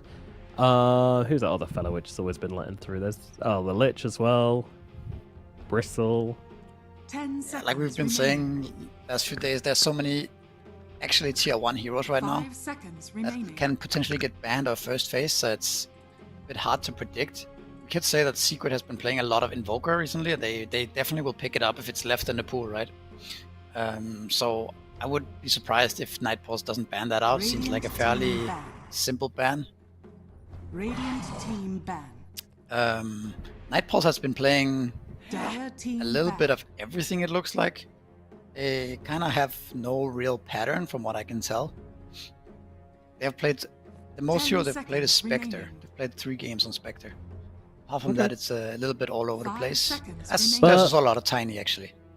Okay, Tiny, interesting. Here we haven't... I hate Tiny. I've seen so much Tiny just suck. So that is definitely like the kind of evidence bias coming in from what I've seen. The hero's just been bad. I'm sure people are playing it good, but we've just happened to catch all the bad Tiny games, so I'm a Tiny hater right now. So the Avilos played support Tiny actually in their last series with Daxia. So maybe support Tiny can come back. That's the thing, right? A lot of things are coming back right now. It's a very open meta. We saw Cardle Ember earlier. We've seen Ricky Maru 4. We've seen Bounty Hunter. We've seen Sand King. Tiny off lane, unfortunately. Yeah, that was not very good, but no. Invoker's in the pool, so let's see if Secret pick it up. They might be second guessing themselves a little bit here, considering what's going on, what's cooking here. Why are they giving us Invoker? 5 seconds remaining. At least thinking about what they might respond with here. Is there anything we forgot? Well, if you give away the Invoker, you probably give away most likely Nyx Assassin, I would say. Could also be a scenario where you don't first pick Invoker, just because it's a little bit different than picking it on... You pick it on 8, it's not the same as picking it on 9. Because the 9 pick leads into kind of... Yeah, it's just a different dynamic, so we'll see here they pick up Chen instead. That was super successful in their last series. Poppy looked super strong on Chen. It was 10 seconds pretty nuts. You get Chen, you get like either Coddle or, Underlord or just something to keep the team together. And all of a sudden your group up potential is just crazy. Like as long as the Chen's there, he's going to keep you healed. He's going to keep you healthy. you come together as 5 and just become this blob, this unkillable blob of heroes, which you can't really approach. That's what happened last game. I mean, Nyx is in the pool. It's pretty decent versus Chen. I would assume he can always kill some of his creeps, and I don't think Chen can really stop Nyx Assassin from doing shenanigans around the laning. Another hero that we might see is Timbersaw. I know Davalama really likes that. There's the DK. So, nothing too crazy. Yeah, so far. later on in the game, I mean, depending on where it's laned, but most likely it'll be your carry. Later on in the game, the DK is going to give you that big clear to just rip through those creeps. And we've seen that. We've seen this matchup plenty of times where the DK just destroys Chen's creep army in seconds if he comes across them on the map. It's a small thing, but, you know, it's definitely relevant and definitely swings the matchup in DK's favor slightly. What's more is that with the Chen, you're going for long fights, because it's hard to burst people through Hand of God with mech backing you up as well. DK, he loves a nice long fight. He's not a big jump in and burst kind of dude. He'll happily play around his cooldowns. He can do either jump in, Dragon Tail, blow somebody up with some damage from your team, or jump in and just kind of survive on the front lines for a long time. 10 seconds remaining. Yeah, possibly. I mean, 5 seconds remaining. I don't know if they have that much relationship. Like we saw the other day, was it Watson playing DK who killed the Chen creeps, like you said, in 2 that hits. was brutal. Yeah, something like that. But I think most of the time you're just they don't have a direct relationship for a long time in the game, right? No, it's only gonna be later much. on. Yeah. But they ban out the Nyx Assassin 10 seconds secret remaining. and the mag as well. 5 seconds Saw a lot of remaining. PA so far from Parker. Yeah. And they also like that against DK, right? Having the burst. So is that some hero that we might see banned out? Also seems like a very chill hero to play with Chen. Chen is sort of freed up, while if Chen goes to the jungle a little bit, the PA can still get some CS with a dagger. You also have kill potential with the penitence. So it seems like a nice combo with Chen. Certainly I think does. it's a fair ban for Night Pulse, but it might also still be looking at the Invoker. Yeah, there it is. Okay. Yep. Dire team pick. Predictable. And there's your Timbersaw as well coming out of Night Pulse. Alright. Yeah. So, Parker is going to know his matchup in the safe lane at the very least. I could still easily see them pick PA. I mean, Timbersaw is definitely not. It's like, I don't think they really 10 necessarily care that seconds much about each other. remaining. Timbersaw's gonna have a good lane, but until level 5 6, so seconds will the PA. Yeah. And also later on in the game, you are one of the heroes that can burst the Timbersaw from 0 stacks of reactive armor pretty quickly, right? Indeed, yeah. You can get the Fan of Knives. Now, Fan of Knives, breaking timber isn't really that incredible, just because reactive armor tends to either already be built up or it doesn't get rid of the stacks. But I mean, that combined with the fact that it does percentage based damage is actually pretty decent against timber, I'd say. So, you know, if he's got off a couple of welling deaths, then blowing up will be easier. What else could we see here? Maybe Rubik is interesting against Timbersaw, I think. Stealing some really nice damage spells to steal. Murder potentially could also be a hero. Yeah, Sniper. That's a pretty early sniper pick. I wonder if this is like a support or something. Or if it's... I don't know, it could also be some Parker sniper. They feel like it's a good matchup against Timbersaw, maybe. 10 seconds remaining. Something like that could also be a thing. But it just seems a little early 5 seconds remaining. Yeah, and it feels for like like a carry sniper. Radiant team pick. not having any mobility on the sniper until you get the shard and the pike would be really difficult to play Timbersaw. Like, you're fine until 6, and then at 6 you just need to, like... But it's more like, run, I think right? if you play sniper carry with Chen against Timbersaw, maybe you have a feeling that you can 10 completely seconds destroy just him. win the lane, yeah. Yeah, because like, just the headshot and 5 the seconds remaining. shrapnel, like maybe you feel like Timbersaw has no game at all, and then you can kind of just snowball from there. But it is definitely a core. It could also be a mid. Since Invoker's banned, we haven't really seen any other mid hero out of Secret, right? It's been mostly Invoker so far. XNE, yeah, he's been Invoker, he's been a little bit of Ember Spirit we saw in his last series, I think. Right, There was an that was Ember Ember Spirit as well. game. But yeah, I guess the sniper is flexible now between the carry and the mid. Yeah, we had a puck from him as well. That wasn't too exciting though. Radiant team pick. Enchantress. But since you know it's a core, you should be something that you can pressure this guy with early on. Edge could be an option because you can, if it's a carry sniper, you can gate with creeps and like start applying a lot of pressure on the 10 towers early on. seconds remaining. Same even if it's a mid, you could come behind the tower and stuff with 5 the edge. seconds remaining. Also just helps secure the lane, and it's a very good matchup against Lion, I would say. Lion doesn't really like trading with an inch that much. Yeah, that's true. Doesn't deal well with the creeps. Yeah, I like the Tench pick. I think it does pretty good work for Night Pulse now. They need to either get their second support or a mid laner, I suppose, on the board here. So we'll just go for the secondary support, and it's going to be a Hoodwink coming out for them. Blah. Okay, Desire Hoodwink.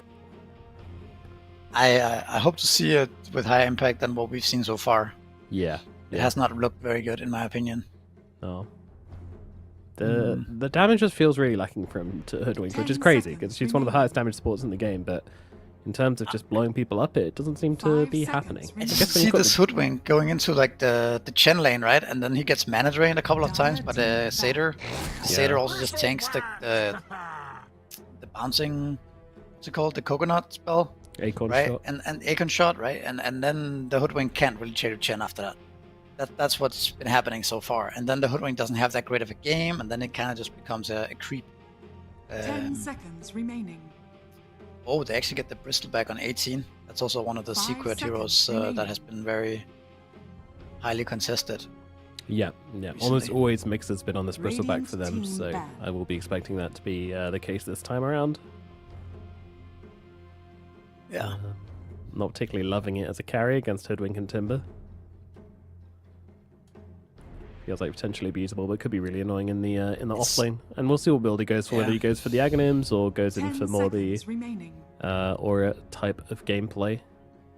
5 Definitely seconds Aghanims remaining. first, I think, and then from there maybe whatever you need. Lotus Orb we saw, right? Yeah. I don't think you're gonna see more support or items than that. Okay. S and Y for sure. It just Yeah, feels that's like the, these the flavor. counters like Timbersaw and Hoodwink and just the counters to Bristleback that you would normally Team like ban. consider counters. It's kind of hard to make use in game because Bristleback runs at 5/2/2 move speed or pretty much close to hasted, right? So it's very hard to lock him down and burst him. It can of course happen, but 10 a lot of the seconds time remaining. it doesn't play out the way you want it to. 5 seconds remaining. So many things to worry about when the Team Bristleback ban. gets picked. That's one of the reasons why he is so strong. So Yeah. multifaceted hero for sure. It becomes one of those things where, like we saw in last series, and even in the series yesterday, I think that you have this triple threat kind of thing where you have to kill the Bristleback, but then there are two other heroes, and it's very hard to bring down a Bristleback. 10 If you don't kill him, seconds well, then remaining. he's gonna kill you, right? So you have this like double core, tri-core type of 5 situation where seconds remaining. you actually can't deal with all the cores, and then they have a Chen backing it up as well, making it even more difficult. Now, Nightpulse has a little bit of the same thing going on, right? With the Timbersaw and the DK, they're probably gonna end up having another strong core in the mid lane, so we might see them also having the same approach, where they have 3 really hard to kill cores that deal a lot of Dire team damage. pick. Alright. A lot of stuff being banned out here. Team Secret realizing that a DK can be flexed, so they ban out the Storm Spirit and the Phantom Assassin. Meanwhile, Nightpulse, they're going to get rid of the Razor and the Slark, so they're predicting quite an active kind of hero from coming out from Parker. 10 seconds remaining. And something which lanes well into the Timbersaw is Monkey. No, 5 Monkey's banned a seconds long time remaining. ago. Ursa a possibility? I'm not sure I like Ursa against Timber though. It's kind of not the best. I wouldn't hate the carry sniper still, but it makes sense to last pick Parker's hero. It's Parker. What the? Oh damn! Necro. I mean, playing Kind of against 2 strength it's heroes kind with of a- pretty, yeah, Juicy hero. juicy. When it plays into the same idea, right? Now you have to kill the Necro If you don't kill him, 10 well, seconds you're in remaining. trouble.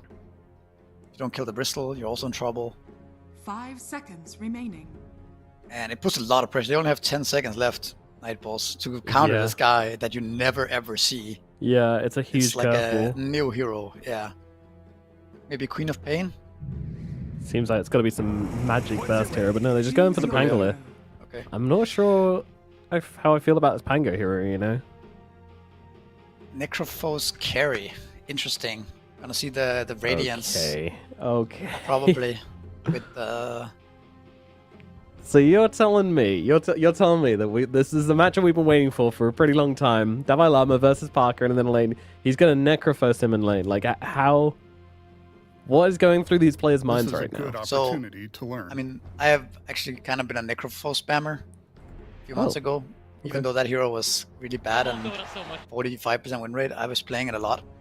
And this hero is, if he gets to Radiance, the hero farms like everything. In like every creep just runs to him because the Radiance AoE gets expanded. So all the neutral creeps just runs to him and then he just farms everything and gets super fat, right? So we might see this Necrophos becoming like a monster if he has a good lane and gets to Radiance. The problem with this hero has is that if he starts dying a couple of times, he has no way to protect himself. He's really susceptible to chain feeding and having a really hard time getting to the Radiance. So if Nightballs can somehow bring a bunch of heroes down to this Necrophos and keep running at him, the hero becomes really weak and he does not counter anything at that point. He's just a creep. But yeah, and that hero is really much about that, especially from like a carry position or like a mid position. On the offlane, we've seen DM play it a bit. He plays it a little bit different. He plays it more with like Vessel and like random utility items that fit the bill. But since it's a carry, it's certainly going to be Radiance, I would imagine. Prepare for battle. Interesting. That's I didn't know you were such a Necrophos connoisseur, but glad to have you on board for this game then. You should try even just because doing it in ranked is kind of risky, right? You might grief, but just try it in turbo or whatever. Buy a Radiance and run around in the jungle, and all the creeps just run to you, and you can hover over Radiance and see the Radiance AoE is just like your whole screen. It's really satisfying. Really funny. And really fun to play, so... Yeah. What else is there you can get? I guess Skadi is... Shivas is the obvious option. He has really atrocious stat gain, Necrophos. He gets really little strength. Like his HP pool is very low, so I think normally you would go for the... What's that item even called? People bought it a lot at one point, and it got nerfed. Eternal Shroud is like the perfect item for this hero. Okay. Right, it gives you the magic resist and the HP. And then after you get Eternal Shroud, Blink Dagger is also really good. Shivas is good, of course, like you said. Also Travel is good. Can also see some Yield Scepter. But at some point you become so tanky that they cannot kill you, right? And then you also have the Chen backing you up. So it's really a matter of, can you burst Necrophos? If you can't burst Necrophos, he's probably going to kill all of you. That's really because if he starts killing you one hero, he gets the insane HP regen, right? Yeah, especially with Divine Favor coming out onto him as well. Like, it's going to be ridiculous, isn't it? Yeah. And what do you really have on the side of Nightballs, or what can you buy to kind of answer that? I mean... Pengula is really good against Necro. He is? He's pretty good, yeah. Because the roll, Necrophos doesn't like the roll, right? On top of him. And he's a mix of both physical and magic damage. So I think Pangolin rotating at 6 to Necrophos lane can be really damaging. But it is really a lot about whether or not Necro can hit this Radiance timing before he feeds too much. We might also see him not. We might see him not feed at all, right? If that's the case, then it's gonna be a hard game for Nightballs, I think.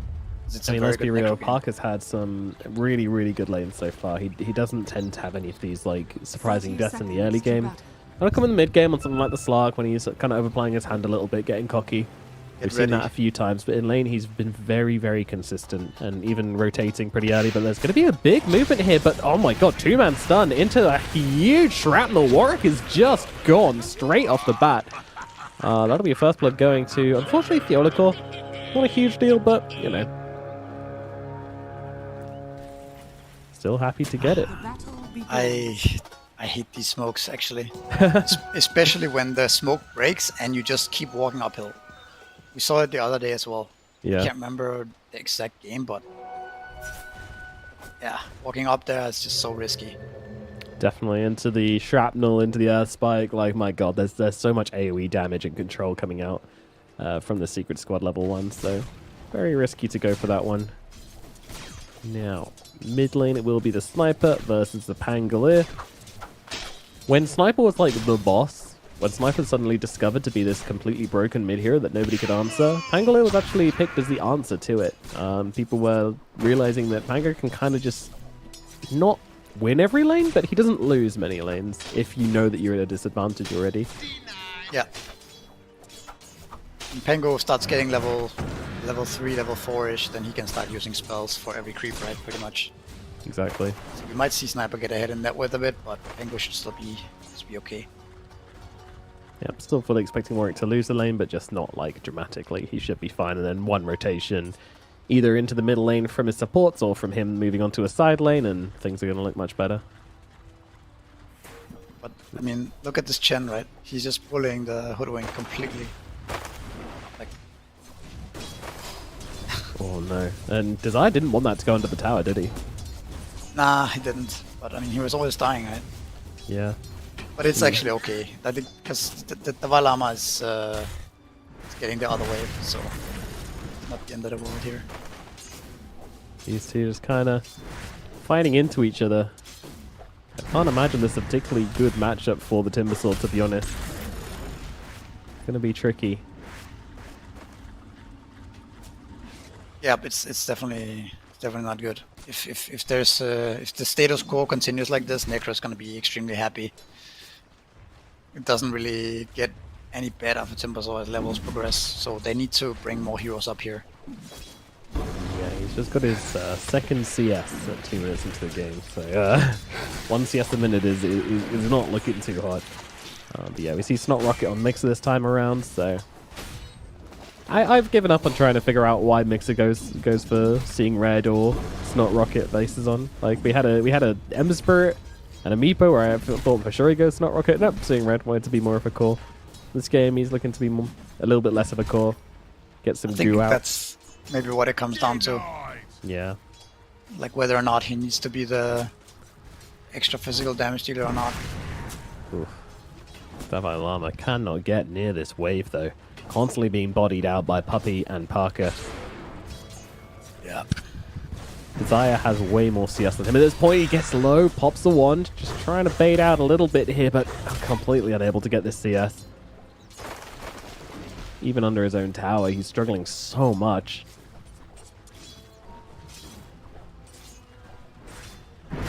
Look at them, they just can't come near the Necrophos. No, this is such a counter pick. Yeah, I mean people are... yeah, I mean Necro carry is actually not a joke. It's very strong. But he's like I said, it's like if they continues like this, he's gonna be a beast. See a bit of aggression coming out onto Parker here. Lama and Desire trying to get something done. But there ain't much to be done, I'm afraid. He's still got a healing lotus available, by the way. The heals from the Death Pulse. All pretty scary, so I'm just trying to go as aggressively as possible. Davai Lama following up as well. Whirling Death will be available in just a second. Wants to try and grab him with lots of trees around, but backs himself away. Doesn't want to get baited in to another Actually Death Pulse. for Urn. Interesting. So not being as greedy as the PA from last game, just rushing Battle Fury and rushing Radiance this game. Going for a little small item before. Yeah, and it's a pretty ballsy like item as well, kind of implying that yeah we're gonna get kills in this lane. This Urn's gonna be worth it. I mean, as of right now, it looks like they will get a kill eventually. Yeah. Davai and Desire really struggling to really step up. Ooh, very low on the line, but down at bottom they move forward onto Puppey and they're going to be able to blow him up. Davai Lama and Desire managing to finally link up here. They do have a lot of burst between them when they can link up, and Puppey didn't really respect that, coming around the side for a gank. Here's the problem. You look away from the spicy lane for 2 seconds and they're at each other's necks, but down at bottom, Like DK's having some issues here, trying to get himself away into the tree line, but he won't get escaped. Cammy will get brought down. Mixer just stacking up them goos and finishing him off with some quills. We're still having Enchantress issues, but we'll get away. Parker's queuing up the Vessel. This is a very good Vessel game against Timber DK. Ench. Yeah, a lot of tanky heroes with a lot of HP regen, so it does make sense. We'll see how it Another plays jump out. onto the Necro. Dava's got to be very, very careful though. Steps up too close, he could get might die brought here. down. Let's see, jump in from Davai. He's got the Whirling Death available. It's not enough. Desire trying to finish him off, but he's out of mana, but it doesn't matter. He Nice uses branch. the Iron Branch play to get the kill onto his ex-teammate. Will get killed for it as X&E comes in. And now Bushwhack out from Desire onto Puppy, but the shrapnels are coming down, and Desire's going to drop. Meanwhile, Mixer dies down on the bottom side as well. Well. Who'd have thought that Park would be the first one to go down here? It doesn't change things that... I mean, it slows Parker's game down a bit, stops him being that monster you're talking about, but as they both drop...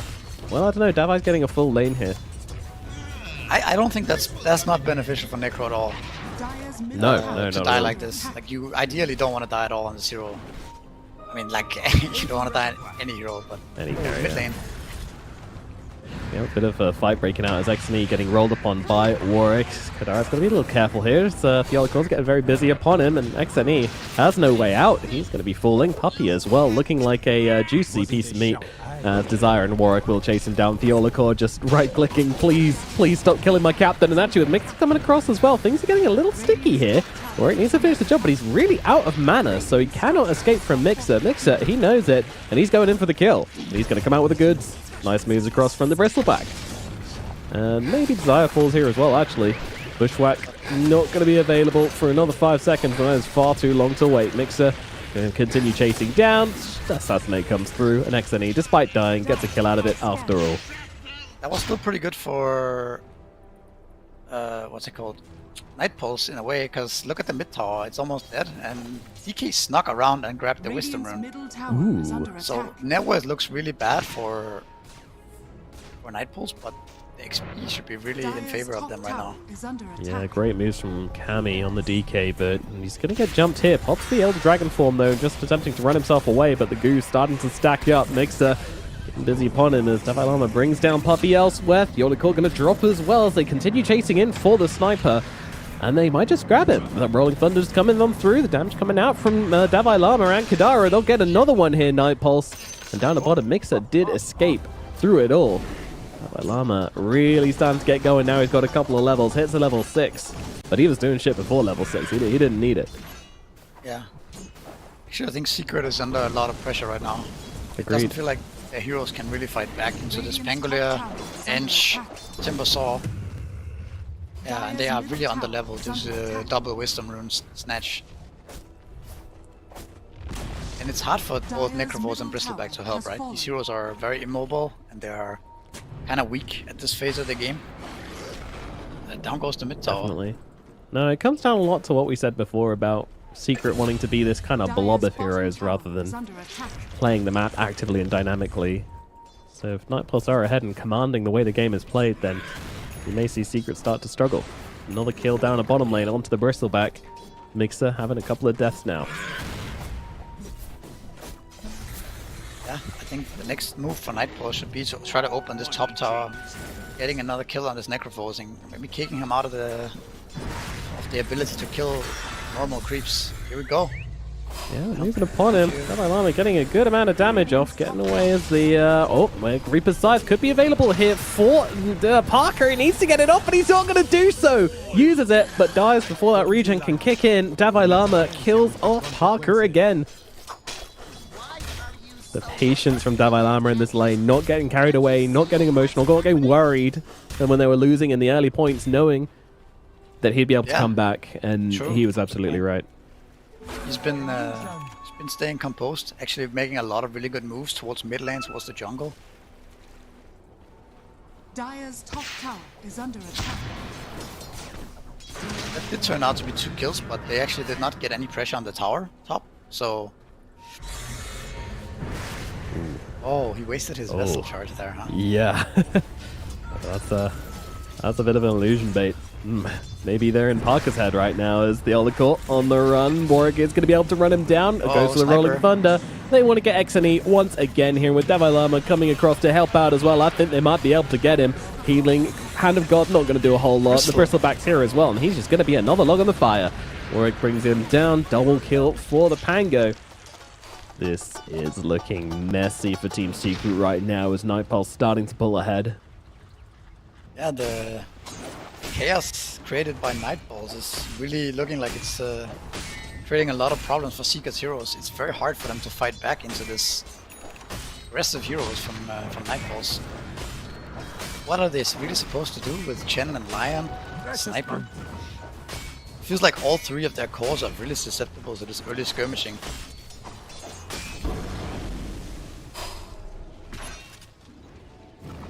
Yeah, I don't know, Misery. It does. And they want to play together, but they can't do that at this early on in the game because they just run out of farm extremely quickly. So, well, I mean, as long as they can keep farming on their heroes, they are gonna be okay moving forward. Just can't keep bleeding like this and losing. I think having the towers up as well creates a lot of space for their heroes to continue to farm.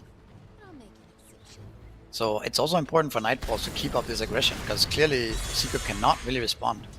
no. So it is in their interest for sure to continue to running at Secret. Yeah, it is. It is. Parker sitting at top with his 0 charge to his Spirit Vessel whilst they jump into the jungle once again, but this time Secret are ready for it. They're making sure they're not really giving anything up here. And once again, you know, Parker's able to just come in, defend this lane, disappear back into the jungle. It's kind of what you want him to be doing at the moment, just keeping the lane in a really awkward position. They'll see Vessel him has now.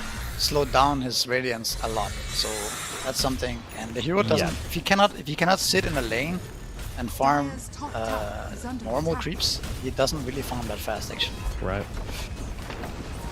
They're gonna Yeah. he TPs out and then smoke back to top. I think this is an interesting move that might catch them off guard here. Unfortunately, they've run into Desire instead. Probably not who they wanted, but they'll take it. Reaper Scythe comes down. 2 Spirit Vessel charges gained by Parker. See what usage he can make of that. Davai, once again, yeah, not really responding too much to what Parker's doing. You know, that you might have thought he'd go for a Yule Scepter or something just to be able to get rid of these Vessel charges, but not overreacting, sticking to his build, sticking to what he needs. Soaring on the way, followed by the Aghanim Scepter.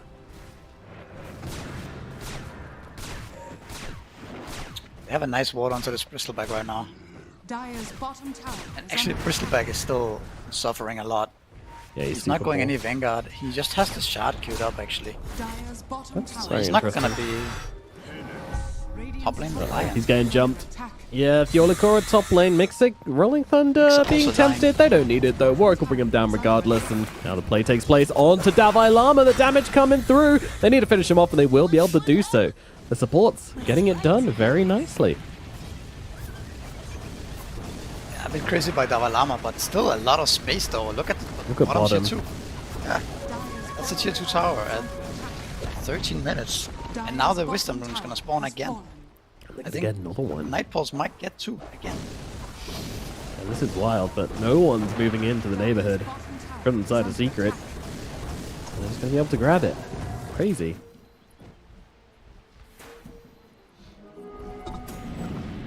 This isn't the secret we've been seeing so far. This is the first big stumble we've been seeing. Can they dig themselves out of this hole? That's what we're going to find out. At the moment, it's really only Parker who's having any kind of a game. Sniper's been shut down. The Bristleback's been thoroughly shut down. Puppy's pretty farmed, but he's just a Chen. So now when you look at this game from Pangolia's point of view, it's actually such a free Pangolia game. He has nothing to really worry about when he rolls through. Maybe if Sniper gets really farmed, he can shoot him down, but yeah, the way if it is Sniper now, gets really farmed, you could get like Reapers into. Sniper. Yeah, he's just not getting really farmed at the moment as he's dying. Although that said, the Chen is there with the heals, with the mech, with the Hand of God, but Warwick continues, as does Davai Lama, but they need to be a little bit careful there. The heals coming through thick and fast Onto the sniper, keeping him alive. Another Reaper Scythe coming down onto Davai Lama from Parker. Down goes your Timber Saw. Night Pulse, they need to get out of this one. This is not their fight. Oh, a stun from the Onacore, catching out Warwick as well. That's a big kill to get. Mixer will take it as well, dragging himself back into the game. That was a huge overextension from Night Pulse. Yeah, Poppy also saving the game there a little bit. Absolutely. Like with the mech and the Chen heal, kind of overextending Night Pulse into them. If that didn't happen, the sniper dies there. You know, probably all of them are they're gonna keep chasing and get multiple kills there. This is the road to Radiance right now for Necrophos. We're gonna see his net with Spike very soon. Yeah, that massive AoE, that's what I'm here to see. I was just saying, you know, how much could a farmed Chen really do? And well, there's your answer. Save the sniper was the answer, and boy, did that change the game for them. Now we have a much more even game at our hands suddenly. It was a big upset for sure. Nightpulse still have a lot more map to play with, considering the towers went down. Secret still hasn't really touched any tower of Nightpulse. Yeah, and these supports are pretty scary as well with all the extra XP. Haven't seen a whole lot coming out from Enchantress or the Hoodwink yet. From Desire or Kadar. Let's see, one of them has a Solar Crest and going in for the Glimmer Cape. Desire just has Atos. See if he goes for anything else. Yeah, it took a bit of the wind out of Night Pulse's sails. You know, they were getting very aggressive, making loads of moves, and well, that one awful fight has really kind of stumped them a little bit. So we'll consolidate, hit some timings, then go again. And apparently that timing is there. Not waiting for the Pangolier Aghanims, as I was about to say, but instead smoking up as 4, trying to make a catch. Parker has been seen on the front lines here. The ward comes down. Dragon Tail is out, followed up by the Rolling Thunder, and they will bring him down. The sharpshooter's there. Parker to full. Warwick looking for more here. Mixer's going to be that more, but Mixer's trying to hold his own here. I mean, puppies together, they are as 4. They are pretty darn scary, but Night Pulse respect that. They'll back themselves away. They got what they came for. Do they stay for the tower, though? They got the best possible target there. I think they don't want Parker to be tanking the initiation right now. They want Bristol back in front. Or even just like a Lion or something like that. Necro dying first is really bad for them. He's not tanky at all yet. And he's most of their damage. What's interesting is Puppy didn't use the heals there for him. I don't know if he was just so quick, just realized that there was no saving him, or he just wasn't in range. I don't know. Yeah, I don't know either. He wasn't stunned. Or what? No, definitely not.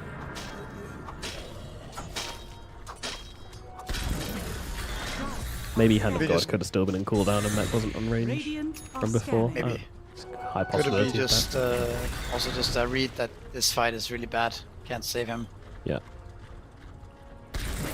Either way, another Parker once again. They're just keeping him from that top net worth slot, letting the DK be the boss of the game at the moment, with the Radiance finished up on the Necrophos. So as of the fights right now, it really comes down a lot to whether or not Night Pulse are able to burst that target initially. Well, whoever they go on, if they can burst that target, then the fight's going to be good for Night Pulse most of the time. Yeah. If they can somehow kite and the Chen heal can kick through and maybe they can get a couple of 4-staffs, then the fights might change to the point where, you know, Night Pulse dives into the hand of Secret, and then they can turn the fight around with like a Necro ult, all this like random damage on the ground from Bristleback, from Sniper, Necro Aura. It's just gonna wither down the lineup of Night Pulse. For now, they're still a lot stronger in fights, I would say. If the Pangolier connects with the roll as the initiation hits, then it's very hard for Secret to do much about it.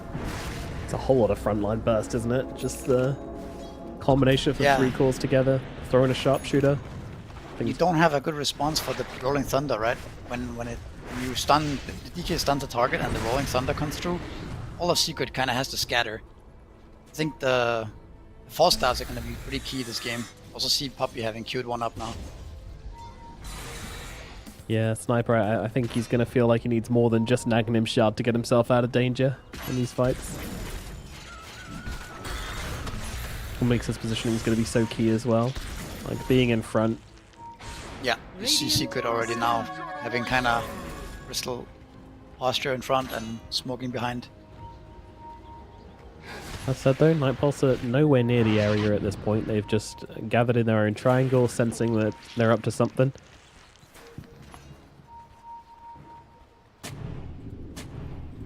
No major timing hit on Secret. They just wanted to see if they could find a fight. Might go Roshan actually. The Roshan, is it good? If I Dalai guess. Lama knows about it, and that Dalai Lama and Nightfall knows about it, Yeah, this could be a scary place to fight into Rolling Thunder. it really could, and it's not going to be a quick Roshan. The Bristleback makes it not horrible, but it's certainly not going to be quick. They should know they're coming, surely. I mean, Kadara's going to try poking at mid, you know, just be a little bit annoying with Sproink. And then TP across when the fight breaks out, I suppose. I'm not sure. I don't know why the Enchantress isn't here.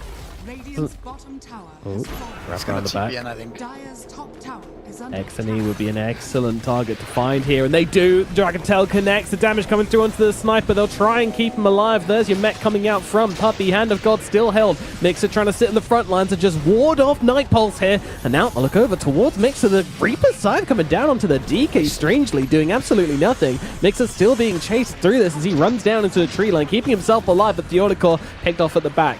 Now, they're looking to Not a good kind fight for of... Secret, Yeah, for sure. they need to leave get out. Night Pulse. Sorry, That's Secret gonna be needs to leave Roshan. them. Yeah, they've kind of Night led them Pulse. here, haven't they? So very early BKB from DK. I don't think he expected that. No, I don't think so. I think that's why that Reaper side came down onto him. Wasn't ready. DK, the monster of the game at the moment. I think maybe the Lion disable, like stun or hex, somehow cancelled the Pangolier roll through animation. So we didn't see the roll come through there. Radiant's middle tower. If he got the roll off, I think it could have been really bad for Secret, right? Because Necro was so exposed there in the pit. Yeah, Necro's in very, very deep, but didn't get caught. This will come in handy. 22 minutes now and an ages for the DK. 8k gold advantage for Night Pulse. This Necro experiment, the Necro Sniper lineup, it hasn't really looked like one of Secret's best ideas just yet. No, certainly not.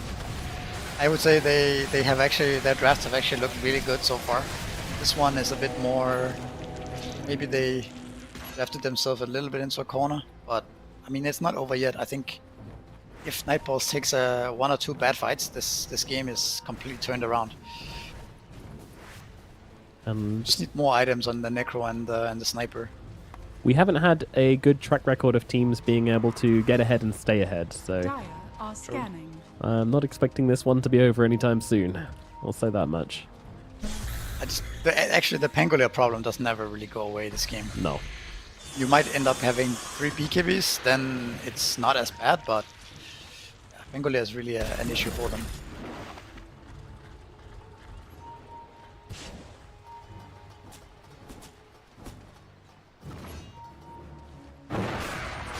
Another item that really destroys Necrophos as a hero is Nullifier.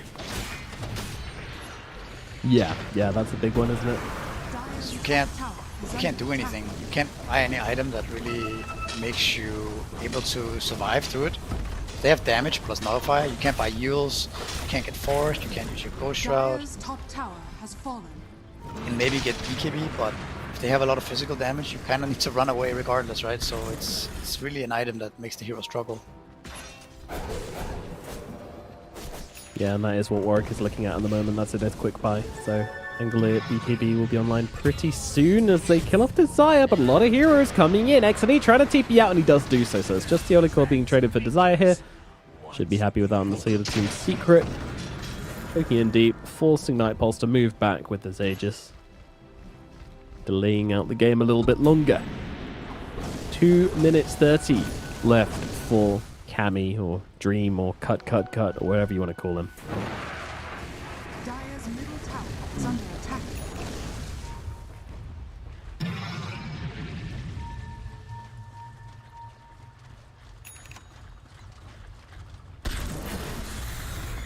Sanjay Yasha finish up the mix, so it's going to help him just be that annoying guy on the front lines a bit more.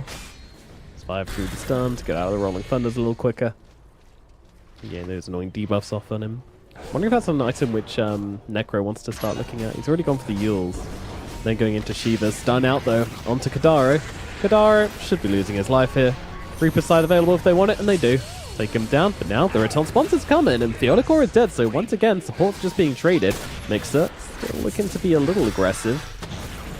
By a little, I mean a lot. Forcing out the Dragon Form, but they found the Sniper. Sniper with the BKB just trying to leave, and will be able to do that as the mech comes through. The heals are there. Hand of Gods come out. The heals out onto Parker. Parker, he's going to need a little bit more, and I don't know if they've got anything left to save him. They've used it all, and it's not enough, and there it is. The tip comes out. Davai Lama onto Parker as he brings him down. Oh, that painful tip. It really is. He waited so long for it as well. He's killed him so many times. He's gotten the better of him throughout the game, to be perfectly honest. Probably also waited long enough so that he knew that the tip is not gonna bite him in the ass, right? Yeah, potentially. That fight felt a bit like that was cementing the win. Agreed. Probably in his mind as well. So, like, okay, it's safe to tip now. Of course, it's a best of 3, so can still bite him in the ass. Definitely. I was wondering if there was going to be any voice lines, tipping, anything out coming out from Dawai. Just the tip. It's just a tip. No all chat yet. All chats for later. Maybe. Maybe.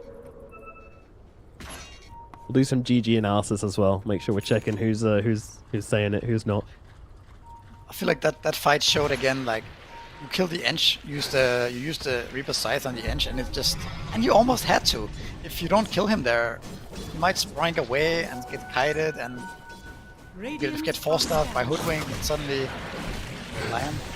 Yeah, Lion has been the victim of a lot of this, and oh, I thought he made it out, but Warwick finds him in the trees.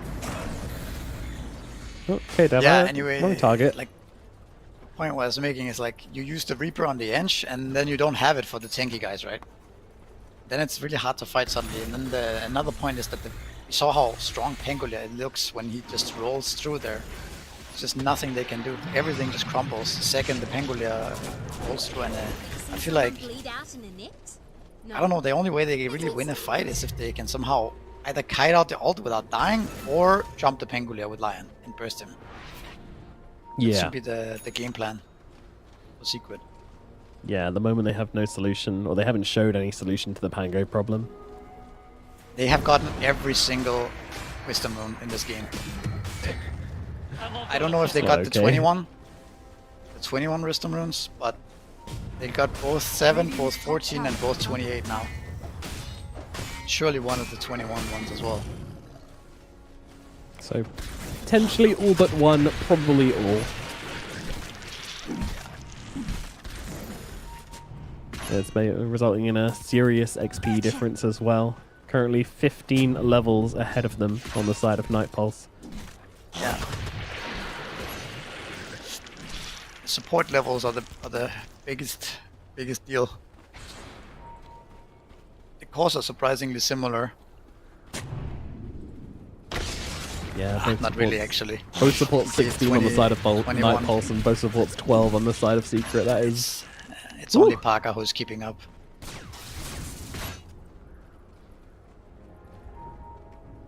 Yeah, Parker always finding a way to keep himself in the game, to keep his income high. Is under attack.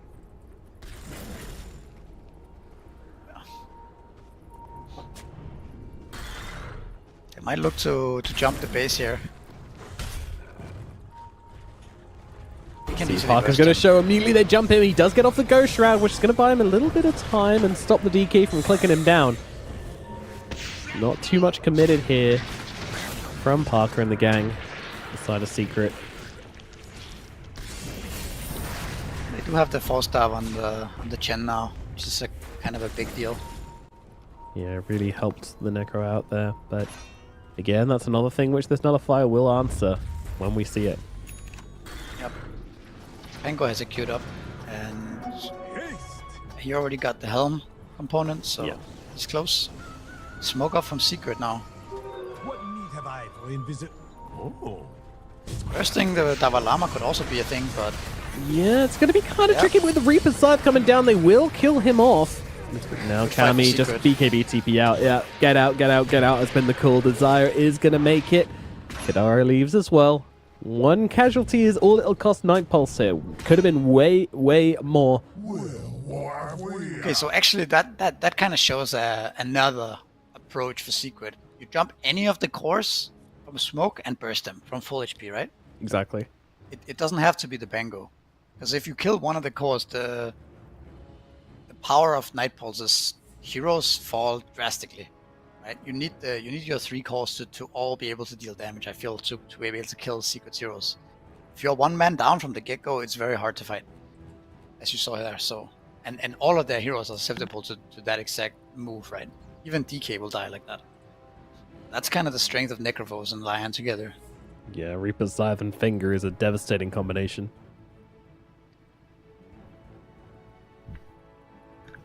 I'm wondering even if Necro wants to move into more mobility, but he's still looking for the Veil, for the full Shiva's Guard. And then into Kaya and Yasha. Or Sanjin Kaya, sorry, as a follow-up item. Looks like we're good to go. Reset. So Roshan respawning in about 1 minute's time. So Davai Lama will be back up for that. Let's see how much of the map Secret can take and how much money they can get coming back in their favor. Darius doesn't shy away from the Necrophos, that's for sure. Dara has 3k gold. I wonder what he's gonna to buy. Yeah, I was noticing that as well. I would have thought it's just the Hurricane Pike, but maybe he's got something else in mind. There's also some kind of, maybe some Lincoln Sphere. It's kind of expensive, but it looks like a good item. Lotus Orb, Lincolns. Yeah, These type of items are kind of nice against the initiation of Secret. Warwick has that Nullifier coming out to him on the courier. 4-star is never bad, of course. Secret has a nice setup here for Roshan, which is going to spawn in 10 seconds.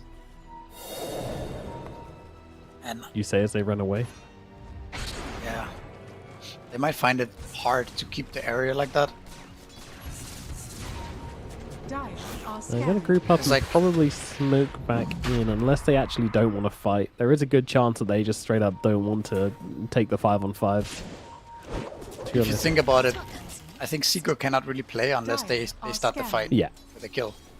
If they are the ones who get initiated on and Pangolier rolls through, then they're going to lose the fight. So they have to be in a position like they are in right now, where they kind of have the advantage. Otherwise, it's very difficult. And around Roshan, it's almost impossible for Secret heroes to position themselves. Radiant's middle tower is under attack. See, Necro has a hard time of getting to them right now if they start the fight. So that said, he's just picked up an Arcane Rune. That could be really key in keeping this Necro alive and forcing the fight. Now he picks up a Shiva's Guard as well. They see him though on the wall, so they know exactly where Secret are now. This is bad. The Secret has no smokes, so yeah, not as easy to start the fight. They won't be surprised by anything here. Running at them under the sunlight. It's not going to be subtle at all. Still, we'll try and hold the ground. Maybe bait with Mixer a little bit. Parker looping right the way around. I'm thinking better of it. Let's not forget, no BKB on Parker. Nullifier up for the Pangolier.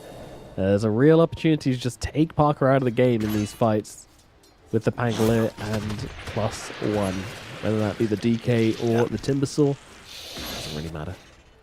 So I have BKB on both the DK and the Timbersaw. If they manage to press their BKBs before the Lion hexes them and the Pangolier rolls, then there's no counterplay for Secret realistically. They rely heavily on the Lion to get the hex off on one of those targets. What a stalemate at the moment. Yeah. The 4 ranged creeps on the top lane for Night Pulse are pushing in. Not quite enough though. It's not. You don't need to go home. Not enough to deter Secret, yeah. Okay, we see Nightfalls now. I think that if they just pop their BKBs a little bit early and start the fight on anybody, then they're gonna feel good. But I agree. see how this one goes. They have the... They know exactly where Secret are. Leaving the bounty rune even. Oh wow, they're going for the long wraparound on this. Could land onto Parker here. Let's see, Desire leading the charge. The rest of the team lagging behind a little bit. Here we go. Warwick pops the ultimate. BKB out from Davai Lama. They're trying to just juke them out here on the side of Secret, but they have lost Puppy. Puppy with the buyback. Oh, Parker. He moves across towards the Theolicore. Gives him an opportunity to jump out with that shard. Now they go over. Well, Theolicore is just dead in the middle of everything. The Sniper trying to get his damage off, but they can't bring them down. Mixer getting low, trying to escape. Getting good goo off here as Parker runs into the middle of the fight. Gets nullified and dead. That's exactly what they wanted to happen. Maybe they'll bring down the DK, they will, but it's going to cost them just about everybody. Buybacks coming out from the two supports on Secret doesn't make a difference. It's a full 5-man team wipe for the side of Night Pulse. There it is. Very hard to... I think maybe Parker had an angle there where he could have reapered DK. It felt like DK was holding his BKB a little bit too long, but maybe he didn't have the cast range. Reaper size cast range is pretty low. It's not the greatest. That was kind of an evidence of how the fight is really challenging when Secret are the ones getting jumped first. And that was even it could have been way worse because like Chen just pulled back immediately, right? Yeah. And then they kind of kited out both the roll and the tempos of BKB. But even then, it's just too awkward when they break the formation like that. Parker just trying to get on the front lines on the Necrophos and getting nullified up and killed off was just kind of exactly what we were expecting. I don't know how he answers that. BKB is going to have to be the only option they really have. Jumping in, getting multiple heroes caught on the Death Pulse and then getting some sort of Reaper's Scythe kill is the only way for him to survive through these fights. I think Parker played that fight good because he was waiting for so long to enter the fight. The problem is that Nullifier just destroys the hero, right? He just can't survive. No. And they're not going to use it on anybody except him. That's another problem. And I've been in this type of situation as Necro before. You feel like you need BKB, but you also kind of need Lincoln Sphere to stop the... but then you feel like, I also kind of want to Blink Dagger so I can cast my spells if DK gets low, you're kind of slow as well, like you have 375 move speed and cast range and Reaper is really low, so it's hard to get in and Reaper the guy you need to, when you have the short opportunity. So you also want a Blink Dagger, you're also slow, you want travel, so you actually want so many items to be able to be effective, and it's not an easy situation. Tower is under attack. So many things to think about here for Parker, and part of the reason why he's got so much to think about is because there's just not really any other threats on his team. The Sniper is just doing the bare minimum, just shooting people in the fight. It's got off like a little bit of damage in the last fight, but ultimately, just Sniper is kind of running away, right? Yeah. And even if he's hitting, it's not so bad. Same with Bristleback. This is not a serious threat. Yeah, Bristle's just on the front lines, gooing them up. Can make them scary if the Sniper is able to click, but so far hasn't been the case. Oh my god, look at Kidaro's items. Alright. Even before Pike. Yeah, Dragonlance Moonshard, it's a build. Feeling confident for sure.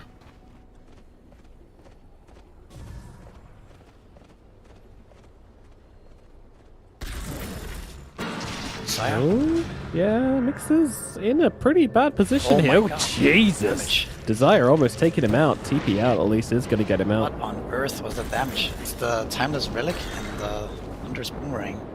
Yeah, the double amplified damage into Sharpshooter is just mountains and mountains of damage.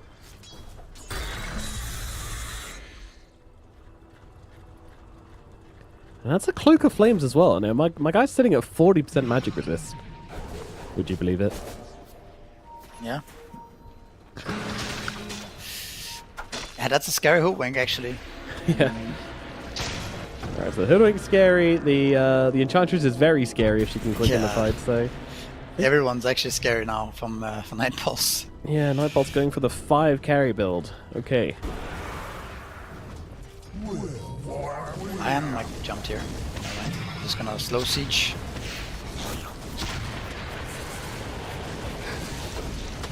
Yeah, Sniper being a bit annoying with those shrapnels. Dire's bottom tower has But a bit is not enough. Radiant's top tower is falling. It also feels kind of scary to hit a sniper because you get hit by any stun then you just die. Full. Pretty much.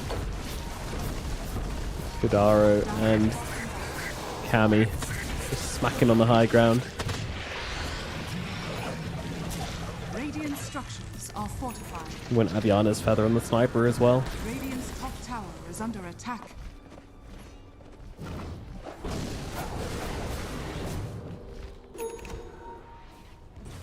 Parker, moving with the other core. Who are they looking to blow up here? I mean, Any core. yeah, they can blow up pretty much anybody, but maybe Not not the DK. this guy. Well, they're going to go for it here. Let's see. Do they have the damage? Aegis. Jumping on to the DK. Sinking. He's going for it. The damage comes in. The kill is good, but it's only onto an Aegis. So this gets very awkward very quickly now. I mean, the entirety of Secret are here. They're going to heal Theolical up to full, but it doesn't matter. They'll rip through him twice regardless. Finally, Theolical will fall, and now they move over towards Parker. Parker picks up the BKB, though, gets that nullifier off him and gets himself away, but he's just being clicked. He's just being clicked forever, and Warwick dragging him over here as Necrophos just having to sit in the front of the fights, but now everything's been used. Maybe the fight starts to go in Secret's favor. Desire is eventually going to get picked off by Parker and by Puppy, and they will kill the main guy as the clone is left behind. And they kill off the DK for a second time as well. Warwick sitting on a cliff, doesn't really know what to do with himself, getting gooed up by Mixer, tries to move to the side, but it's going to be another kill going the way of Secret. Alright. There we see the strength of Necrophos and the BKB, right? They actually didn't have damage to bring him down there, and then the Aura starts kicking in. The DK just died, actually. Out of nowhere. I mean, the DK was useless that entire fight because he used his Dragon form in his first life, so he's just running around in melee form doing nothing. Yeah, that was now the game is actually looking pretty even, right? 8k net worth doesn't matter at this point. Doesn't mean shit. Yeah, this is nuts. Alright, well, Parker is going to TP away, but Mixer's going to have the pushing power. 3 points in Warpath and the 20 talent. I mean, It's crazy how much this game also comes down to the, like we mentioned before, like how much it matters who starts the fight. Yeah. Even when Secret starts the fight on an Aegis, it still puts them in a much better spot to take the fight. And you said it as well, like the Necrophos and the Lion together can kill off anybody, so they utilize that beautifully by sticking 3 heroes on the high ground and just going out as a strike team of 2, trying to find a target. And that target's a DK, you know, I raised my eyebrows when they started going on the guy. There's an Aegis DK, but absolutely the right play. Slay the dragon. And a Wisdom Rune picked up. The enemy Wisdom Rune picked up here, Misery. Finally. Oh, yeah, big. And this was a very big swing. Parker's top net worth. Money changes hands.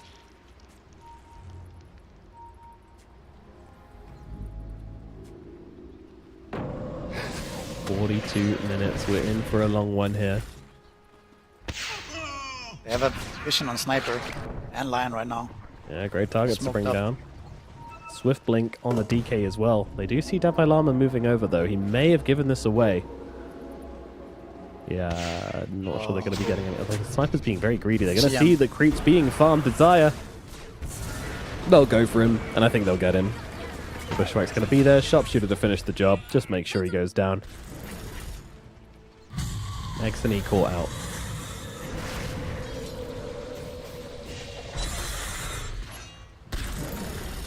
At some point, maybe you, if you start losing the fights, you might start to bite.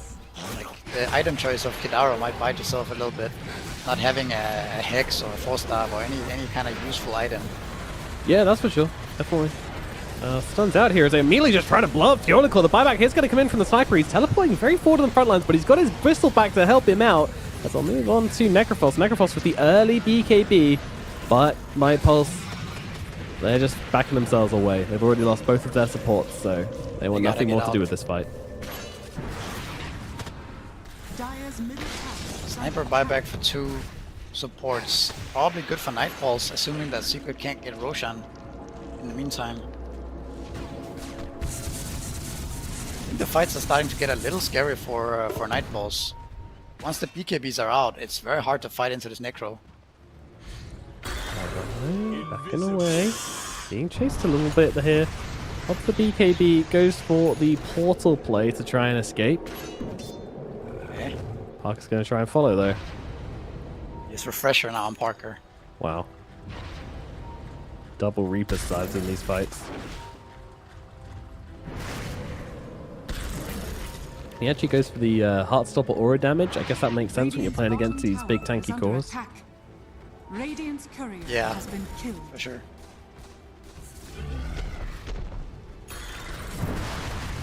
I mean, this hero is all about surviving the fight, surviving the BKBs, and just your passive damage from the Heartstopper. People just randomly start dying, right? Yep. And then they don't even realize how. They're not getting hit by any spells or any right clicks, really. It's just random AoE damage. Their killing hearts them. are just stopping. Top tower is under Yep. attack.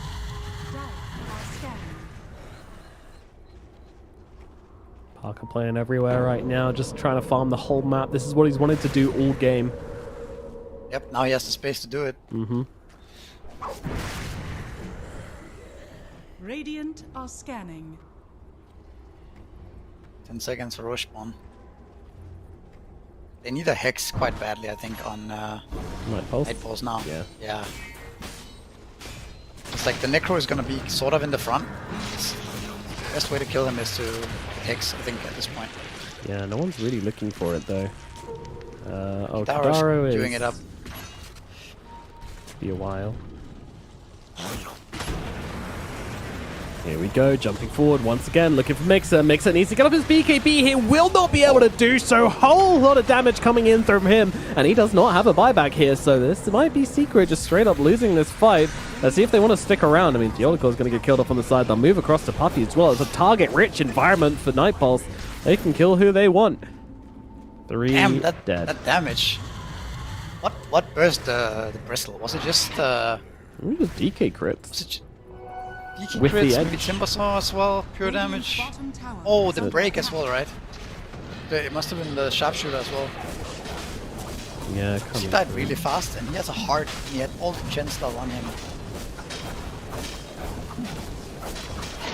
1,100 ready. damage dealt by the Hoodwink, and 1,200 damage dealt by the Dragon Knight. And 800 damage dealt by Timbersaw. He was... We're not really ready to take the fight, though. No, they weren't set up at all. Oh, Parker is actually in trouble here, I think. Stunned. He gets a refresher off, gets off the BKB, goes aggressively, and TP's out. See you later. Okay. I thought he was going to run in, try and grab a Reapers onto the Hoodwink, but nope. Couldn't see him, I think. It was the decoy. Yeah. Okay, back in the favor of Nightfalls. Yeah, definitely this time. And it's all about who gets the initiation.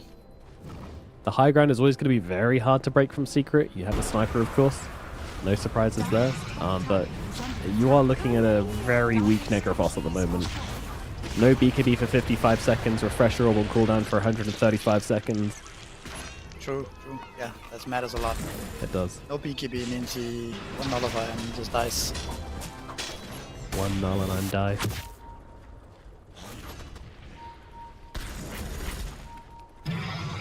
So DK seems to go. He got a free Dire's bottom barracks are under free ice attack. dragon, Cool. black dragon. Yes.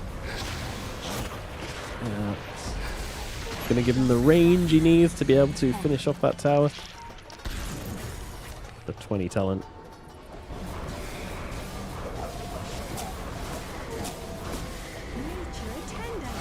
Killing off the Tormentor as well. It's not a high ground time, apparently. It's so hard, right, against sniper and you know the whole like Link Hex Lion. Oh shit, I'm dead. You know, now you have to run away. Well. You don't want to get in that scenario. Yeah. Might see the further we get into this qualifier, the more safe people start to play, right? We did see a lot of throws yesterday, and that We did. might be because the qualifiers in its early stages where games, I mean, psychologically don't matter as much, right? Because there's more games to play anyways. As you get closer and closer to qualifying, it's I'll take that. it's gonna get more stressful. Yeah, you start to believe.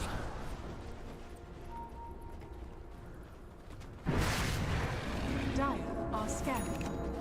Still surprised that Night Pulse didn't really do anything with the Necrophos with no BKB and Aegis on the DK. Equally rolling here. Yeah, I don't know why, but he is. We're looking for a fight in the triangle, but Secret disengaged quite nicely.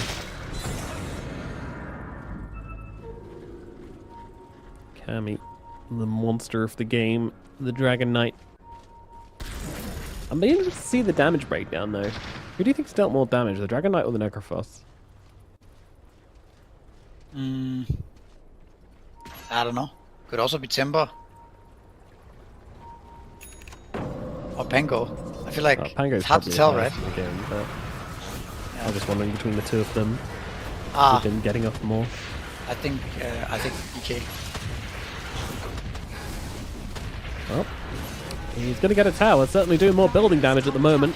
Assassinate coming out on Tim. Doesn't care. Just keeps it going. Rolling Thunder coming through. Stunning up Mixer. They use the Nullifier on him as well. This could mean an entry to the fight for Parker if he wants to find a way in. But he's currently not home.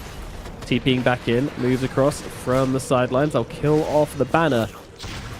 Secret will hold their high ground. It's a nice approach from the Nightfalls though. Hitting a little bit carefully and then using the roll to kind of zone them, right?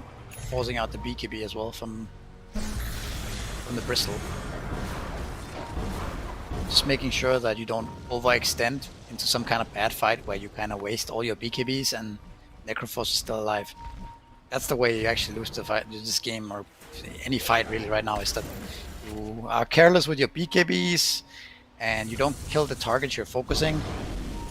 The fight drags on to some point where you are out of gas.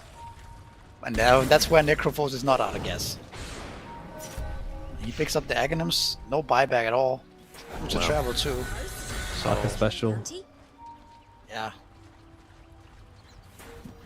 It's very bold, but with a refresher BKB in, he feels okay about going for this. And it does give him a lot more damage on that Heartstopper aura. So the longer these fights go on, the more it's just going to stack up. So it's based on 50% of his HP regen. Yeah. They're smoked up now, Nightfalls. See. Still no BKB on Bristle. 5 seconds.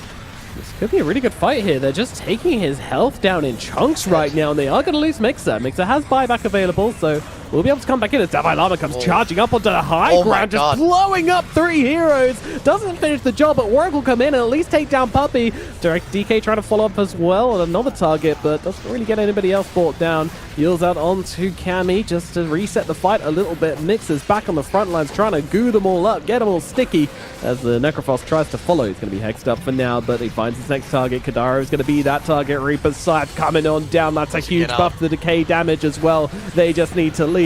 This Necrophos is too damn scary. Another Reaper's Scythe coming down. Down goes the DK. Davai Lama found on the side. Moving with some big Timber Chain TPs out. He will get out okay. Davai lives, as does Warwick, but still a big fight take and a huge defense from Secret, but it does cost them. That's 2 buyback again, right? But that's the scenario, exactly what we just talked about, where you just have to get out. You got nothing left in the tank. All the extra regen which the Necro is getting from these double Reaper sides are just making his decay absolutely ridiculous. And yeah, Desire looking like a little bit of a tricky situation here. Backing up, but Mixer still chasing, and in comes Parker from the sidelines. They will kill him, but Theolical has died as well, so it is a trade right now as once again Nullifier out onto Necrophos. There's not really any follow-up here though, just trying to slow him down from jumping Davai Lama. There's no buyback on the DK, but I also don't have buyback on either Sniper, Bristleback, Iron, right? So it's a bit scary to push here. So you don't know about these buybacks. No, you don't. I think you gotta force it, and that's exactly what they believe. Davai Lama's gotta be a little careful there. Has the Aghanims going, which certainly helps with the Yules. Just gonna cancel out the whole thing. Bristleback has a lot of damage to these buildings. Yeah, he smacks them. Ooh, a jump over the Necrophos to try and catch Puppy here. Sniper trying to do the damage to Warwick, and honestly, he's doing a whole chunk. Be a little bit careful. Reaper's Scythe is almost back. Running around with these fights on low health is not the best idea. Secret, they get the middle lane of barracks. They'll get themselves away. Does look like they're able to break the base, evening this game out even further. Yeah.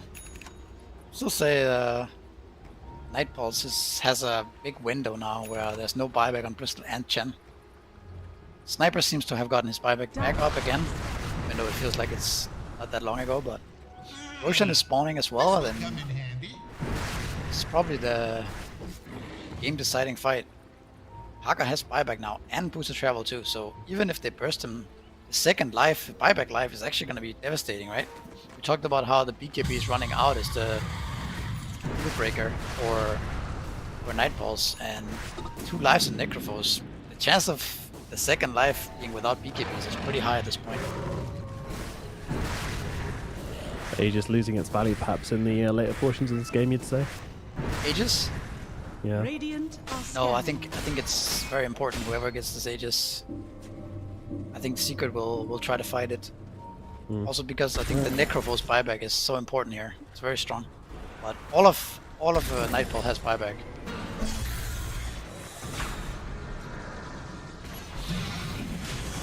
Oh, they're in the pit right now. You know about it too. Yeah. Alright. Hawaii Llama's scouting them though. Yeah, he's doing a great job down here on the low ground as immediately the Nullfire out onto Necrophos, forcing out his first BKB as he's just trying to sit in the fight and get some damage off, looking for a target to get off that Reaper's side, but it's Chen who's gone. No buyback on Puppy either. He is gone. Over on the sidelines, Warwick is in trouble here. He'll be losing his life, and the Reaper's side does come out, giving Parker all that extra damage on his decay as they're trying to stand their ground here on Night Pulse, but I'm not convinced they're going to be able to do so. Mix is so strong, just him and the Necrophos charging through the fight. They'll take them both down. The decay, the damage is just stacking up far too much. There it is. That's what we talked about. You need refreshers on your cores at this point. You cannot play without BKB. Necrophos damage is too high. You die within 10, it's something like 15 seconds max, and all your health is gone. So much damage. Naturally disappears. Yeah, so 9,900 damage dealt by the Necrophos in that fight. No one else came even remotely close. Yep. It didn't even look like he was doing much. He was just kind of wandering around. No, he's just there. He's just in there. Just chilling. And he presses Ghost Shroud, and everybody takes so much damage from the amp, from the amp and the Heartstop aura. So you need BKB you need double BKB on DK and on Timbersaw. I think you even need BKB on, or potentially the Refresher Orb on Pangolin as well to get the double rollout. I'd say so. 2,700 damage dealt by Necrophos to the Dragon Knight. That was a fight where Chen ended just up with the Heartstopper. Chen died immediately. But killing Chen is not really good if you're using your BKBs on them on the kill, so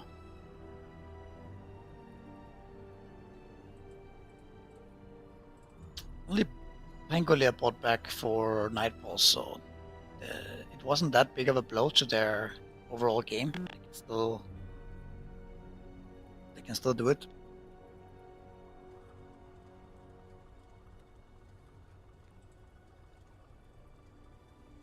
What's our win probability looking like? Wow, 54%. For the side of Team Secret at the moment. Right. Anybody's game still, but taking this Aegis into account for the Sniper, he's still not doing much. I'll be real. Xeni is struggling this game to really do a whole lot other than just sort of slightly click things from the side. When the Bristle starts to get the anti-armor going with the goo, then he's doing something, but at what point... I mean, am I underestimating the Sniper? Is he doing more than I'm kind of... It's really hard to say. I think most of the time he's just kiting the BKBs, and then after BKBs are out, then Necrophos kills them. I think you actually have to focus and kill this Necrophos, because I think it's too hard otherwise. bottom tower has You fallen. have to least use doesn't your have an beekeepers Aegis. to kill him. Yeah.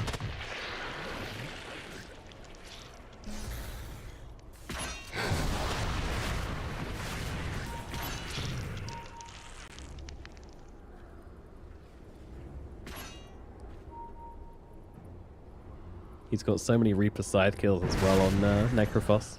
40 regen, just naturally. Yeah. It's a lot. At any given point, without doing anything, he's sitting at 222 regen, normally speaking. Throw some Sadist in there and all of a sudden it's getting significantly larger. But 222 is a base. Gangnam Scepter, 50% of that means 111 AoE damage at all times. Cool. Fresh on DK now. That's your double BKB. Timbersaw has his. He's had it for a little bit, I believe. Yeah. What about a Nullifier on the Dragon Knight? No, he's got the Refresher. He's running low on item slots as well now. Definitely. Think he can Also maybe getting replace the close. Silver? I don't Getting know. close to the 60-minute items. Yeah, we are. And I wonder what that looks like. Who does that benefit? Is there some item that destroys something about this game?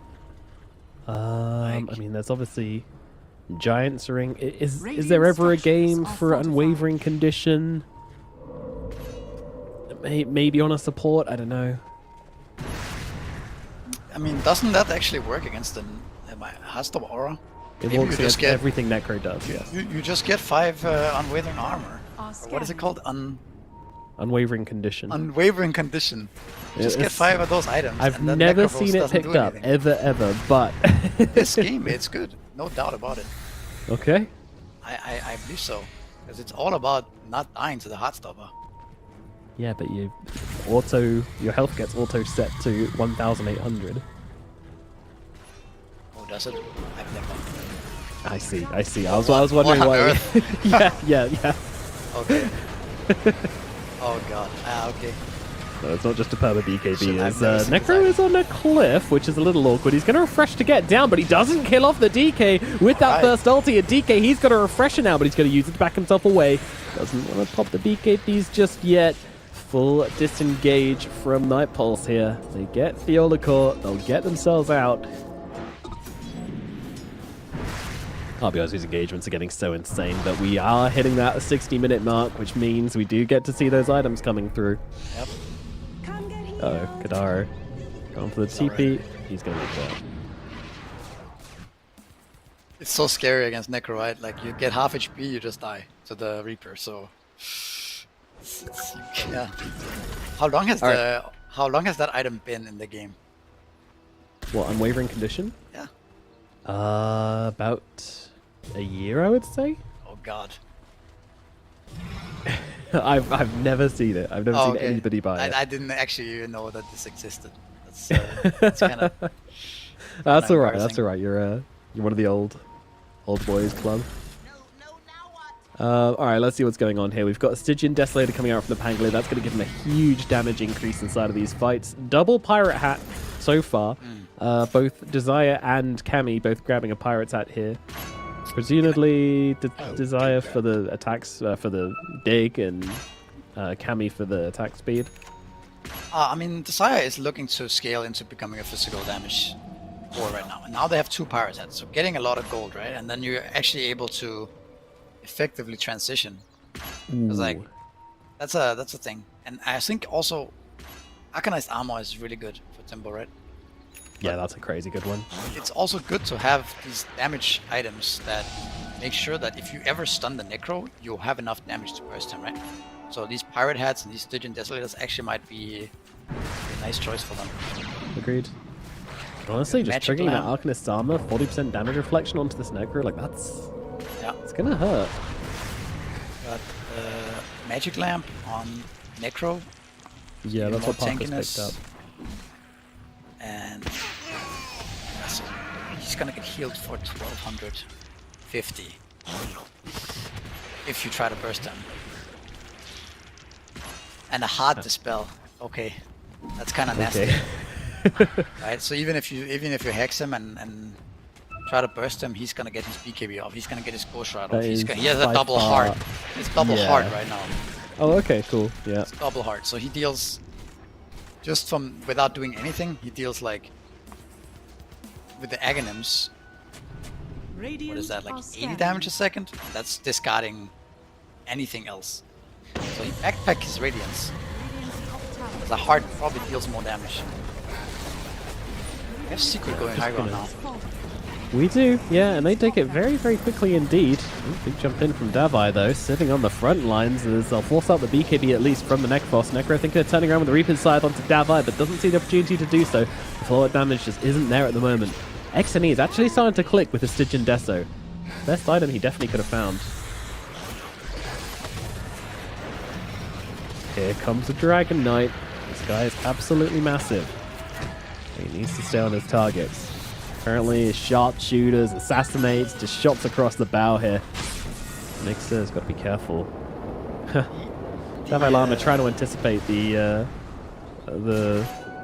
bristleback, I think. I think he was going to go up and try to hit them, but The calls of Secret are so tanky now. Both the Bristle and Necro. It's so hard to kill them. yeah, we're in some ridiculous late game. Yeah, the fight for Night Pulse is a bit more tricky than for Secret right now. Secret kind of just has to stand their ground and do whatever, you know, like Necro, cast your spells, Bristleback. Whereas Night Pulse needs to be so wary of their BKBs. They need to use they need to hit their spells a lot more than Secret does, basically. So I think the fight is much easier for Secret. It feels like Secret just have broken heroes at this point in the game. Like in the super late game, which we never thought we'd end up at. It doesn't feel like it's equal, but maybe the supports are where the difference is going to come in. I mean, Necro at this point in the game doesn't feel like a Dota hero anymore, right? The hero has 200 HP regen a second and like 5,000 HP and so on. There's so many crazy things. He's just juggling heart and Timber's radiance just in dead. the phases, but look at the damage coming out here. They try to go with the Necro not being here, and it just completely goes against them. Davai Lama going to buy back into this and try to help out. It's going to be Assassinate following Warwick, though, and he's so slow from all the goo, just from rolling around and getting gooed up. He can't get away. Warwick desperately trying to escape this one, but double stun coming out from Fiolacore, holding Warwick down. Mixer desperately trying to finish the job, but he will be able to do so. The Pangolier is dead. No buyback available. The Reaper's Scythe onto the Dragon Knight. Another huge pick off here for the side of Secret. Are they finishing this one off? I think they might be. Kadaro is done. Buyback available from the DK now. They're going to need to find some magic here if they want to hold on to this game. Night Pulse, all the buybacks being used, but it's cost them nothing on the side of Secret so far. Yeah, I feel like they can't do anything anymore. They're just too tanky on Dire. They have no damage. You're running around with this melee Dragon Knight looking to try to turn the game back in his favor. I don't think so, buddy. They do get on the Sniper. The Sniper's got a BKB. The Chen's behind him. The heals are coming. And now in they go. Look at the Bristleback just forcing through everybody. Parker's on their faces as well, forcing them back into the fountain. I don't think they're going to get there. Kadaro is gone. Desire's just melting. The damage from this Necrophos is absolutely insane. They're trying to hold here. Davai Lama trying to do something, but it's just not going to work. GG is called. Game 1. It will go to Secret in the end. Wow, crazy game, huh? Yeah, that was nuts. That was absolutely insane. Yeah, very, very crazy game for sure. But in the end there, I think you're on point. Just looks like Secret's heroes are, I don't know, from a different game or something. It's Necrophos and Bristleback with the Chen behind. You don't have any damage anymore. They just couldn't kill. They just couldn't break them. They just couldn't get through to them. Like the DK just kind of fell off a cliff when it came to the damage output he could do in this game. If you think about it, I don't feel like Night Pulse had a clear throw moment, right? A little bit perhaps, but not nearly as much as we saw in the other series earlier. I feel like this was just a very Secret, like playing to their chances throughout the entire game, right? And clawing their way back into the game. Like, because it wasn't like they threw. Every time they went high ground, they got a range Vax, maybe 2 buybacks, and then died 2 heroes and got out, right? So it wasn't so bad. But just the Secret continuing to scale, getting all these items on Necrophos, and just holding their ground and holding the the belief that they can come back, right? Absolutely, yeah. Man, they were right indeed. They could do it. I think the only opportunity I saw for Night Pulses is when they did have that Necro without Refresher, without BKB. I could have seen some smoke into the base, try and force something there. I just don't think they had enough confidence, or maybe they were underestimating how strong Necro would get in like 10 minutes time or something like that. I'm not sure. I mean, but either way, whoever plays against Necro in a 7-minute game, right? Yeah, I think exactly. It also shows a little bit how maybe two things basically. You had Kidauro going for that moon shard and items that like Swift Blink on DK perhaps also was a little bit too premature. Like you maybe bought items that were a little bit unnecessary and trying to. You thought the game was over, so you bought some cute items, right? That might have made the game harder than it had to be. That's the first thing. And then secondly, I think the Night Pulse heroes fell off a cliff at some point. You suddenly had no damage. The DK couldn't outrange the sniper. You couldn't kill the frontliners and Necrophos and Bristleback anymore. The Timbersaw felt like a creep when he went in. He would just explode, right? And yeah, Pangolier roll also lost its effect after a certain point. So pretty much all of the Night Pulse heroes after this 50 to 60 minutes in that window, they couldn't do anything anymore. It was like impossible to fight. So yeah, just outlasted the timings of Night Pulse completely from Secret. Definitely, yeah, definitely. Very fun game, I'm surprised it went this way. I wasn't really anticipating a 60-minute game here, but that's where we ended up, and yeah, things just going in Secret's favor. I think the moment we picked up that magic lamp, it was just like, you're not killing this Necrophos anymore. Like, I don't see how they could have done it. Like, nobody is going to outlast him. No one's going to out-regen him. It was actually that one fight where Parker just picked up his BKB and Dragon had Aegis. Yeah. That was a really, really important moment, I think, in this game. That's where they kind of turned it around, where they jumped the Aegis DK and he popped DK form, died, and then they took the fight again, and then actually they lost a bunch of heroes there. The BKB on Necrophos was very crucial, and then the refresher afterwards on Necrophos, that kind of made it so hard to kill this hero. And like we have talked about during the game, like once the BKBs from Night Pulse ran out and you're not killing Necrophos anymore, the fight's over, you gotta get out.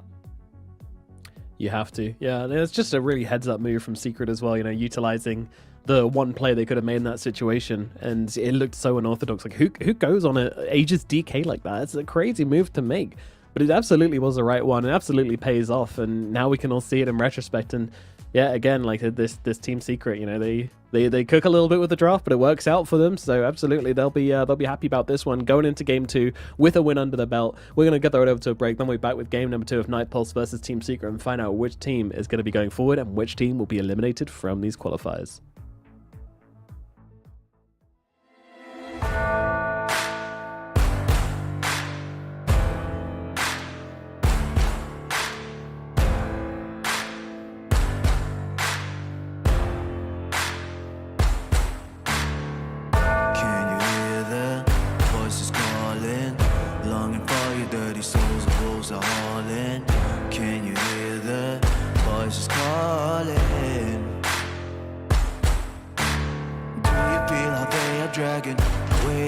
Second to push you to your limits, going strong and feeling better.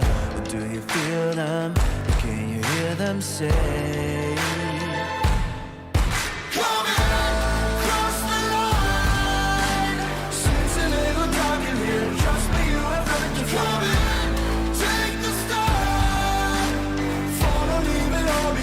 Welcome to the other side.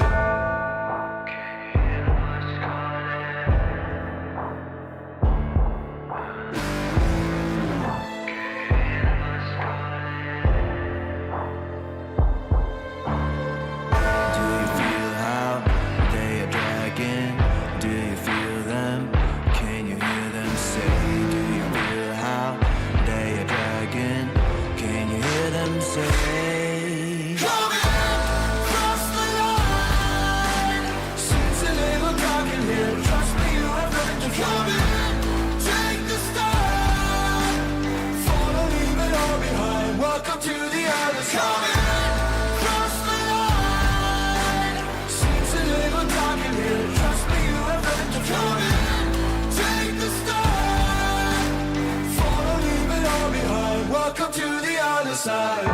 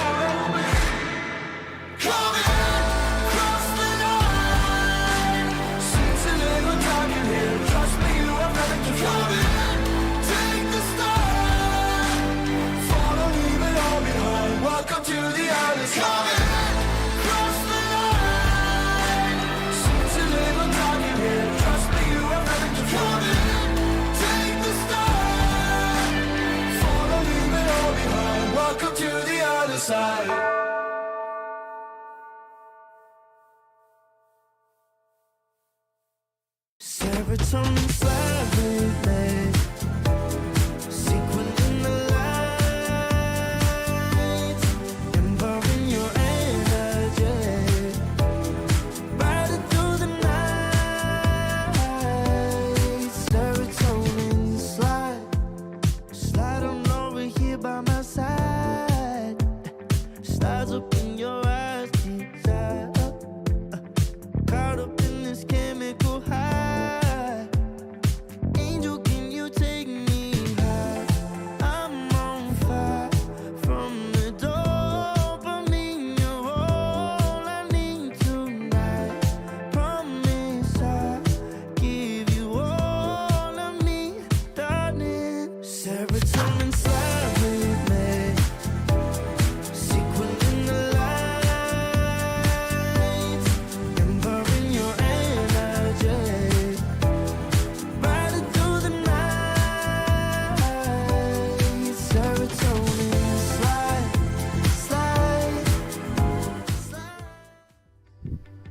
Hello and welcome back to the ESL One Raleigh Qualifiers, where we are getting into game number 2 of Nightpulse versus Team Secret. A very spicy matchup with two ex-teammates playing against each other after a big fallout, and it is currently Team Secret leading game number 1, putting Nightpulse in a very scary situation. Now they're one game down. I imagine emotions are fairly high at the moment, so we'll see how they look coming into this game number 2. Of course, we got the draft and everything to come before that, but yeah, Misery, do you want to talk about the last game a little more? Do you want to move on to the next game? You know, you get to choose. I would say that this might be a little bit tough to lose that last game for Nightpulse, right? They had such a nice advantage throughout the entire game, and the way they lost must have been kind of frustrating. To these tanky heroes as Necrophos, where your heroes are just dying without really, knowing exactly why, or like why, but it's not like a spell or anything particular. It's just this Necrophos that's unkillable. It's a little bit frustrating, I think. Hope they are able to reset and deliver another good game, because they looked really strong actually, Nightpulse. So it was very competitive. It was very competitive, yeah. Also, big props to Secret though for staying composed and managing to come back in this game, right? It was looking really grim at some point. Yeah, it was. I mean, they never really strayed from the plan. They always had this idea that they were gonna kind of come back with Parker on the front lines. Sure, as other members of the team didn't really kind of hit their stride. We never felt like the sniper was truly online. But he was still doing the damage. 58k damage to end the game with is a lot. Park had 73k, but between them they had more than anybody else on the side of the enemy team. So clearly getting the clicks off in the right circumstances. And yeah, Bristol as well, also a beast in the late game. So they had their ideas. They kind of stayed calm and kept it going. And there was high intensity for emotion in this game, because you are playing against ex-teammates and everything. There's some tips coming out as well. So all in good faith, but there was always that threat, that looming kind of concern that a team would just drop the ball, but neither of them did. Both teams kept it very competitive till the end. Both teams fought tooth and nail, and yeah, no big throws, which was nice to see considering what we've seen so far from even the better teams in the region. But they both hold it together, and now we have a game number 2 and we have a draft. So let's jump into it and find out what exactly is going to be going on in the second game, what we're going to be playing with, and whether any of these key heroes are going to be let through this first set of bans. Yeah, we have the Chen ban coming out, which is kind of warranted from last game. I think Chen had a huge impact, not only in late game, but also in that one early game fight where he saved the sniper. I think that was very crucial for the snowball of Nightpulse. If that fight had gone wrong for Secret, the game might have been very, very short. So that was incredibly impactful from the Chen. Makes a lot of sense. They also see an Invoker ban. I hear that Secret has been playing non-stop in this qualifier. So that makes a lot of sense. And Secret banning out Monkey King is a little interesting. Then the Mag and the Alchemist is pretty standard. Haven't seen an Alchemist in a month or something. Yeah. Always banned. Yeah, Alchemist is just perma gone. You're not seeing that hero. Sorry, any Alchemist fans. Yeah. So Magnus also taking. Oh, I'm always a little sad when Magnus get banned. I'm just never bored of Magnus. Magnus is the one hero which can just be perma picked, and I'm content as a cucumber about it personally. Yeah. The inch ban is also a little respect there from last game. I think he also had a high impact. Took out mid tower, took out a lot of the towers early on, and did a lot of good things. First pick Morphling. Yeah. All right. They take it I away. wonder if this. I think this is certainly a support Morphling, a little bit of the time, right? I think maybe Certainly 3 out of 10. support Morphling a little 3 bit out at of the 10 time. times. Okay. 3 out of 10 times. This is a Morphling support. Okay. And you're flexing it somewhere down the line, I think. But the first pick Morphling as a carry is actually legit nowadays, as this hero is just so solid. All right. I'll take your word for it. Beastmaster coming out of Team Secret, but I'll give you a little more. What does Morphling give you as a support then? He's doing the other build, the one with the strength. And then he just kind of gets levels and eventually has very low cooldown on his waveform. It's very hard to kill. He uses Morph as his primary target, right? And his cooldowns are super low. So if the enemy has like a hero with another nuke or a stun or something like that, he can turn into that hero and switch back and forth and just spam spells. It can be pretty annoying to deal with, but obviously this hero is very weak in lane and it's very niche. But we did see it. We have seen it here and there the last like 3 months to half a year, something like that. Yeah.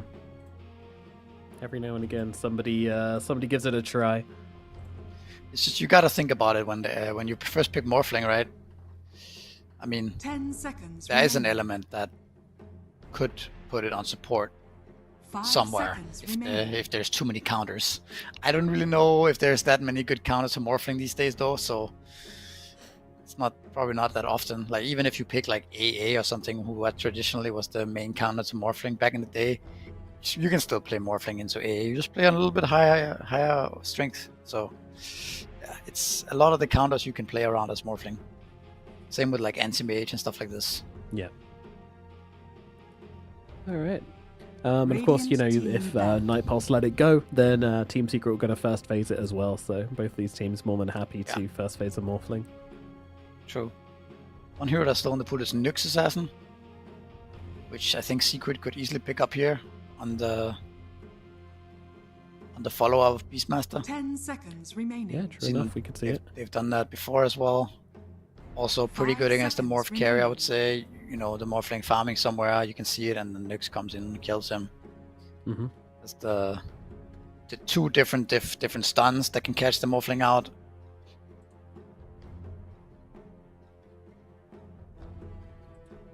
Taking their time on these bans, making sure they get it right. Team Secret definitely trying to plan the rest of their kind of drafting here, at least through the middle parts. When would you say the most conversation happens for a draft? Oh, I think that really depends on what happens in the draft. Right.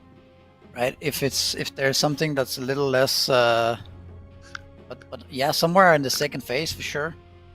But if there's something weird coming out, then you might have to think about it.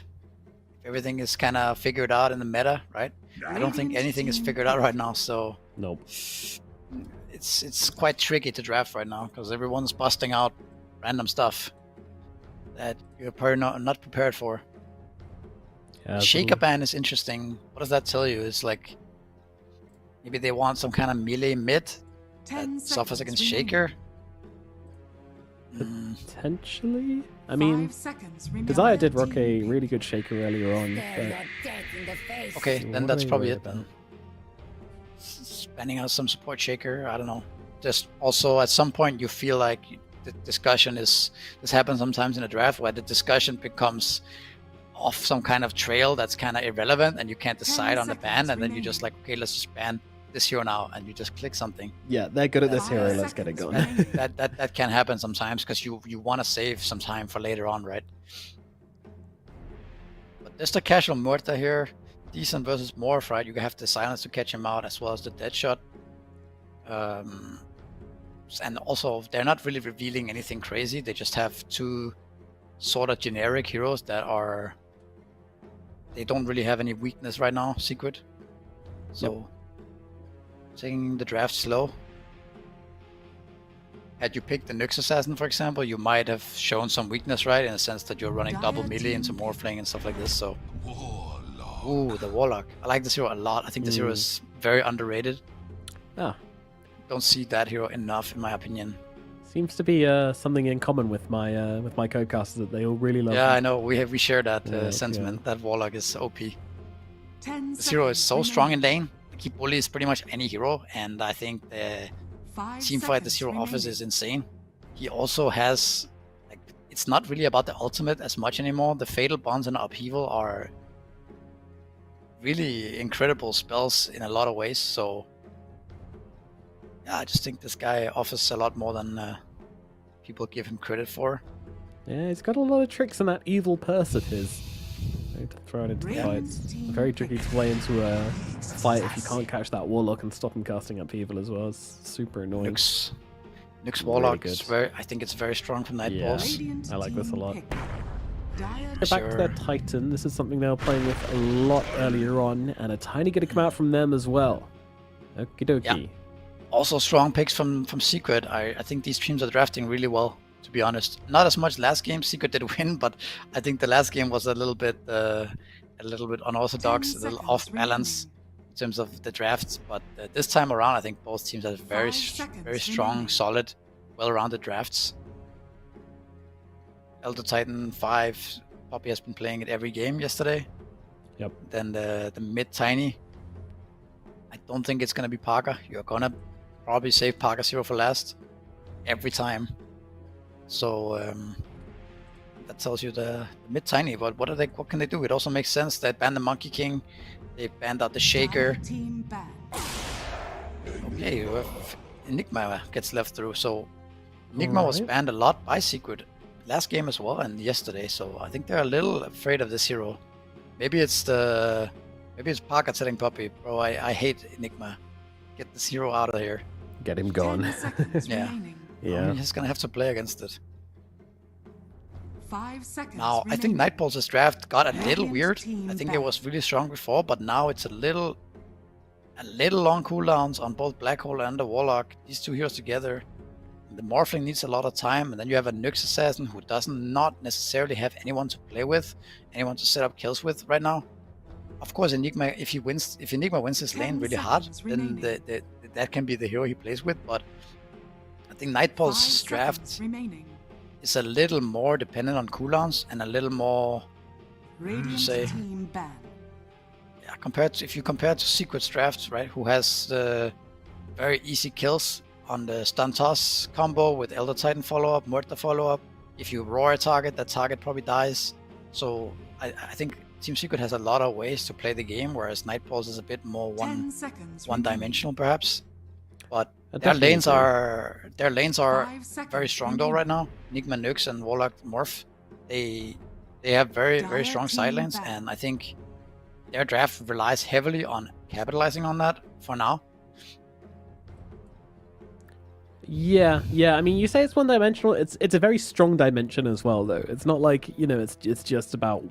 No, I mean, Nightpulse needs some kind of Earth Spirit or some kind of tempo out of mid that has lower cooldown on their spells. You also see Secret banning out Pangula Ember, exactly the type of hero that they need to make their drafts from awkward to back to solid again, right? Yeah, they can still. I think it's make Earth Spirit or Puck, right?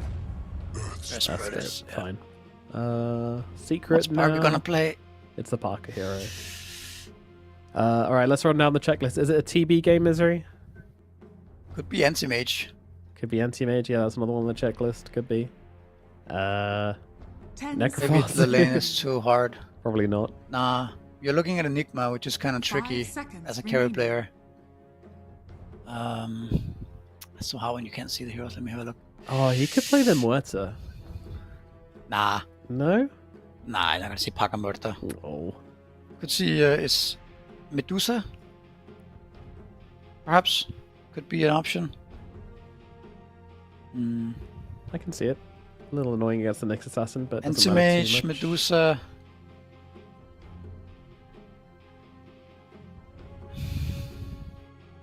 You want the big statement carry coming out from Parker. Also do a Luna maybe, even though Luna is not in the meta. I think this is not a bad Luna game. Because you can ditch the lane at some point and go jungle. Dragon Knight is still around, but I'll go back in for the Drow. Select your heroes.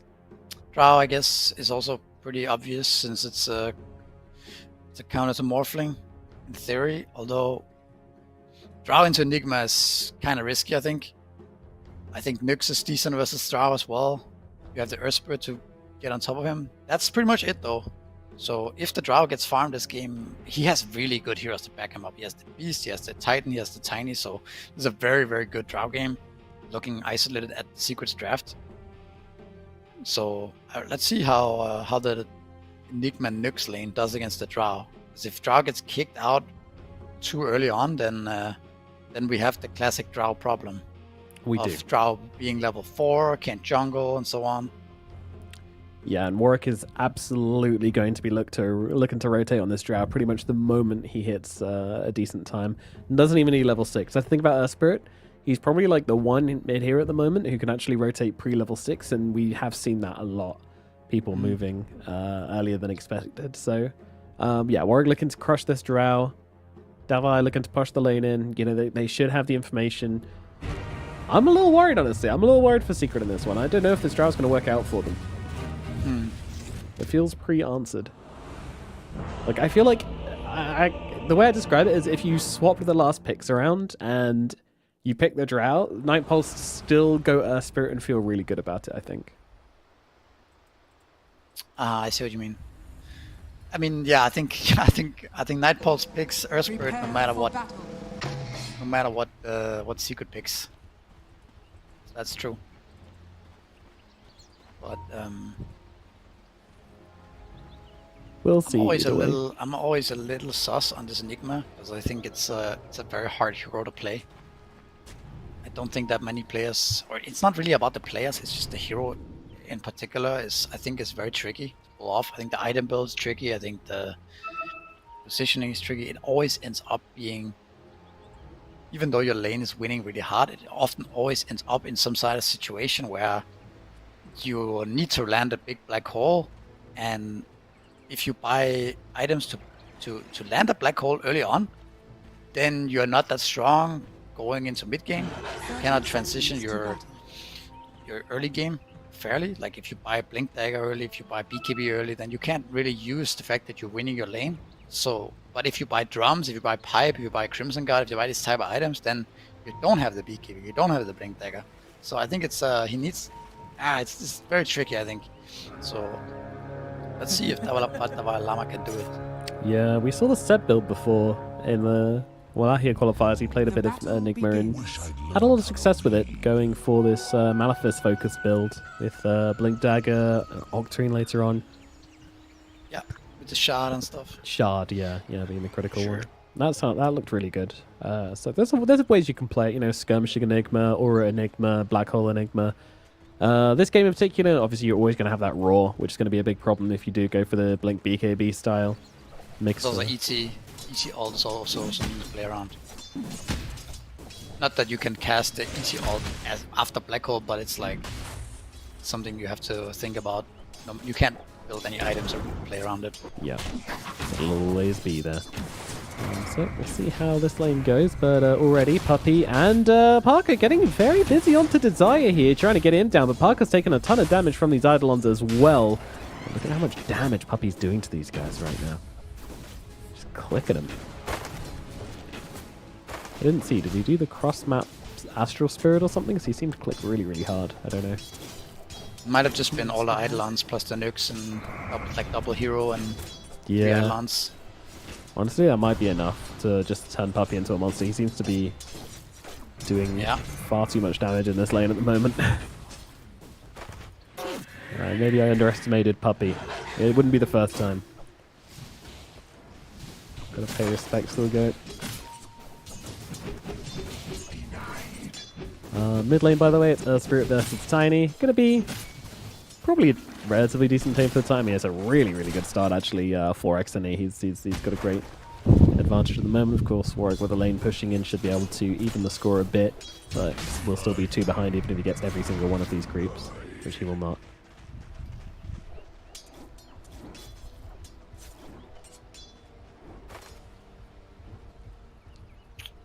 Tiny's tended to struggle into these faster heroes. Heroes which can kind of outpace him, just, you know, deny him out and stuff. Ember Spirit being the kind of key in that regard. Where there's like no, like on paper, there's no hard counter between Ember Spirit and Tiny. And yet Tiny just struggles so much in that matchup just due to the speed which Ember casts spells and right clicks and everything. Seems to be a very difficult matchup for him. But not this time around. Spirit's a little slower than his brother. It's Isaiah catching a walloping from Puppy. Oh, you don't want this smoke.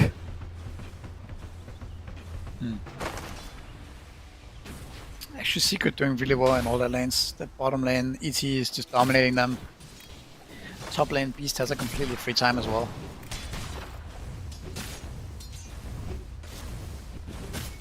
Never really asked what you think. How do you think this game's going to go if you had to call it?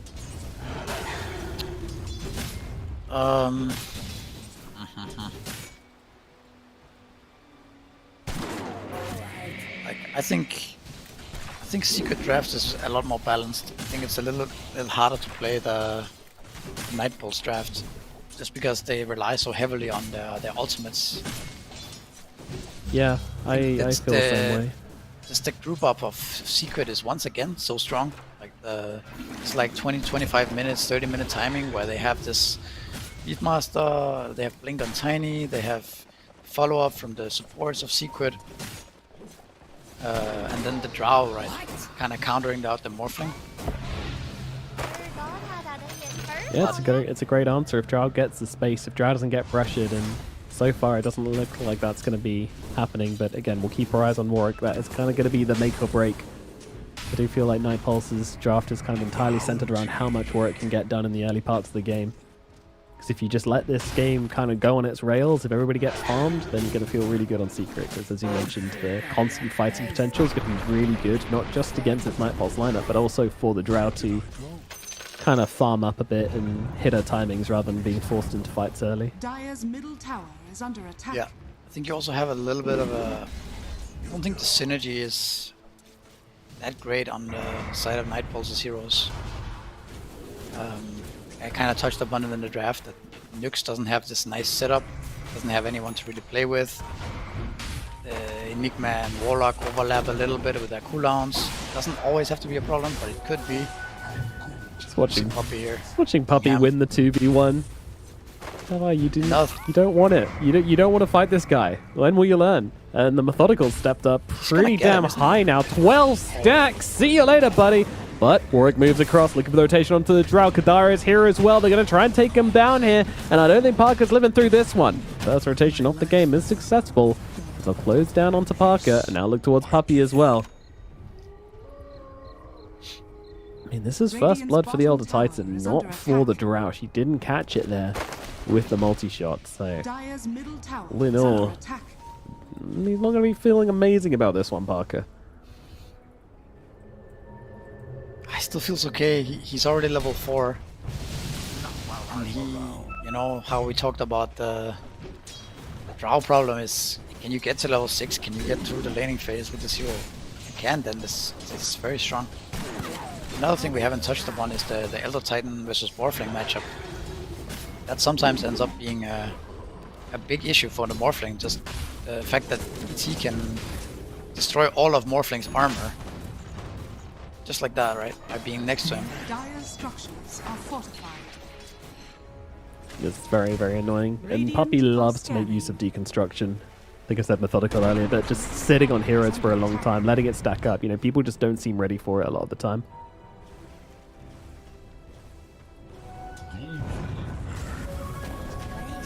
Kind of funny as we have a rolling up on the top side here. Theolical are in some trouble, and they should be able to take down the Moeta. One more rock will be required, but there it is. The refresh is there, and with the Faithful Bonds holding them together, Kadara's going to grab the kill. Theolical had no chance of getting out of that.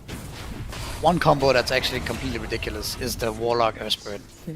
Like, they actually have the potential to 2v5 this game. Just the Fatal Bonds and the Magnetize that we just saw there. If that hits on multiple heroes, not just 2, but like if it hits on 3-4 heroes, they might just all die to random AoE Magnetize damage. So that combo has historically been like insane. In the times that Warlock has been popular in the past, it's one of the best combos with it.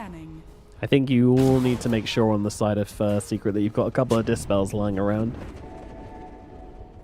Yeah, true. Manta on the Drow would help. Maybe a Greaves on the support. It doesn't look like either of them will be able to do that. Those items are pretty expensive. Normally the Lotus Orbs, the Greaves, and the Heal Scepter maybe on ET somewhere down the line, but... Potentially, yeah. It's not really that consistent. A nice gate attempt here by Morph. A lot of heroes swarming to collapse on the Drow here. This could be massive. But it seems like kind of sniffing it out. Sort of, but it doesn't really matter. They're just going to go super deep here, and Parker is gone. Tiny TPs, but it's a little bit too late here. Gonna try and do a bit of damage, really but Warwick's still on half health, and it's just getting more and more awkward here. The Eidolon army's already arrived, and they're just taking down hero after hero. Desire's going to fall, as Exony will be traded for it. Puppy also going to go down, and that's going to be Cammy picking up that kill as well in the Morphling. Tiny TP'd in and died. That's really bad for him, for his game. And now the tower's gonna go down. Warlock hits his level 6 as well with the new Black Grimoire. Black Grimoire facet as well. Mid lane Teodlico also gets taken out by Earthspirit. Goodness. Actually really strong start from Nightballs, yeah. That move I felt like is Secret should have read that move realistically, because that's like the main weakness of Drow, is that exact move. Middle tower is under attack. It felt like they did kind of read it, but it was slightly too late, right? Drow had already started moving back, and then Nyx was on top of him. It didn't really matter, right? You had to be not in that lane anymore. Even if you're under the tower, I don't think you're safe. No. You have to have the Drow way back, and then the ET is the guy getting gone on, and you have you're prepared with multiple TPs and things like that. Middle tower is under attack. Yeah, none of that happened. So it's going to put both the Morph and the Earth Spirit in a very good place when it comes to net worth, and in the game as well. Mixer sitting slightly behind the two of them, looking to try and get his Aghanim Scepter as quickly as possible. Any stacks been made? Yeah, a couple of stacks for the Beastmaster, going to help expedite his game a bit. Let's see. Interesting TP here by Dalai Lama. He's being mid lane now. They're gonna smoke around. Maybe. Oh, this is a very cool move actually. Very. He saw it on the. Yeah, they had an observer so yeah, this is such a cool move actually. But the fact that it's sniffed out is kind of a big deal. It may not matter though. Makes it still hanging around. He's going onto the tier 2 roll in. Yeah, it's not gonna connect. That roll needs to land, and well, they're gonna have to bring everybody to this, because you don't want to be losing out this ancient camp, but they're already getting taken down. Kadara is finding them all, and now the Parker! What is that TP? He's in so deep, he's gonna lose his life. Parker has gone out to Teodlico, but Kadara's been traded. Still very tanky on the front lines here for the side of Night Pulse. A couple of these ancient creeps still alive as well. I don't know if they want to be fighting over these any longer though. Kadara with his golem. But again, I don't know. That TP from Parker was very, very ballsy. Yeah, I mean, for sure. But he probably felt like their Nightfalls on the run. We can chase them, right? That's probably the comms there, because Nightfalls were very deep. But I can't stress enough how important the fact that Teodlico saw that smoke happen. It was such a good move, actually. Enigma TVing mid there, and then them smoking that fast onto the Beastmaster. If they kill the Beastmaster cleanly there and take the stack, I don't know, the game... It's very over from that move. Yeah, it's such a devastating move there. But it turns out still pretty good for Nightballs. Yeah, I mean, I'm definitely not sad if I'm them. I think Kadara ended up getting loads of the ancient creeps somehow, just by casting Fatal Bonds. So that's pretty neat for him. They did use both the Black Hole and the Golem, but it doesn't seem like Secret has a good way of capitalizing on these cooldown here. By seeing the Drow.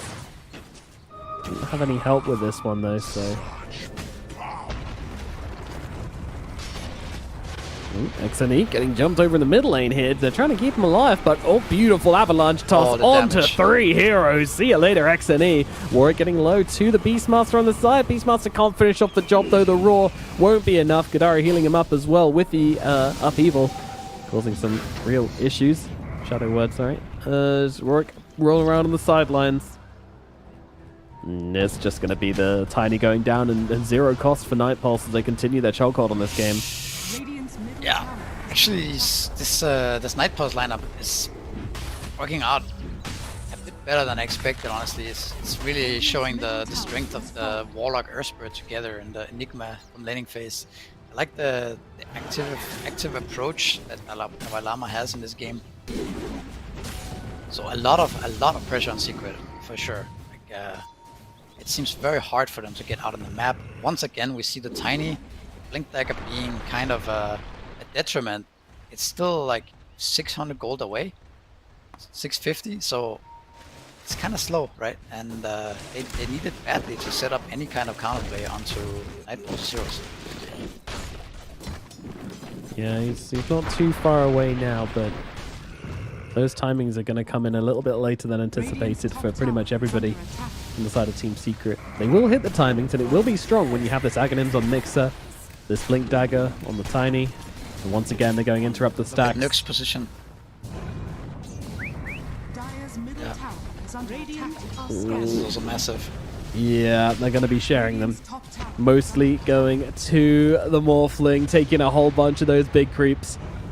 Oh, that feels so good for Kami. He's just in the front lines now, trying to jump onto Puppey. Golem coming down off the Olicor and XNE as a split fight takes place, but Mixer just having to run himself away from the Morphling here. Doesn't want anything to do with these guys. Black Hole going to come in onto Theolicor, because why not? Take him down, make sure that Muerta is dead. Mixer trying to run himself out. He might just survive this one yet. Whoop, in comes Warwick, in through the back lines, finds the hero, but trades his life for it. XNE is ready. Good bait, good catch. Backing away on Drow here as well. Can't really use the multi-shot with his Constant Malefice is coming out onto him. A reasonable hold for the side of Secret, but still not looking fantastic as Puppey sees Kadara here, but by himself can't really do a whole lot. Wisdom. Oh, Desire, no way. He gets it.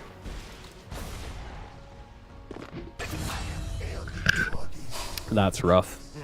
Still, I think a bit overly aggressive by Night Pulse. It doesn't seem like these type of fights benefit them if they trade even when they're so far ahead. They use both Black Hole and Golem for... this is not the most effective use of their spells. So the Black Hole on a 10% HP Muerta would have probably been just collateral damage from like random spells being thrown out afterwards.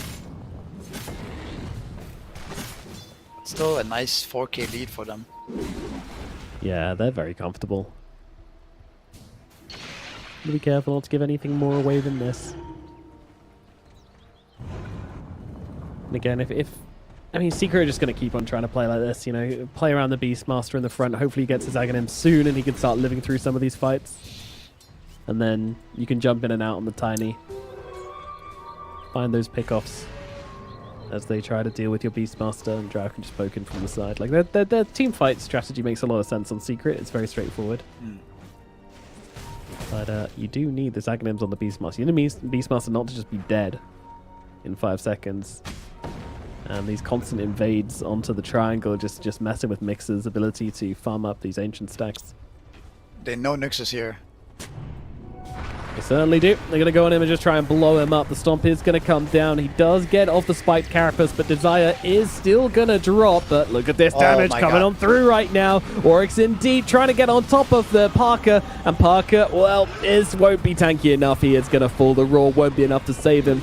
Good damage come out onto the two of them, but of course still plenty of health left as the Tiny's going to get left behind by his team. Drops as well. 1 and 2 dead on the side of Team Secret. Night Pulse, they're back in the driving seat.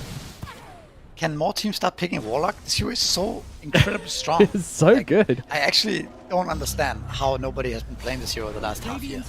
None of the top teams have been picking it up. It's so incredibly strong.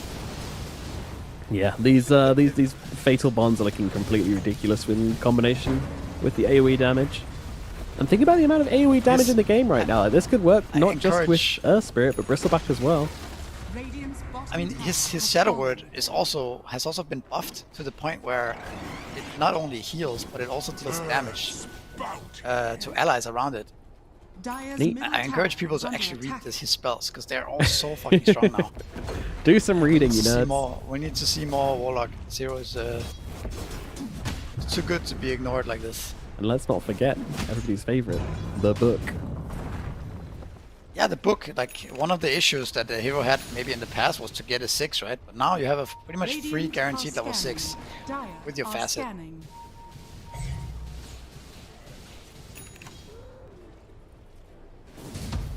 I mean, Draug is one of the carries that does not necessarily mind playing from this type of situation.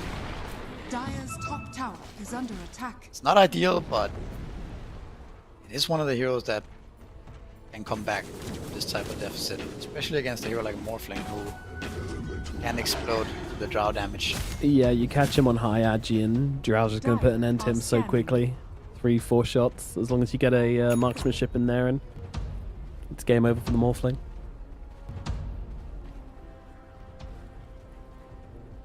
But I really think that it is up to Nightpulse to overextend into Secret once again, a little bit like last game, right? They have this really strong lead, and it's hard for Secret to fight unless Alliance. Wow. Alliance Kidaru. Unless Nightpulse kind of overextends and dives into Secret. What do we have for Davai Lama? Still has the drums. What supply? His courier. So he has a full pipe. Okay. Into the pit. Davai Lama and Kami taking down Roshan very quickly indeed with all of these Eidolons, with the Vlads also helping out on the Morphling. They'll be able to take this Roshan. It doesn't look like they're aware or care on the side of Secret, one or the other.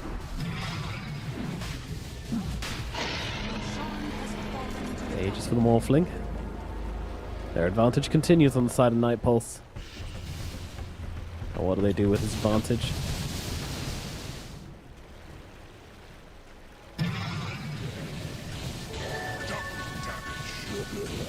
So just giving some info, seeing who's around, sees that Mix is farming this area of the map. Doesn't really make too much of a difference to anything. Not a hero he could ever bring down. Even with a level 2 or 3 Dagon wouldn't be enough.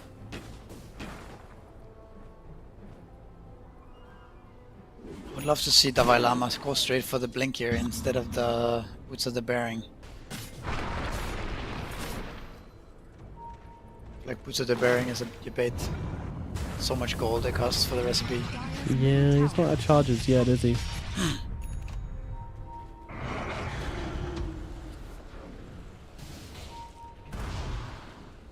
Radiant's top tower. Stomp coming down from Puppy, just trying to delay them as they approach the middle tower. Oh, it's getting a little scary from Secret. They're gonna be forced into response eventually, or are they? Smoke up. Nightpulse looking to try and catch out some right one of on the top Ancients of once again. Right at the timing of the Tormentor here. Yep. Secret aren't careful afterwards. This could be pretty bad for them. They're gonna get it. Mix thinking of sticking around. Thankfully, doesn't do so. Backs himself out. Nightpulse will be left empty-handed for now.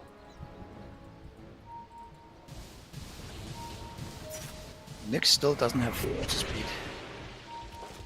Surely you want to buy boots, right? He's living He was so slow at this there in Vendetta.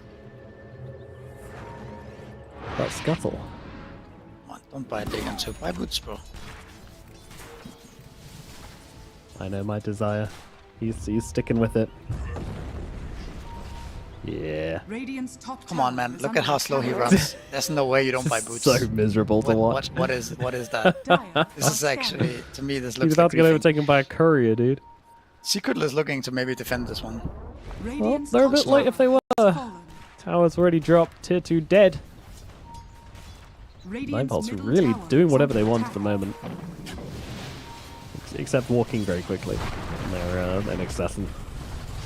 Oh, here we go. Fight breaks out. Damage coming in. They're just trying to blow up Davai Lama straight off the bat. And they're going to be able to do exactly that as Drow goes in, tries to get herself away from the fight. She spent the whole fight just running away from Warwick here. But Warwick has a haste rune, will not leave her alone. Parker cannot get away. He will go down. And a tip comes out from Davai to his teammate as well. As now the cleanup begins. The Oligor, he's the speck of dirt remaining on the windscreen, gets thumbed away by Warwick here. It's a triple for the Earth Spirit. Oh my goodness, this game is just completely destroyed by this constant Earth Spirit in the fights. Yep, all like Earth Spirit, man. Radiant's middle tower is under attack. Oh, they've spotted Mixer as well.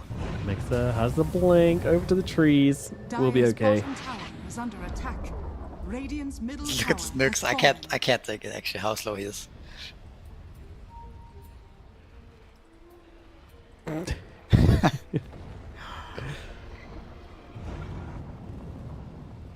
310 MS, dude. Goddamn. This is so painful. I don't understand how he's playing the game like this. He might catch the Beast. Beastmaster? Can he do anything about the Beastmaster? Nah, nobody can really follow up.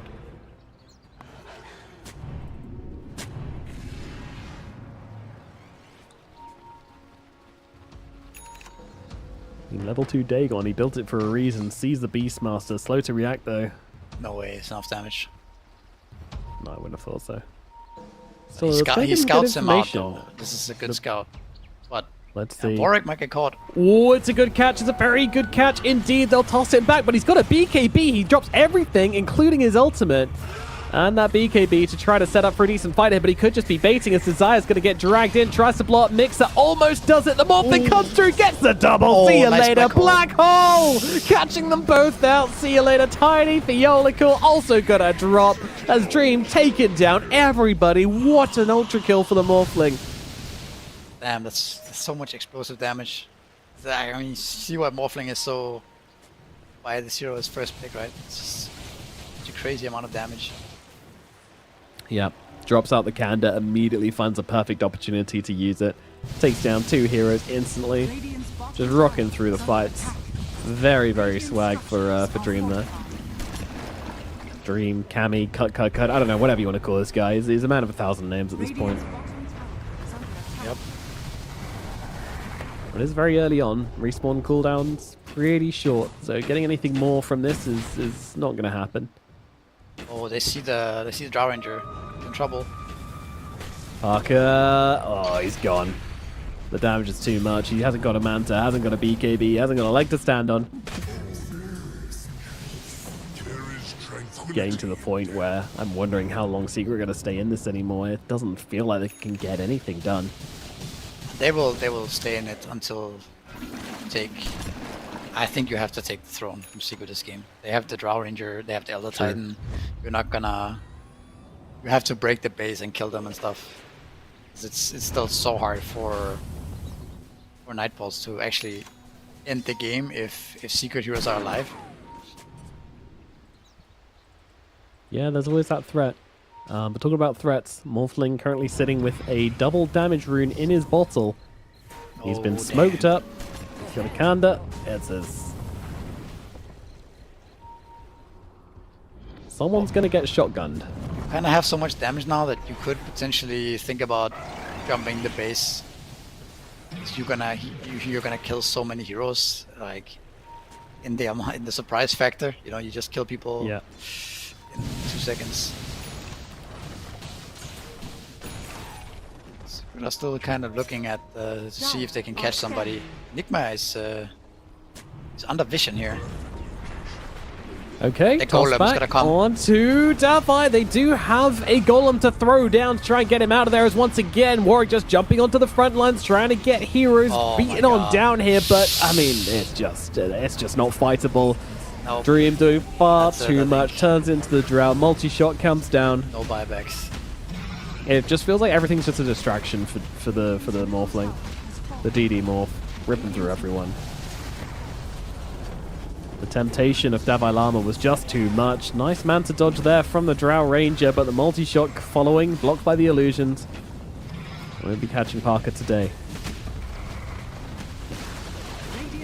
Puppy going to try and be as annoying as possible with his astral spirits.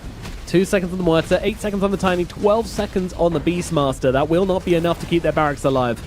Bottom melee is gone, and bottom ranged is gone as well. I'll leave Desire behind, who's just kind of accepted his death. Fair enough. The level 4 Dagon bootsless Nyx Assassin, okay. Yeah.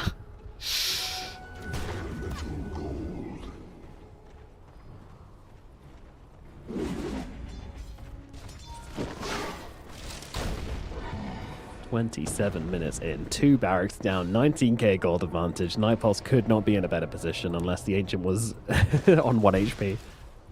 This one looks real hard for Secret. They're still trying it out, of course, but it seems like almost an impossible task. He's losing his life here as Warwick just plonks him. Click, click, click. Oh my god! I just clicked on the drow for half a second. He calls it. Oh my god. He doesn't want to play this game anymore. I can't blame him, right? Dude, he just got taken out back and shot by Dream. Like he was just farming on the lane. I mean, he wasn't full health, but just one waveform, one Kanda, and he's just gone. That was such a brutal way to die. I'm not remotely surprised he called GG after that one. He's just farming a wave whilst whilst Puppy's dying elsewhere on the map to like 3 heroes. He thinks he's okay to come and get 1 wave. Nope. Yeah. Kanda Morphling comes in, takes him out. What a performance! And Dream maybe sending a reminder to Parker who the OG Morphling is, the number 1 from right back in the day.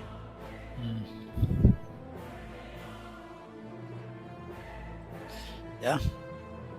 Nice display of Warlock, guys. It's hero. We need to see more of this hero. It's really OP. Yeah, just everything looking really good on Nightpulse. I think everybody, including us, underestimated what this draft was going to be able to do and the pace at which it was going to be able to do it. Because it's not like they ripped apart the lanes and it was just kind of like an outskill in the laning phase, which led to Nightpulse's draft looking way better. Like they just crushed them. They just kept on running, kept on utilizing their hero synergies really nicely, and that's something which is quite promising for Nightpulse.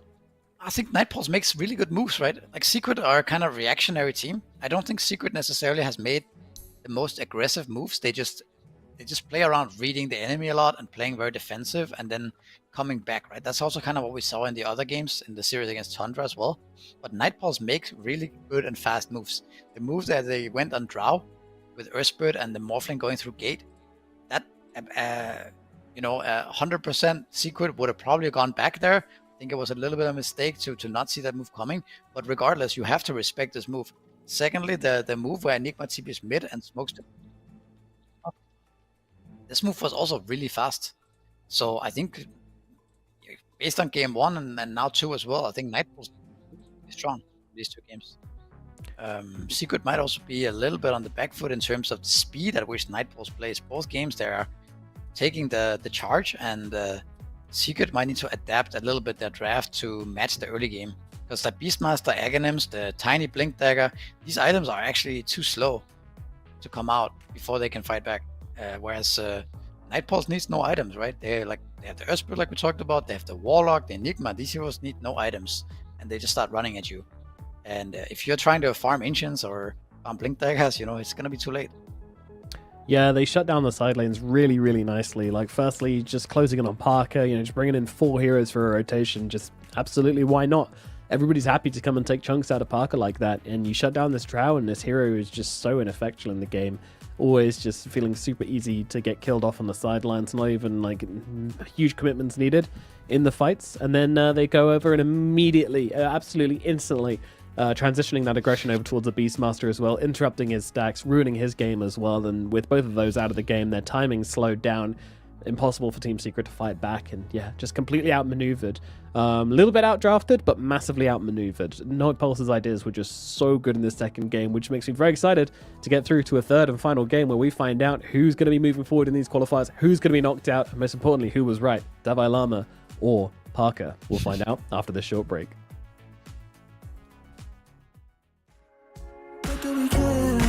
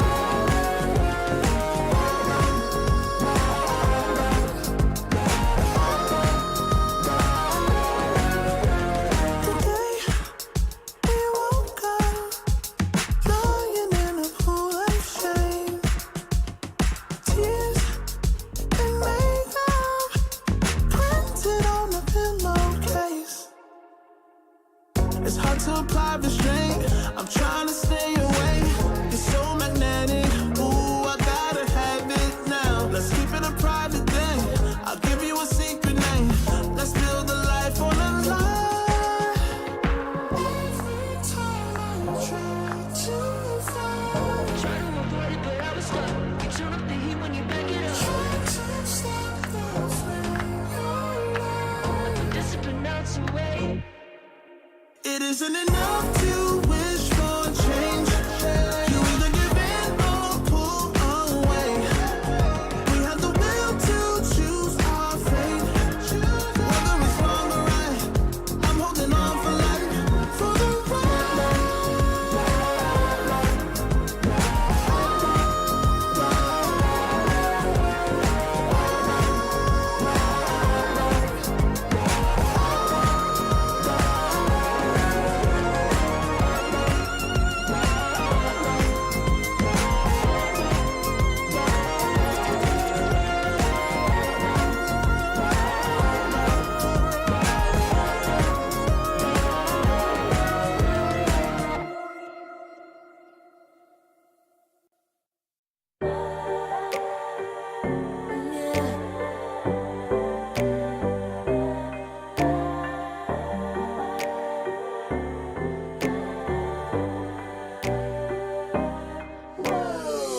talking mine.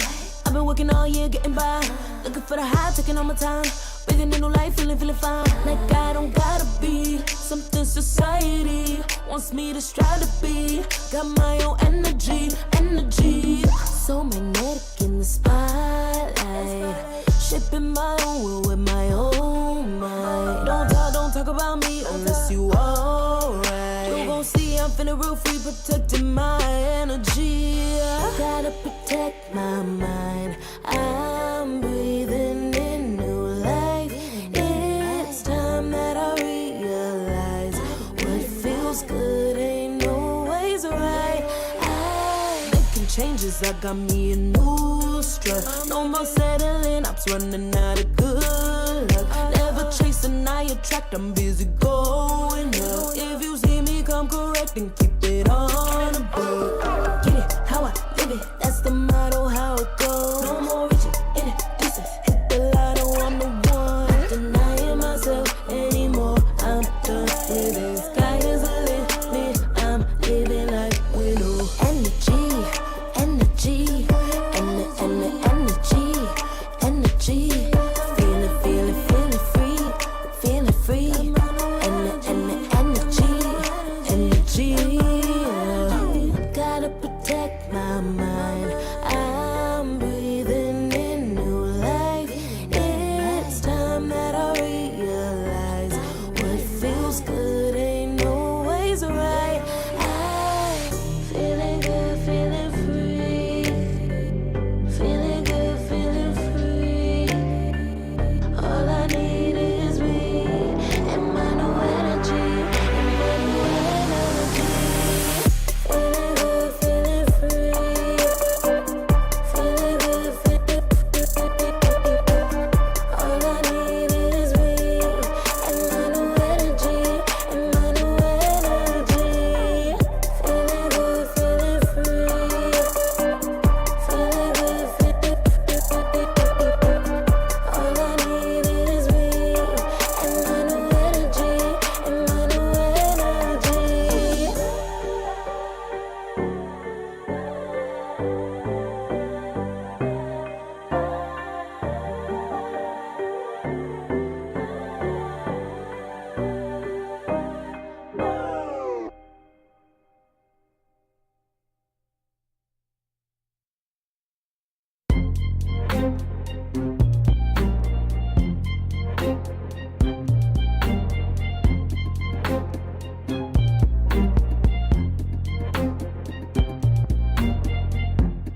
Too long for me to feel, yeah. Tell me why you on your knees, yeah. Never thought I had a dream, yeah. Kicking off the covers, I'm too hot for this bed. Give me space, I need to breathe, yeah. Give it face, giving it beautifully, yeah. Yeah, it's just me and my clique, yeah. We might be the hottest, but we let you in. Angel energy, let you sit with me. Angel energy, angel energy, angel energy. We got sympathy. Angel energy, angel energy. Yeah.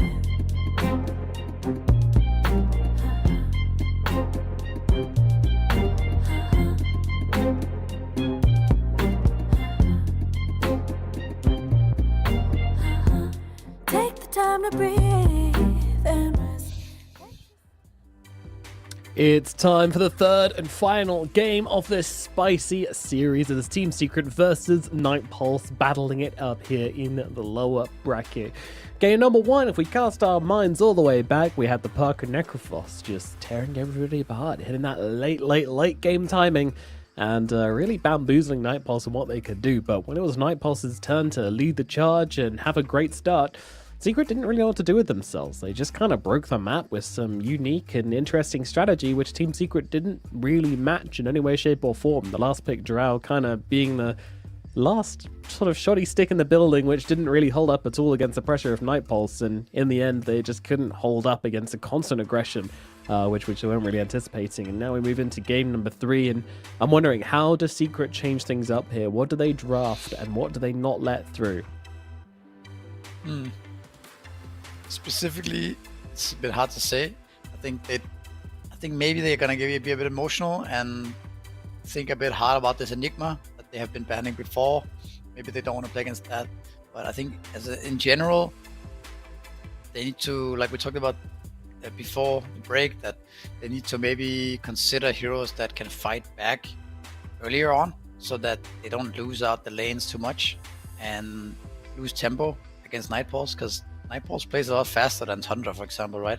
Tundra likes to farm a bit more.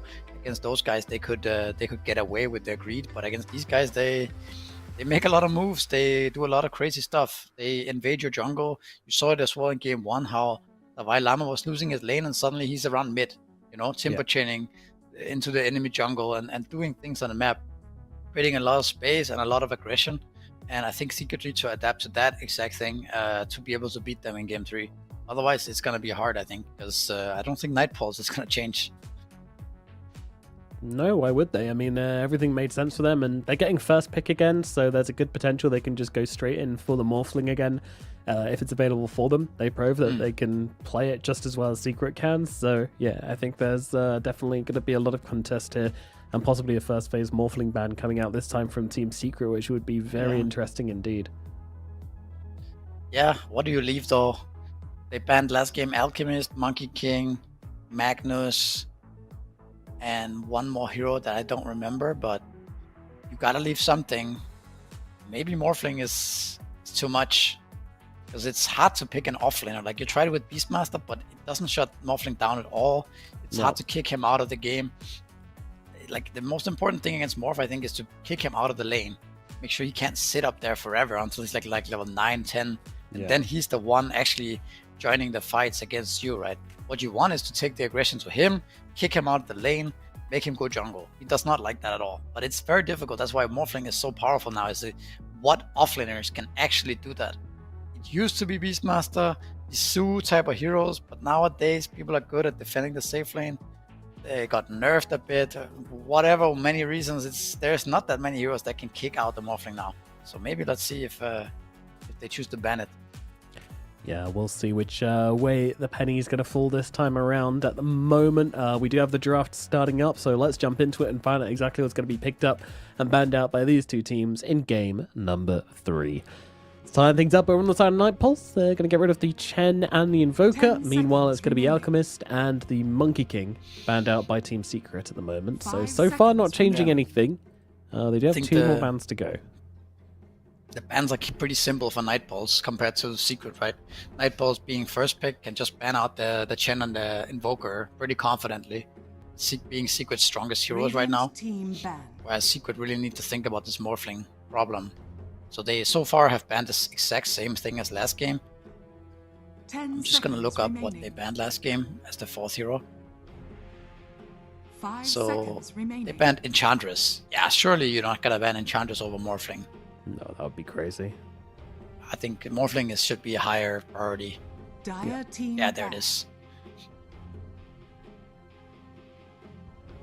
Now what do Night Pulse end up picking up first pick? There's the Nyx Assassin, which had some success last game. I think it was definitely doing its thing. It's also just a nice hero to have in your draft. Enables a lot of offlaners to play the game.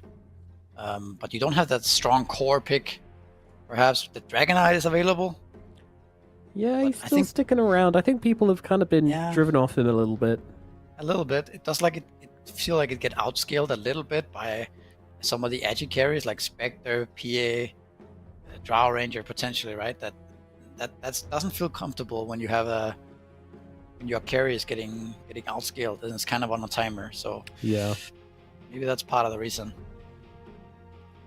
Definitely a lot of hesitance around the DK now, which we weren't really seeing previously. Let's see. Yeah. Pick your poison, Night Pulse. What are you gonna do here?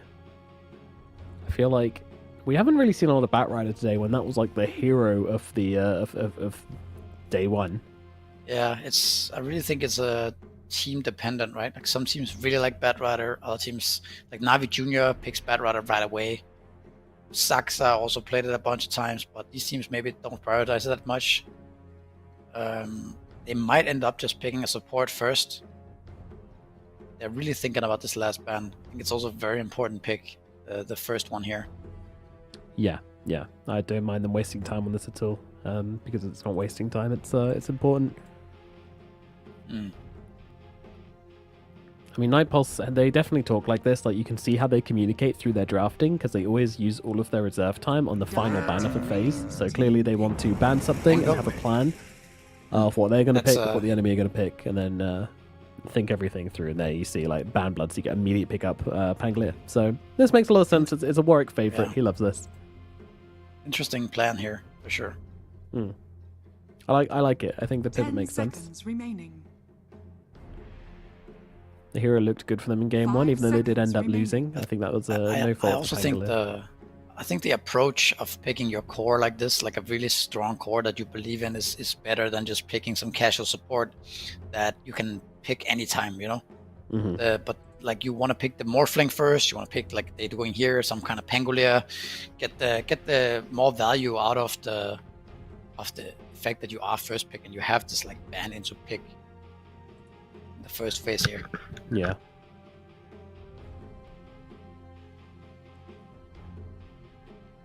Running down the clock here on Secret as well. They're having a conversation about what exactly they want to do.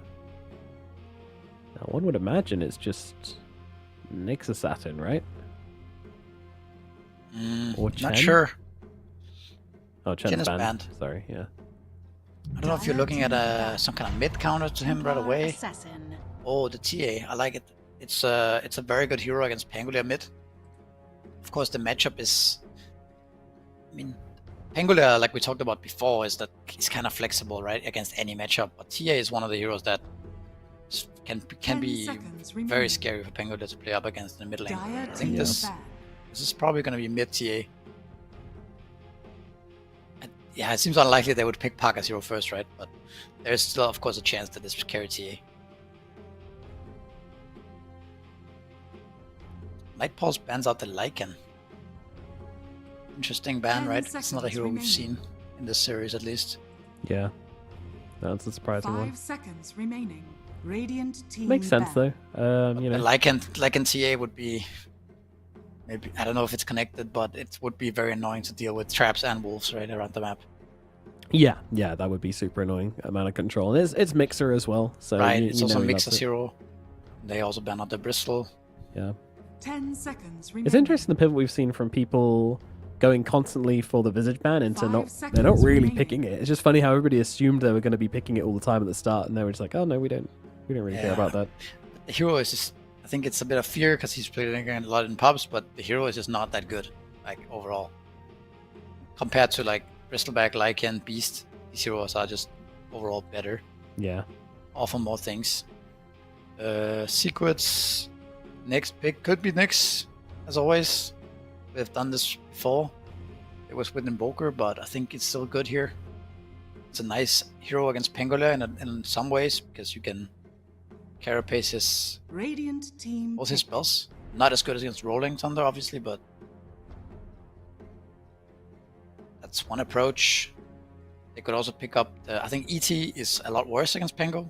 Probably won't see that. Clockwork is pretty good here. Very annoying for Pangolier to go through the cogs and the 10 seconds remaining. hookshot potentially as well. Yeah, I really like the 5 idea of seconds Clockwork remaining. here. Always a big Clockwork fan, but it certainly makes Dire sense. team pick. But they'll go back Field Titan. Okay, I don't care. Believe in it, yeah. Yeah, Puppy's been having Makes a lot of fun sense. on this hero. I mean, it has looked good for them, but we are picking it into Pango as the only hero, but it doesn't have to matter. 10 seconds remaining. What do Night Pulse want? 5 seconds remaining. They need some supports to back up the Pangolier, I think, to play aggressive, right? Maybe something that counters the TA a bit in game. Could be Phoenix, could be Batrider. I think Batrider looks pretty good here for them if they play it. They go for the Warlock. I love it. Great. Why not? Yeah, me too. Bring it back. Elder Great Titan. hero. Sorry, Earth Spirit as well. Why not? Nah, you already got your Pango, right? It's kind of hard to fit in the Earth Spirit, but you could Pango offlane. But I think you wouldn't want to show that now, anyways. Tusk. Why Tusk over Nyx? Nyx is not good against TA. Tusk is not that good against TA either. But yeah, I was gonna at say. least you get the. Yeah, I don't know. Maybe just maybe it's like a better matchup against the ET. Yeah. ET tries to run and hit, and then you just tag team him and beat him up. I think that's probably the rationale here. Well put. Warlock is also not really good against TA, but it's still just the Warlock. We love Warlock, so it's fine. We love Warlock. This is the Warlock fan club. Welcome, by the way. Yeah. You are automatically a Warlock fan if you're Let's get it. joining us Rooting here. for Night Pulse now. One thing about the Tusk as well is that there is one thing about TA which works well for him, which is the snowball save, right? Because if she's melding someone, you're probably not going to be fast enough to save her from the initial meld strike, but the follow-up hits you can save them from, and that's going to be a bit of anti-armor time. Get them out of danger. Yeah, you also have the Walrus Punch is also kind of nice if he eventually gets BKB, things like that. Absolutely, yeah. But I like the approach as well against ET at least here, so that you don't end up in this scenario where this ET just runs in and bullies you, right? Against Tusk, it seems very difficult. He's actually just gonna die, I think, if they pair him with another hero in the offlane that can hit, which is, I mean, anybody has a right click, right? So yeah. Dire team pick. Okay, there is the Visage. Skeptical. Visage into Warlock? Oh. Playing with fire I feel like Visage gets caught in the 10 seconds remaining. the Golem, Fatal Bonds, all this AoE stuff. You can't play Dota against that, I think. Remaining. Visage is not good against Warlock in my opinion, but let's see how this goes. You also get the counter matchup in the lane. You can kind of heal through the Visage nukes as well, potentially. What kind of carry would you pick here? Yeah. Well, apparently it's going to be Terrorblade coming out for Night Pulse, so okay. That is going to give you quite a big kind of carry. You hit this big time against the Templar Assassin with the Skadi and everything. Is it the 10 seconds remaining. Reem or Kami gonna play TV, or is it Dalai Lama? 5 seconds remaining. Is the offlane TB dead? Surely it's dead. Surely it's dead. It just looks like a good TV carry game to me. What do you think? Yeah, I think it looks good as well. Yeah. Not the best versus the EC, and maybe the lane. If the lane goes bad against the Visage nukes, maybe you could be in trouble. But I think everybody knows what Visage does now. I think you should not be 5 seconds remaining. put in that position where you die multiple times to Visage in lane. No. Nyx is also the most aggressive hero to pair the Visage with, so. So Secret needs a Parker hero or a mid. And Night Pulse needs maybe the Vailama. Could also last pick a mid. But you don't really know what's going on from Team Secret, so I think it's 5 seconds remaining. maybe you can pick a hero that they both play. Dire team Then back. do like a double flex type of situation. I don't know if that's a possibility.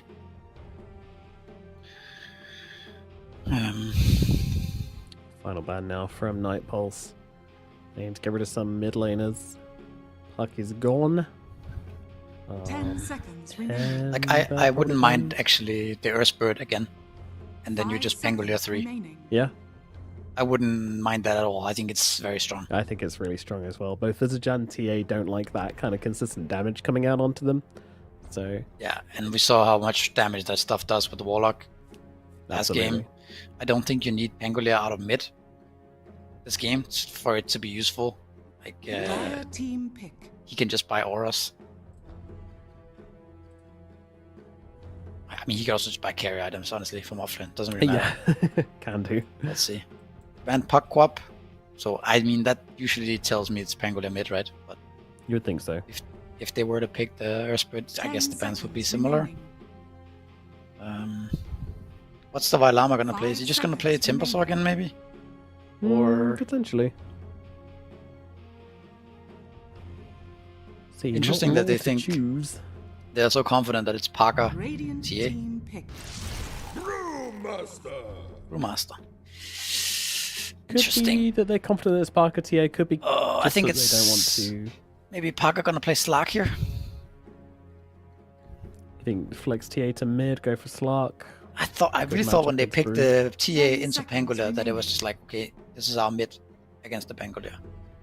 5 seconds remaining. Now you're having your doubts. Slark might make that lineup too weird. Yeah, I'd be surprised to see them just rocking up with the first pick, Parker TA. I'm gonna go Weaver. All right. Okay. So it is a Parker Weaver. It's a TA mid. So what do we got here? Got a lot of anti-armor coming out on Team Secret, that's for sure. With the Elder Titan, TA, and Weaver, that's really going to start to stack up. Yeah, it's a good Weaver game. I think the timings also match the Nightfall's playstyle better this game.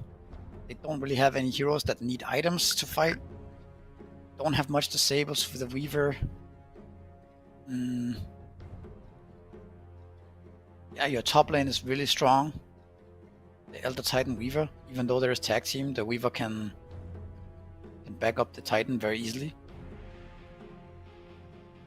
I mean, the overall draft of Secret looks a bit wonky. I think they need to do well in their lanes. Nightpulse's draft looked overall more solid. They have so much team fight, but I think Weaver fares well against this TA as well. They fare well against this long cooldown team fight stuff, right? Because they don't have to commit to the fight. They can skirmish better, get in and out of the fight. Yeah. It's gonna be interesting to see how this one plays out. Yeah, it's they can definitely start like baiting out the Brewmaster ultis or trying to poke and prod and force some of these long cooldown spells, a Rolling Thunder, something like that. Chaotic Offering. But again, when we saw Nightpulse play last game, they weren't really too fussed about Chaotic Offering. They didn't really play around it. It was just another tool in their toolkit, but really they're playing pretty fast, with or without it. Prepare for battle. Yeah. I mean, you play around the Warlock, other spells. This game, they also don't have to... They can use Brewmaster split for one fight, right, with Fatal Bonds, and then they can use another fight where Brewmaster just tanks, and then they have the Golem. So it's like, it doesn't have to be all fights, all spells being used in the same fight. Oh boy.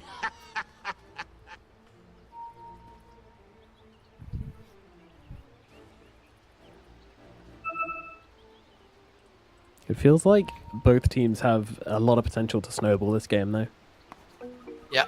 I don't think we're looking at a game 1 60-minute style match here. I feel like once this TB gets ahead, hits Guardi and all those timings, then it's going to be very difficult for 30 seconds to battle. TA and Visage to kind of stand their ground against him. But at the same time, if Secret get rolling with this snowballing lineup, the anti-armor is going to feel very oppressive to play against as well. So I agree. I think Secret's draft relies a little bit more on winning their lanes and snowballing, making it hard for Brewmaster to use his spells, Warlock use his spells, stuff like this. Make the map really big. I think that's it's good. Also utilize the Nyx Assassin, catch people.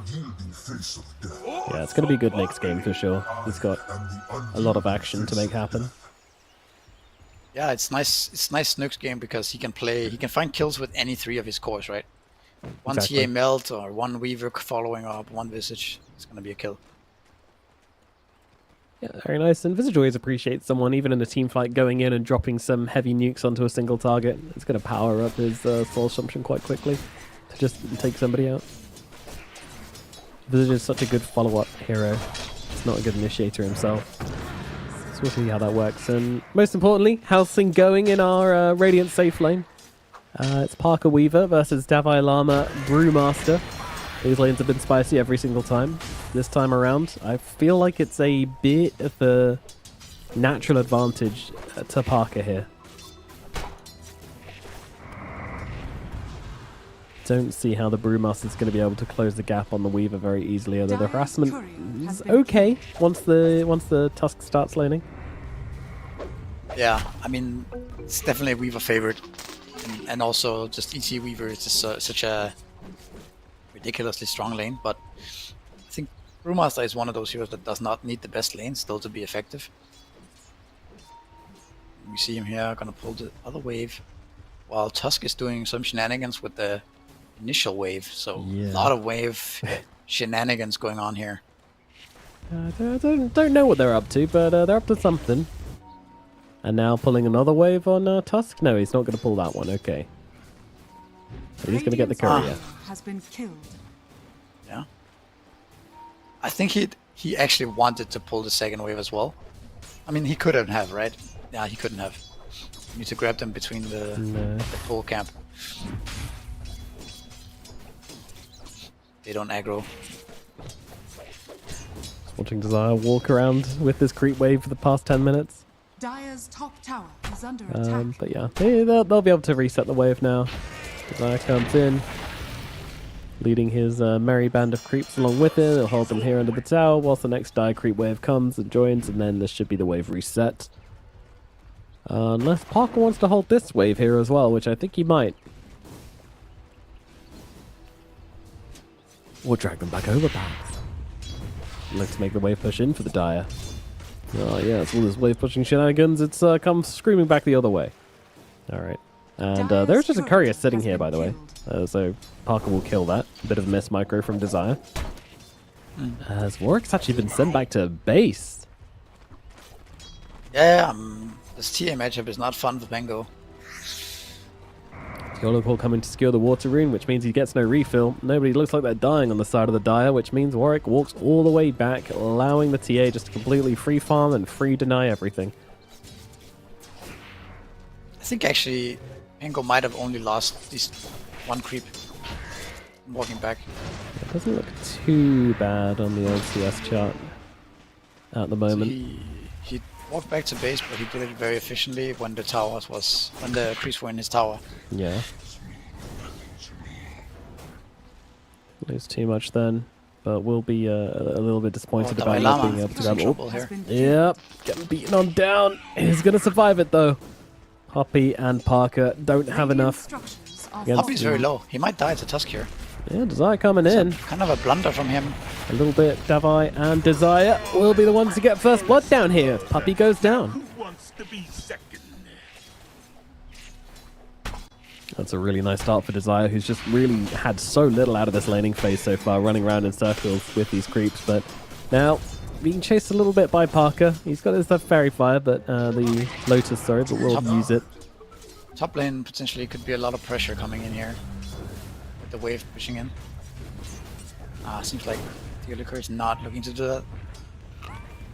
Trying to cut the courier instead, and he is going to find it. Bye-bye raindrops. Well, a huge loss for Kadara there, but definitely something he would have liked to try and save himself getting absolutely blasted by a soul assumption. Raindrops always very important in a Visage lane. So at the moment, mid's going very, very well for the Phantom Assassin, for the Templar Assassin, as we sort of anticipated. Weaver also farming really nicely. Really, it's the offlaners on both sides which are struggling to get anything. Mixer's getting nothing from the top lane. Davai Lama's getting very little from bottom as well. Yeah. And the kill went to Desire, not to Davai. Davai had no part in the kill as well, so that's not going to help him out at all either. Just make him feel generally pretty sad in this lane. So early advantage going to Secret, that's for sure. Just due to X and E having such a good time. That swings the advantage in their favor. But, you know, it's a Templar Assassin. I don't know how much you can do with a good start on this hero. It's not like she's immediately going to start moving around and killing people. probably going to be a bit of a It's a bit farming slower stall for first. sure. It's depends on also the item that he chooses to go, right? Some people can even rush Blink pretty early. Top lane. Kadaro. This might get his first kill here. Looking like it. Yep, in comes the damage. nice. It's not enough though. Kadaro healing up with the Shadow Word, with the stick. And Mixer won't be converting nice, on that. very. It feels really bad with the death toll facet as well. Like he's really hoping to be able to get that. But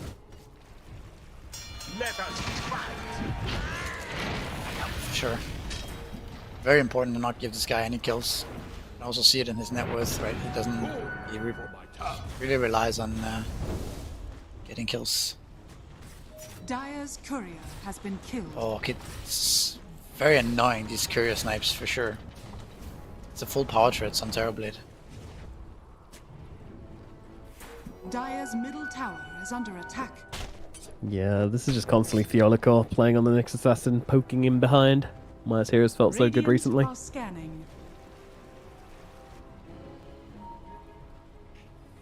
Killing some couriers as we head towards that 7-minute mark. And Kadaro, he's going to go take a little look, but won't be able to contest the next assassin.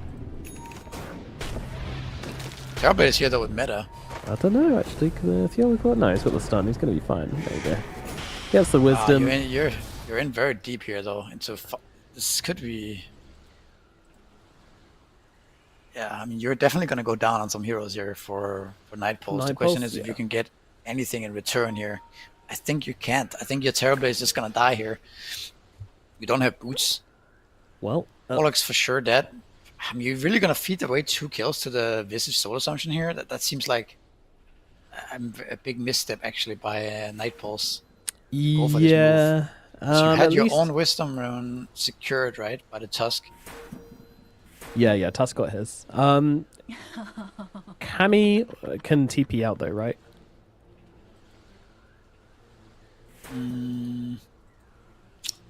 That is correct. This pause might actually give him the chance to consider what's happening.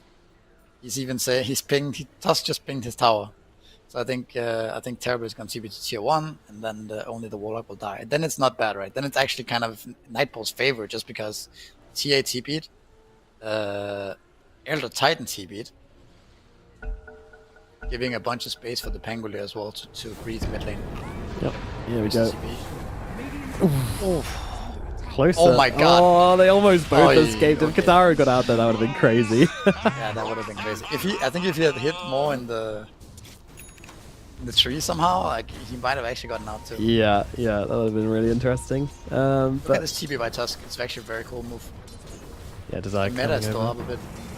Warwick as well, also coming in. Everybody's in the neighborhood, but oh my goodness, those shots were bad. Let's see if we can get a follow-up onto Mixer though. Mixer, he is going to eventually lose his life, but not maybe before bringing Desire down with him, so it'll be a trade. Warwick running over to the Terrorblade. TV, of course, no longer having Metamorphosis, so ouch. Puppy. Ouch. Jesus. Oh my He's God. clicking so hard. Run. They've got a stun available on Theolicor. Puppy might just be able to click the guy down. One more click. Puppy brings him down. It's a double kill for the captain as they keep it on going. Warwick's going to be the next target here. And he's also losing his life by Pangolier. Oh my god. That's actually very unexpected outcome suddenly. It looked so good. Such a good move by the Tusk and the Pangolier, but the fact that he missed his shot made the kill so awkward on Visage, which then caused all of this snowball. Dire's top tower Yeah, those was really, really unfortunate with those bottom shards. tower is under attack. Big miss. Alright, a bit of a reset here for Night Pulse. There's a series of bad moves from them. Puts them in a bad laning phase into a really terrible laning phase. Cammy's still just trying to farm up on the TB, but Parker, he's doing that thing he does. Winning his lane, getting a lot of farm under his belt. Dire's middle tower is under attack. Going for the nice quick maelstrom here as they jump Desire in mid. Move it over, This time looks we to have convert. this time we have Nightballs behind a bit with the supports. Yeah, they are a little bit weaker as Theolicor. He's going to lose his life to Warwick and Davai Lama here. Davai gets the kill. A little too deep there for Fiolacore. The rest of Secret, though, they're well back now. Not entertaining that fight any further, not entertaining the tower push any further. The tower already very low. Ooh, Puppy might get caught here by the split of Dalai Lama if he wants to use it. He's going to have to, because otherwise he's going to get killed off by the Weaver. Puppy, sure. Jesus, how fast is this guy? Oh, he got a double kill, so he got the phase boots from the last place, so he could actually just run away. Dalai Lama left empty-handed, but maybe not. Going for the Weaver. Well, time-lapse is available, but the Cyclone is going to make it kind of annoying to try and drop that time-lapse, but Dalai Lama still low, coming out the other side of the Brewlings and losing his life. Meanwhile, top, you have the Terrorblade and the Warlock putting pressure on this tier 1, so not as bad as it might look. This was also the tier 8 TPing, right? So pressure off the Pangolin as well. I mean, obviously not ideal. I think if he split a little bit earlier, maybe he could have gotten more spells off from his Brewling. All things considered, they get a tier 1. Or like, they trade tier 1s. Radiant's middle tower is under attack. Yeah, and Nightpulse making the best of a bad situation. Sure. Got Warlock 6 now. I wonder if they're gonna make some kind of smoke play with that and try to use that golem. Guess we'll see. Maybe the secret will just kind of getting it gifted here, but next time he moves the other direction, gets himself out of dodge.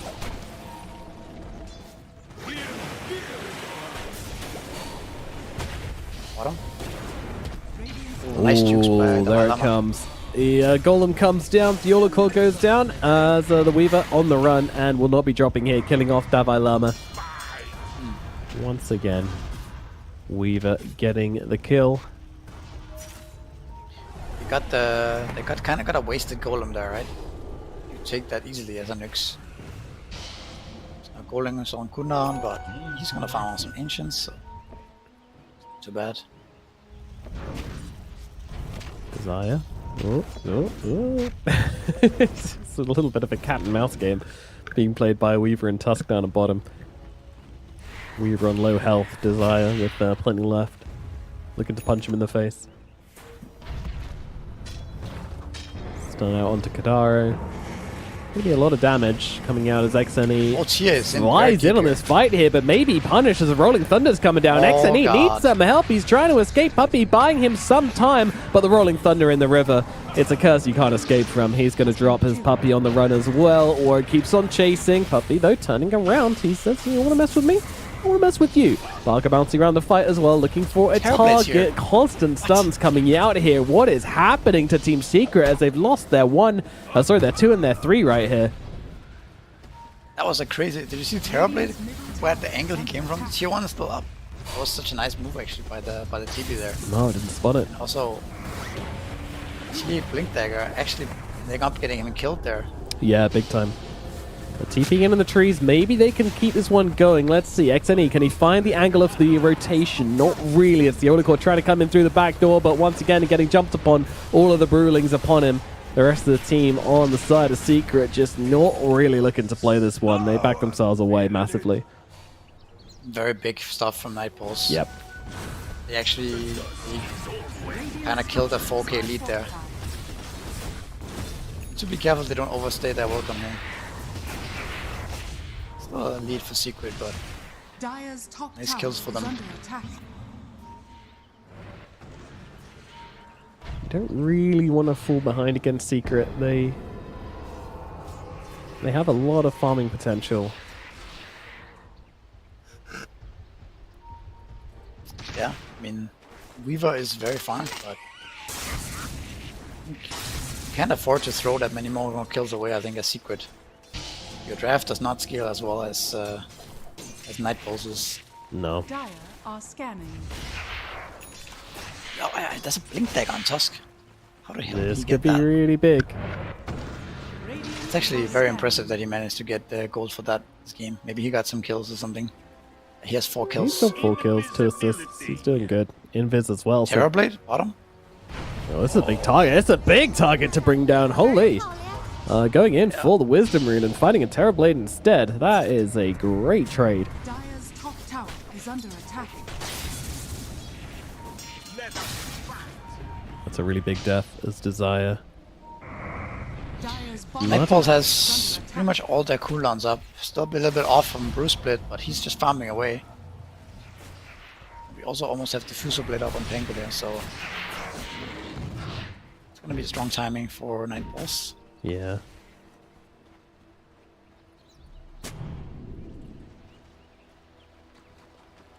Warwick, Diffusal Blade. Very soon, yeah. That's it does change things a lot for them because it just means that it's TA. Once she's in, she's in. We did see that last time where she blinked and immediately died, but with no BKB on the horizon for XNE, it's kind of commit. Here's the smoke from Nightfalls. Going for the Weaver. Oh, they see the TA. Much better target.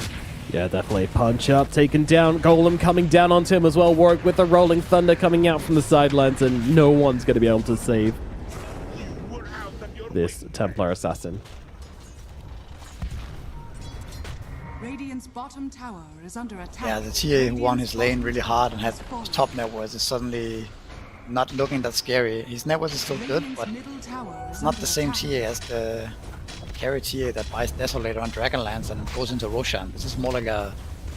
yeah, not really the same. So even though Secret still has a 1k lead, I would say the pace of this game is favoring Nightfalls quite a bit.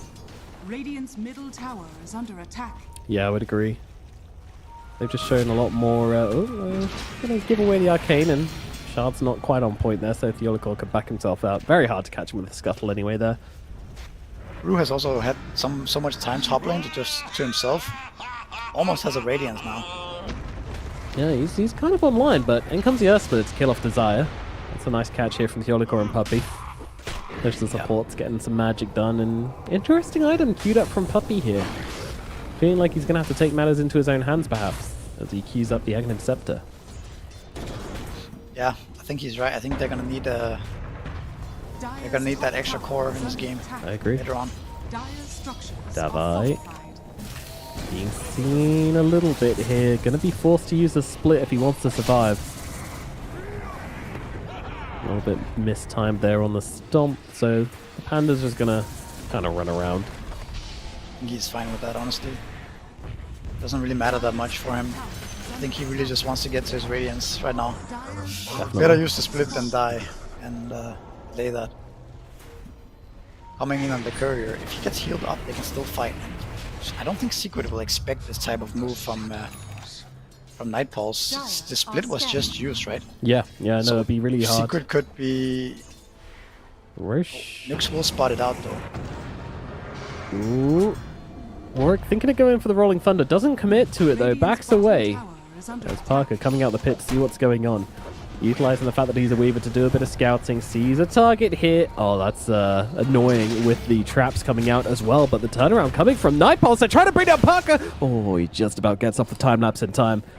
So close, just getting dropped 100 to 0 there. But they didn't have a lockdown between these heroes. They don't. It's actually very tricky for them to ever blow up the Weaver.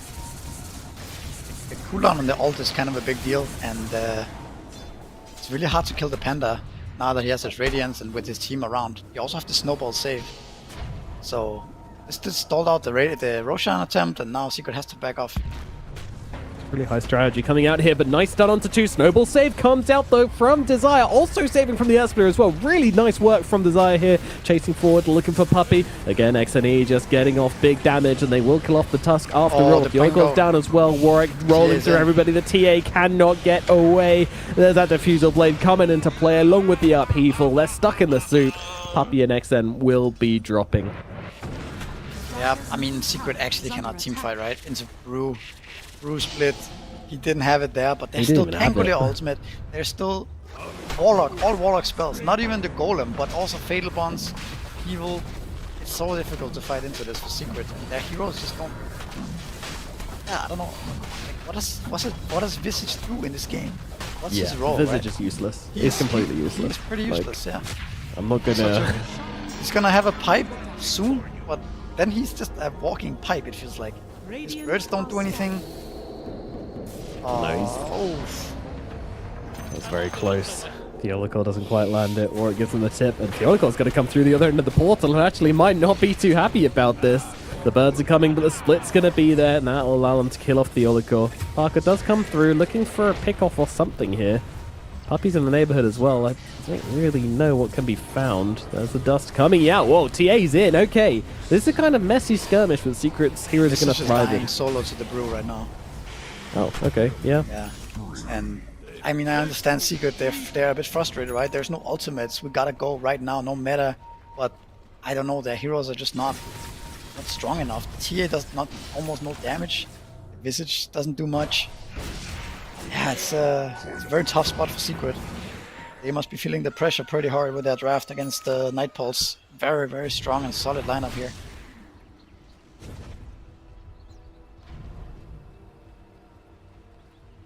Just look at Terrorblade's item queued up. Orchid. Also very nice choice here against the Weaver. I love that. Gonna put a lot of pressure on him. He went for Gleipnir here, so he does not have a way to get out of Orchid. No, and at some point he's gonna want to buy BKB, I think, and BKB is not the best option for Orchid, right? You want something low cooldown that's less committal than BKB is. So if you start going like Manta now, then your BKB is gonna be very late. Okay, Nyx might find something here. Nope.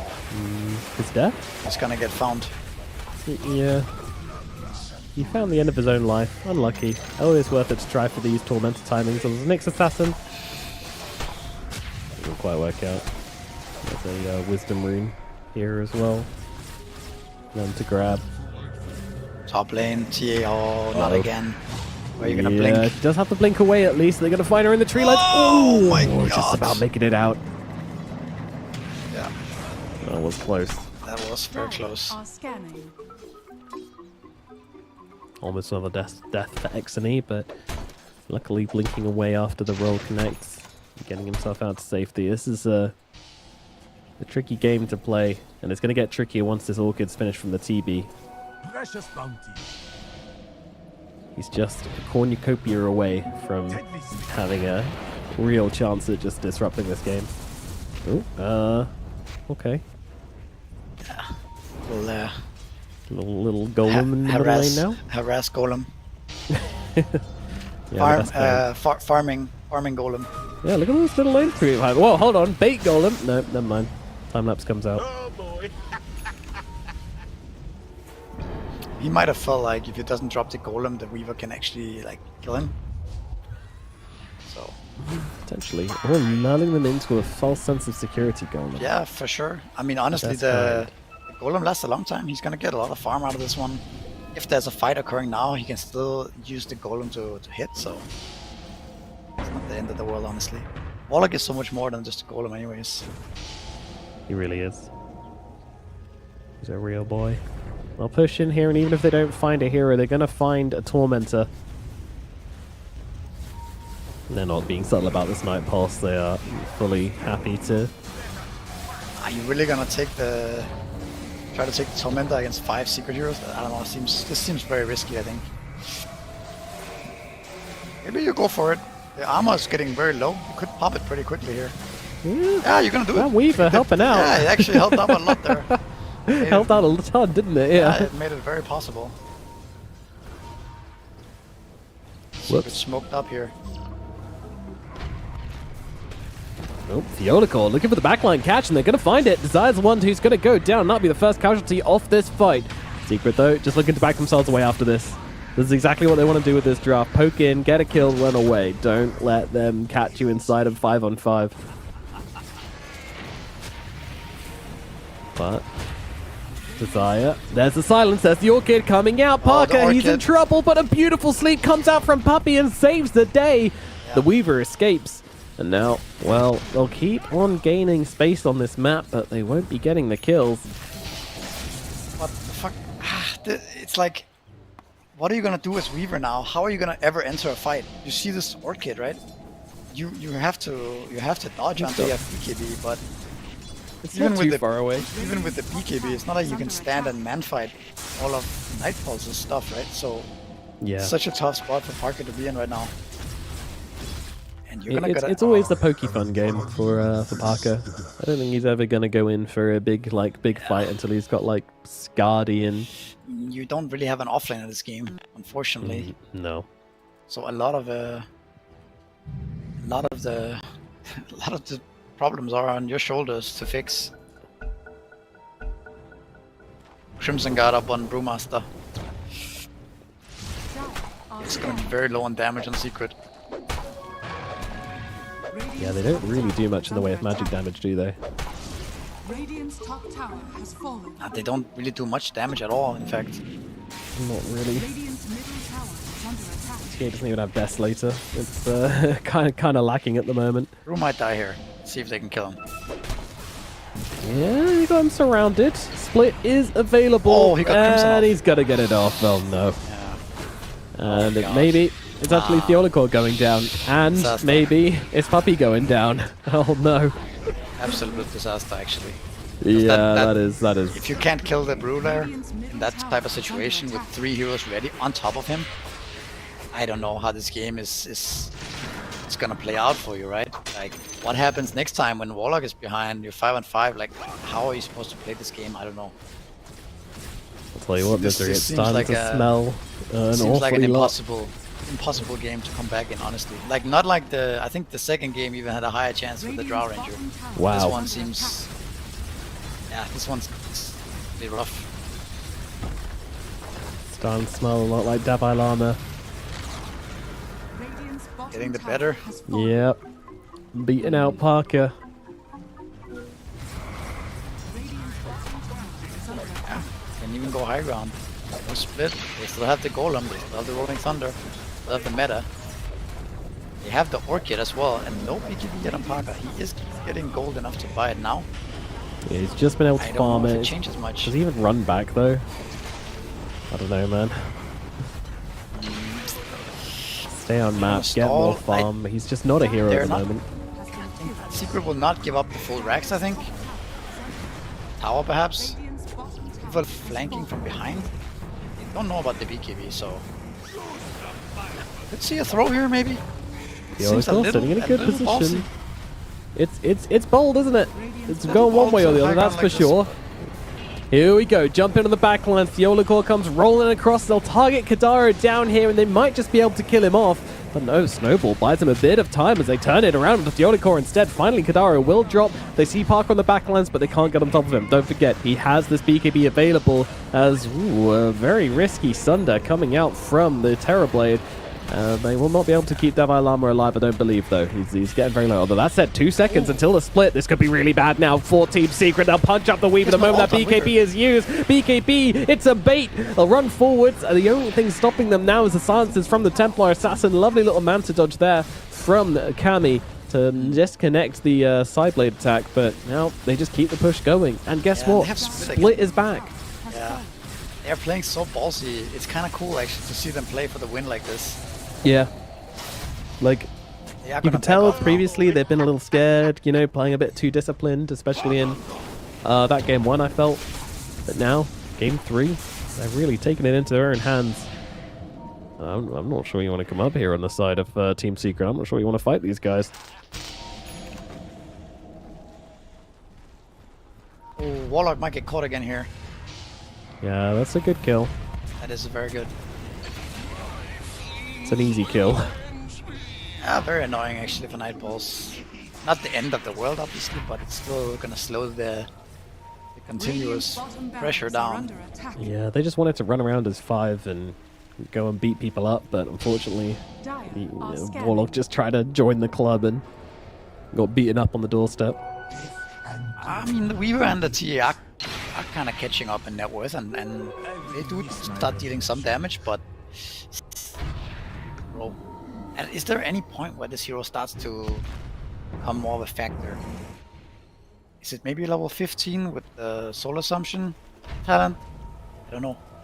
Might be a fight coming here. In goes Invis.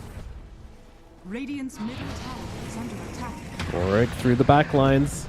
Oh, he didn't go up for the Templar Assassin though. But Davai Lama does. TA runs past. It's actually a really good escape from Secret here by the looks of it. Mixer, the only one being left behind.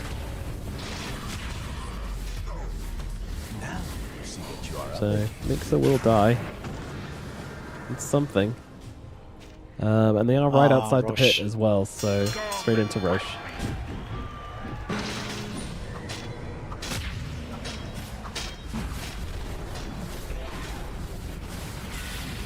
I mean, I feel like there's a reason why we don't see Visage anymore.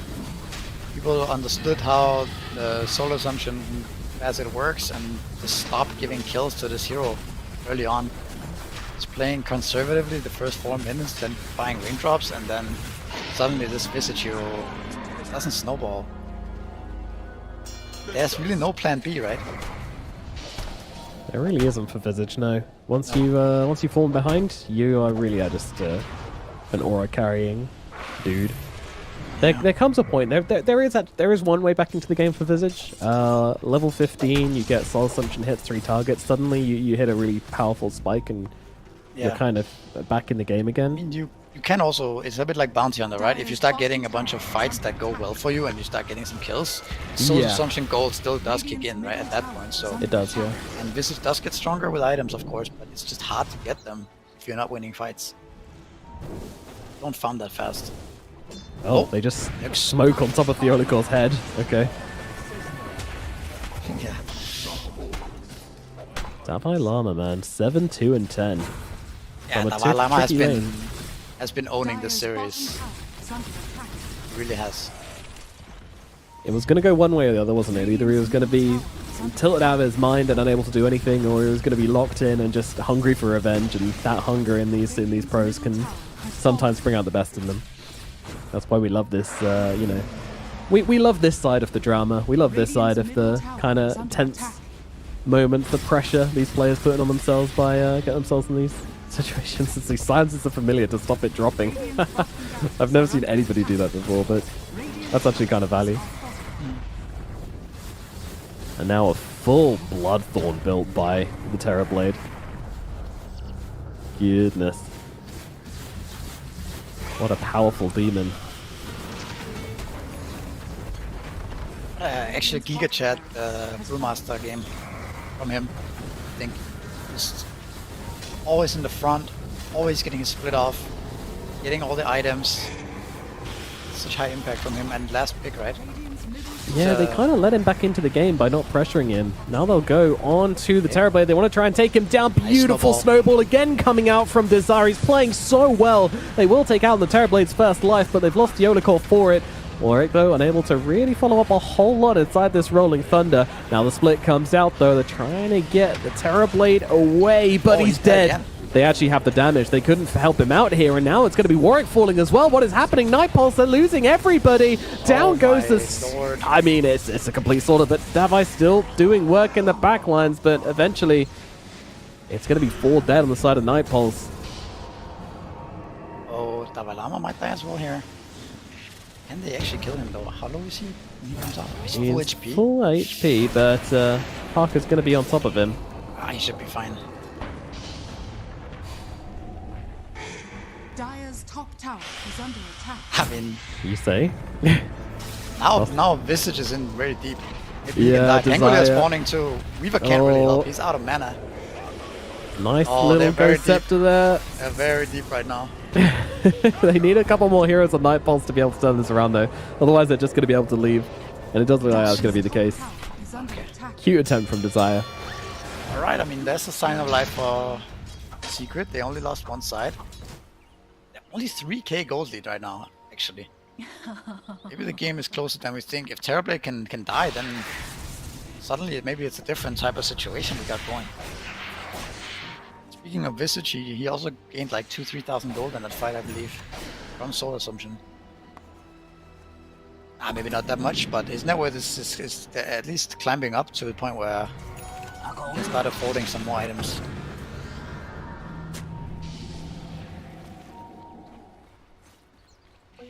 To be careful you don't die on Pangolier or Terrorblade first, because if you die on your important cores first, then suddenly Warlock, Tusk, they don't deal damage. Then you have to be on the run.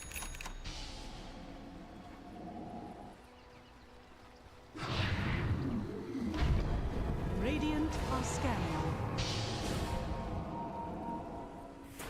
Kadaro gonna get quite neared up. And once again, the snowball save comes through. Desire has been so on point with those, but where are they going?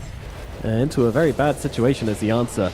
They will be losing the Warlock. As over on the sidelines, the little chain lockdown coming out. Dabai Lama forced to use the split just to kill off Mixer here, and well, they should be able to do that as Puppy with the Aghanim Scepter fighting back pretty. Oh, okay. Yeah, they found Parker. They got him with the silence, and they take him down. Oh, they're all dead now from Secret. Only TA alive. They do have a couple of buybacks, but that was an expensive one. It was almost starting to look a little bit like Secret actually could come back into this game with their sort of elusive heroes, right? But it looks like they could easily lose another side here. Parker has no buyback. Yep. Here we go. Into the middle barracks. I don't see how they defend this one at all. No, two sides of Rex is also it's pretty rough. I mean, you might even start going for the third one, honestly. 30 seconds on Weaver. Barracks are going down really quickly. Like the Visage can try to come in and get some like big soul assumptions off, but also it's a building taking damage, not the heroes, so he's not really going to get the charges coming in. Yeah. And they're going to try and mega this. 15 seconds. Again, it's risky, but also they're about to have quite a lot back off cooldown. I mean, Dabai still does not have the primal split, but he's a strong hero without it. There's no real reason for them to take the fight at this spot in the fight on the map. Better to just, I think, back off and wait for the split. Wait for BKB Terrorblade, like get the next round of items that you have to go for, and then close out the game safely, right? Because this game was getting a bit hairy, I think, right there. That's like 5 minutes. I think Nightfalls were only one bad fight away from potentially throwing this one. It did feel like, I mean, still partially feels in the balance, not so much anymore. Like they've gained way too much of an advantage with the buildings they've taken and everything. But yeah, it's still throwable. But now I feel like they're back into the dominant position that they were in right before the throw. Yeah. They can play for Roshan, nice and easy. Very hard for Secret to get out and contest it. Like, even though they don't have to play a slow game, it does benefit them to play a slow game where they wait for their cooldowns each time and just do it super carefully, super slowly. Well, they can just run it down mid and try and kill off Puppy here, but Puppy does have the Aghanim Scepter, so that's going to give him the debuff immunity he needs to run away. That was a bit of a misplay by them there. He looked very free. Yeah. Not respecting the Aghanims on the Elder Titan whatsoever. You don't just kill Puppy like that. Come on, guys. Have some respect. But they will be getting Roshan eventually. 30 seconds till it respawns. TA going for the Nullifier. Interesting. What's this Nullifier for, do you reckon? Ghost Scepter, Glimmers. Yeah, both supports have Ghost. Okay. I think that's primarily it. Killing supports. Makes sense. Alright, so Roshan is going to be like, oh, that's a very long respawn. Oh yeah, I thought it was going to spawn at the time, but no, it's actually not incredibly long. I don't know if Nightpulse gets into some position where they sit up here for 2 minutes, this could be really bad for them, I think. And let's not forget, they have the advantage here on Team Secret because they've got a Templar Assassin. They know when Roshan is respawning. Oh yeah, that's true. That's true. They can really milk the map here then. Absolutely. Yes. You might actually see Nightpulse get behind in gold in the next 2 minutes if they decide to just sit up here. Well, they won't. TP's coming. They're moving out onto the map. They do not want to let Secret know. Snooks is very quick though. And you can get him. He's pretty speedy. Okay, he's very speedy, but not speedy enough. The moment that Bloodthorn goes onto him and then the follow-up with a swashbuckle, it's over. It's lights. I think there may be some like mind games here where Nightpulse are like, okay, they know when Roche is respawning, therefore if they're not worried about, if they're not heading over, then maybe it's, I don't know. That's hard to say, because I also think that Nightpulse feels like it's very hard for Secret to contest the Roche. Yes, exactly, yeah. Right? So they play the same way if there is or isn't a long Roche respawn. I almost feel like they should try to threaten the high ground a little bit more once again. Because I think them going back and forth to Roche is so... They're spending so much time. Yeah, but if you didn't see the Roshan respawn timer, would you be saying the same thing? Maybe, I mean... Nah, maybe not. It's easy to say when you see it, for sure. Yeah.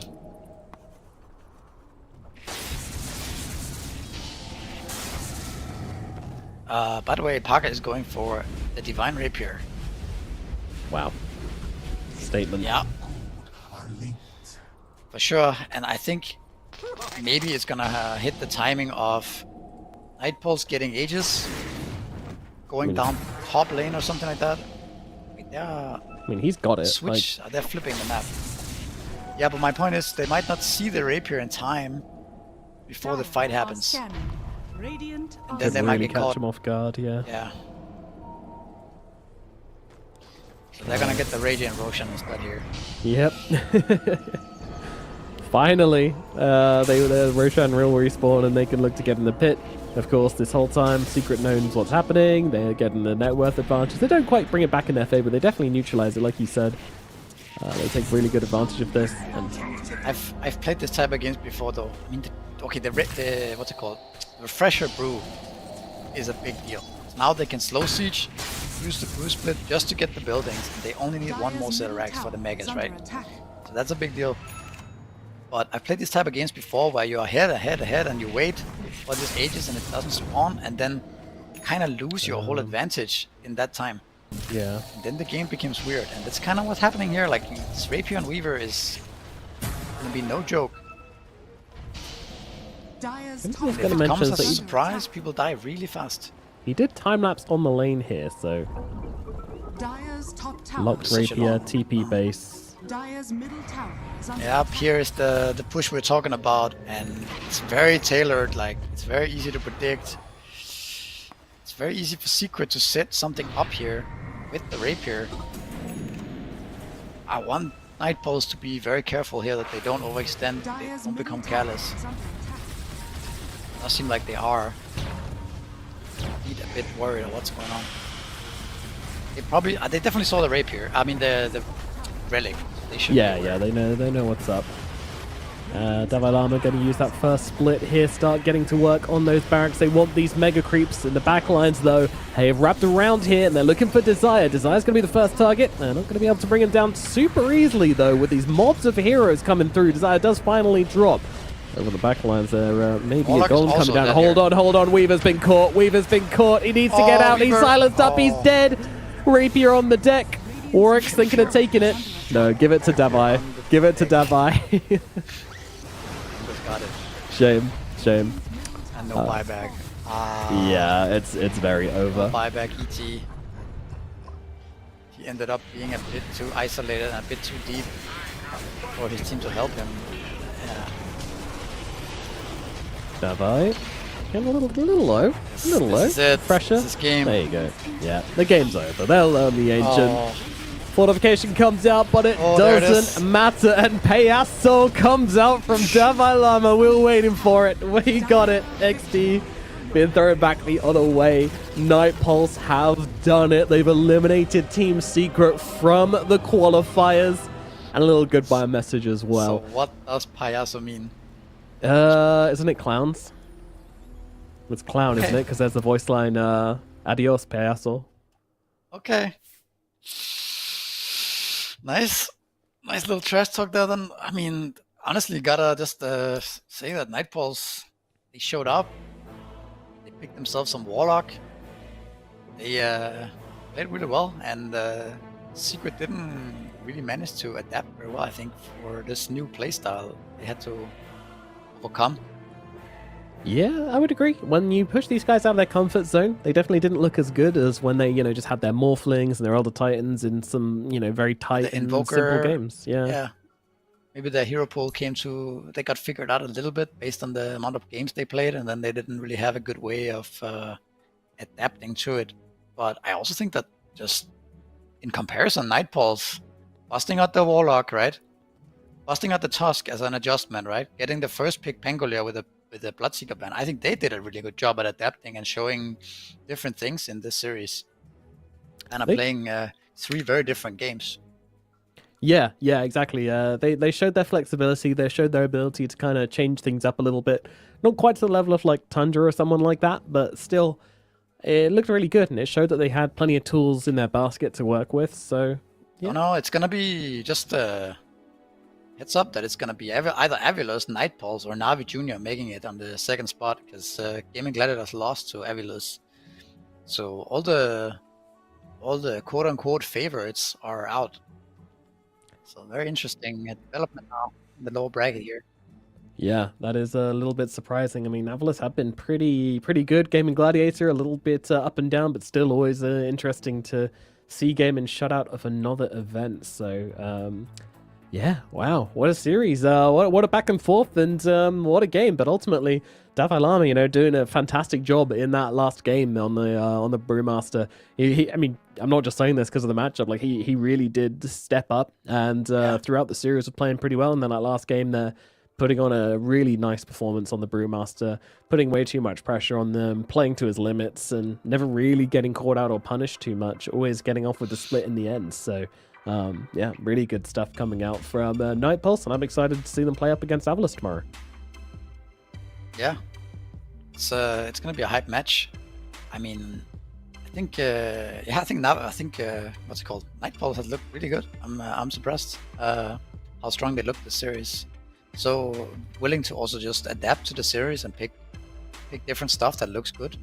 So yeah, there's a lot of good teams now in EU. It's not a lot of it's kind of established teams as well. It feels like these teams are like Avilus, and it's not just random stacks anymore. They're actually like established teams now. So yeah, same with Navi Junior. They're gonna keep coming back and they're gonna keep improving. So it's a very hard competition now to qualify for events. Yeah, it is hard. It is difficult indeed. And not just that, but plenty more stacks waiting or teams waiting in the open qualifiers who didn't make it this time around.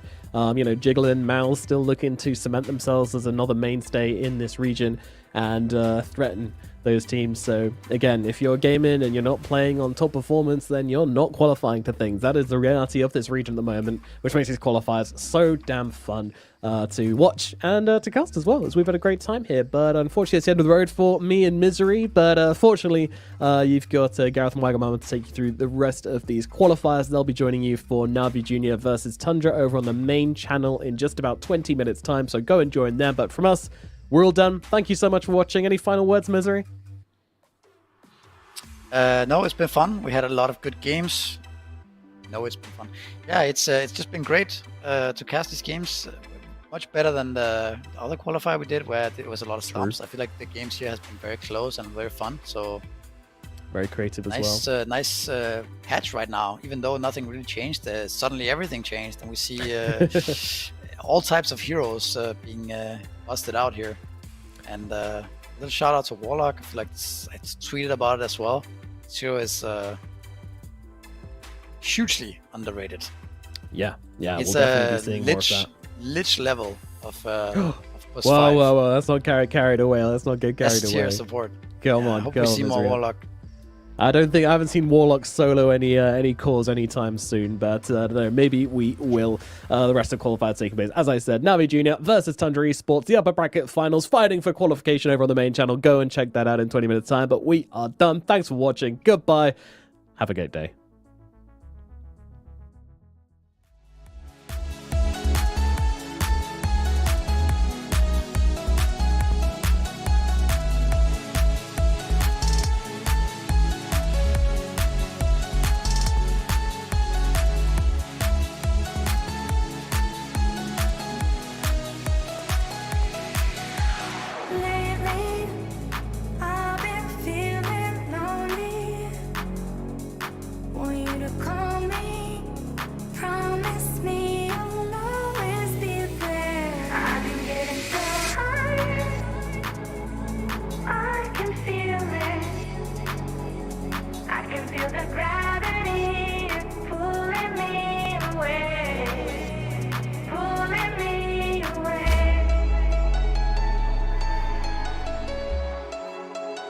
Pulling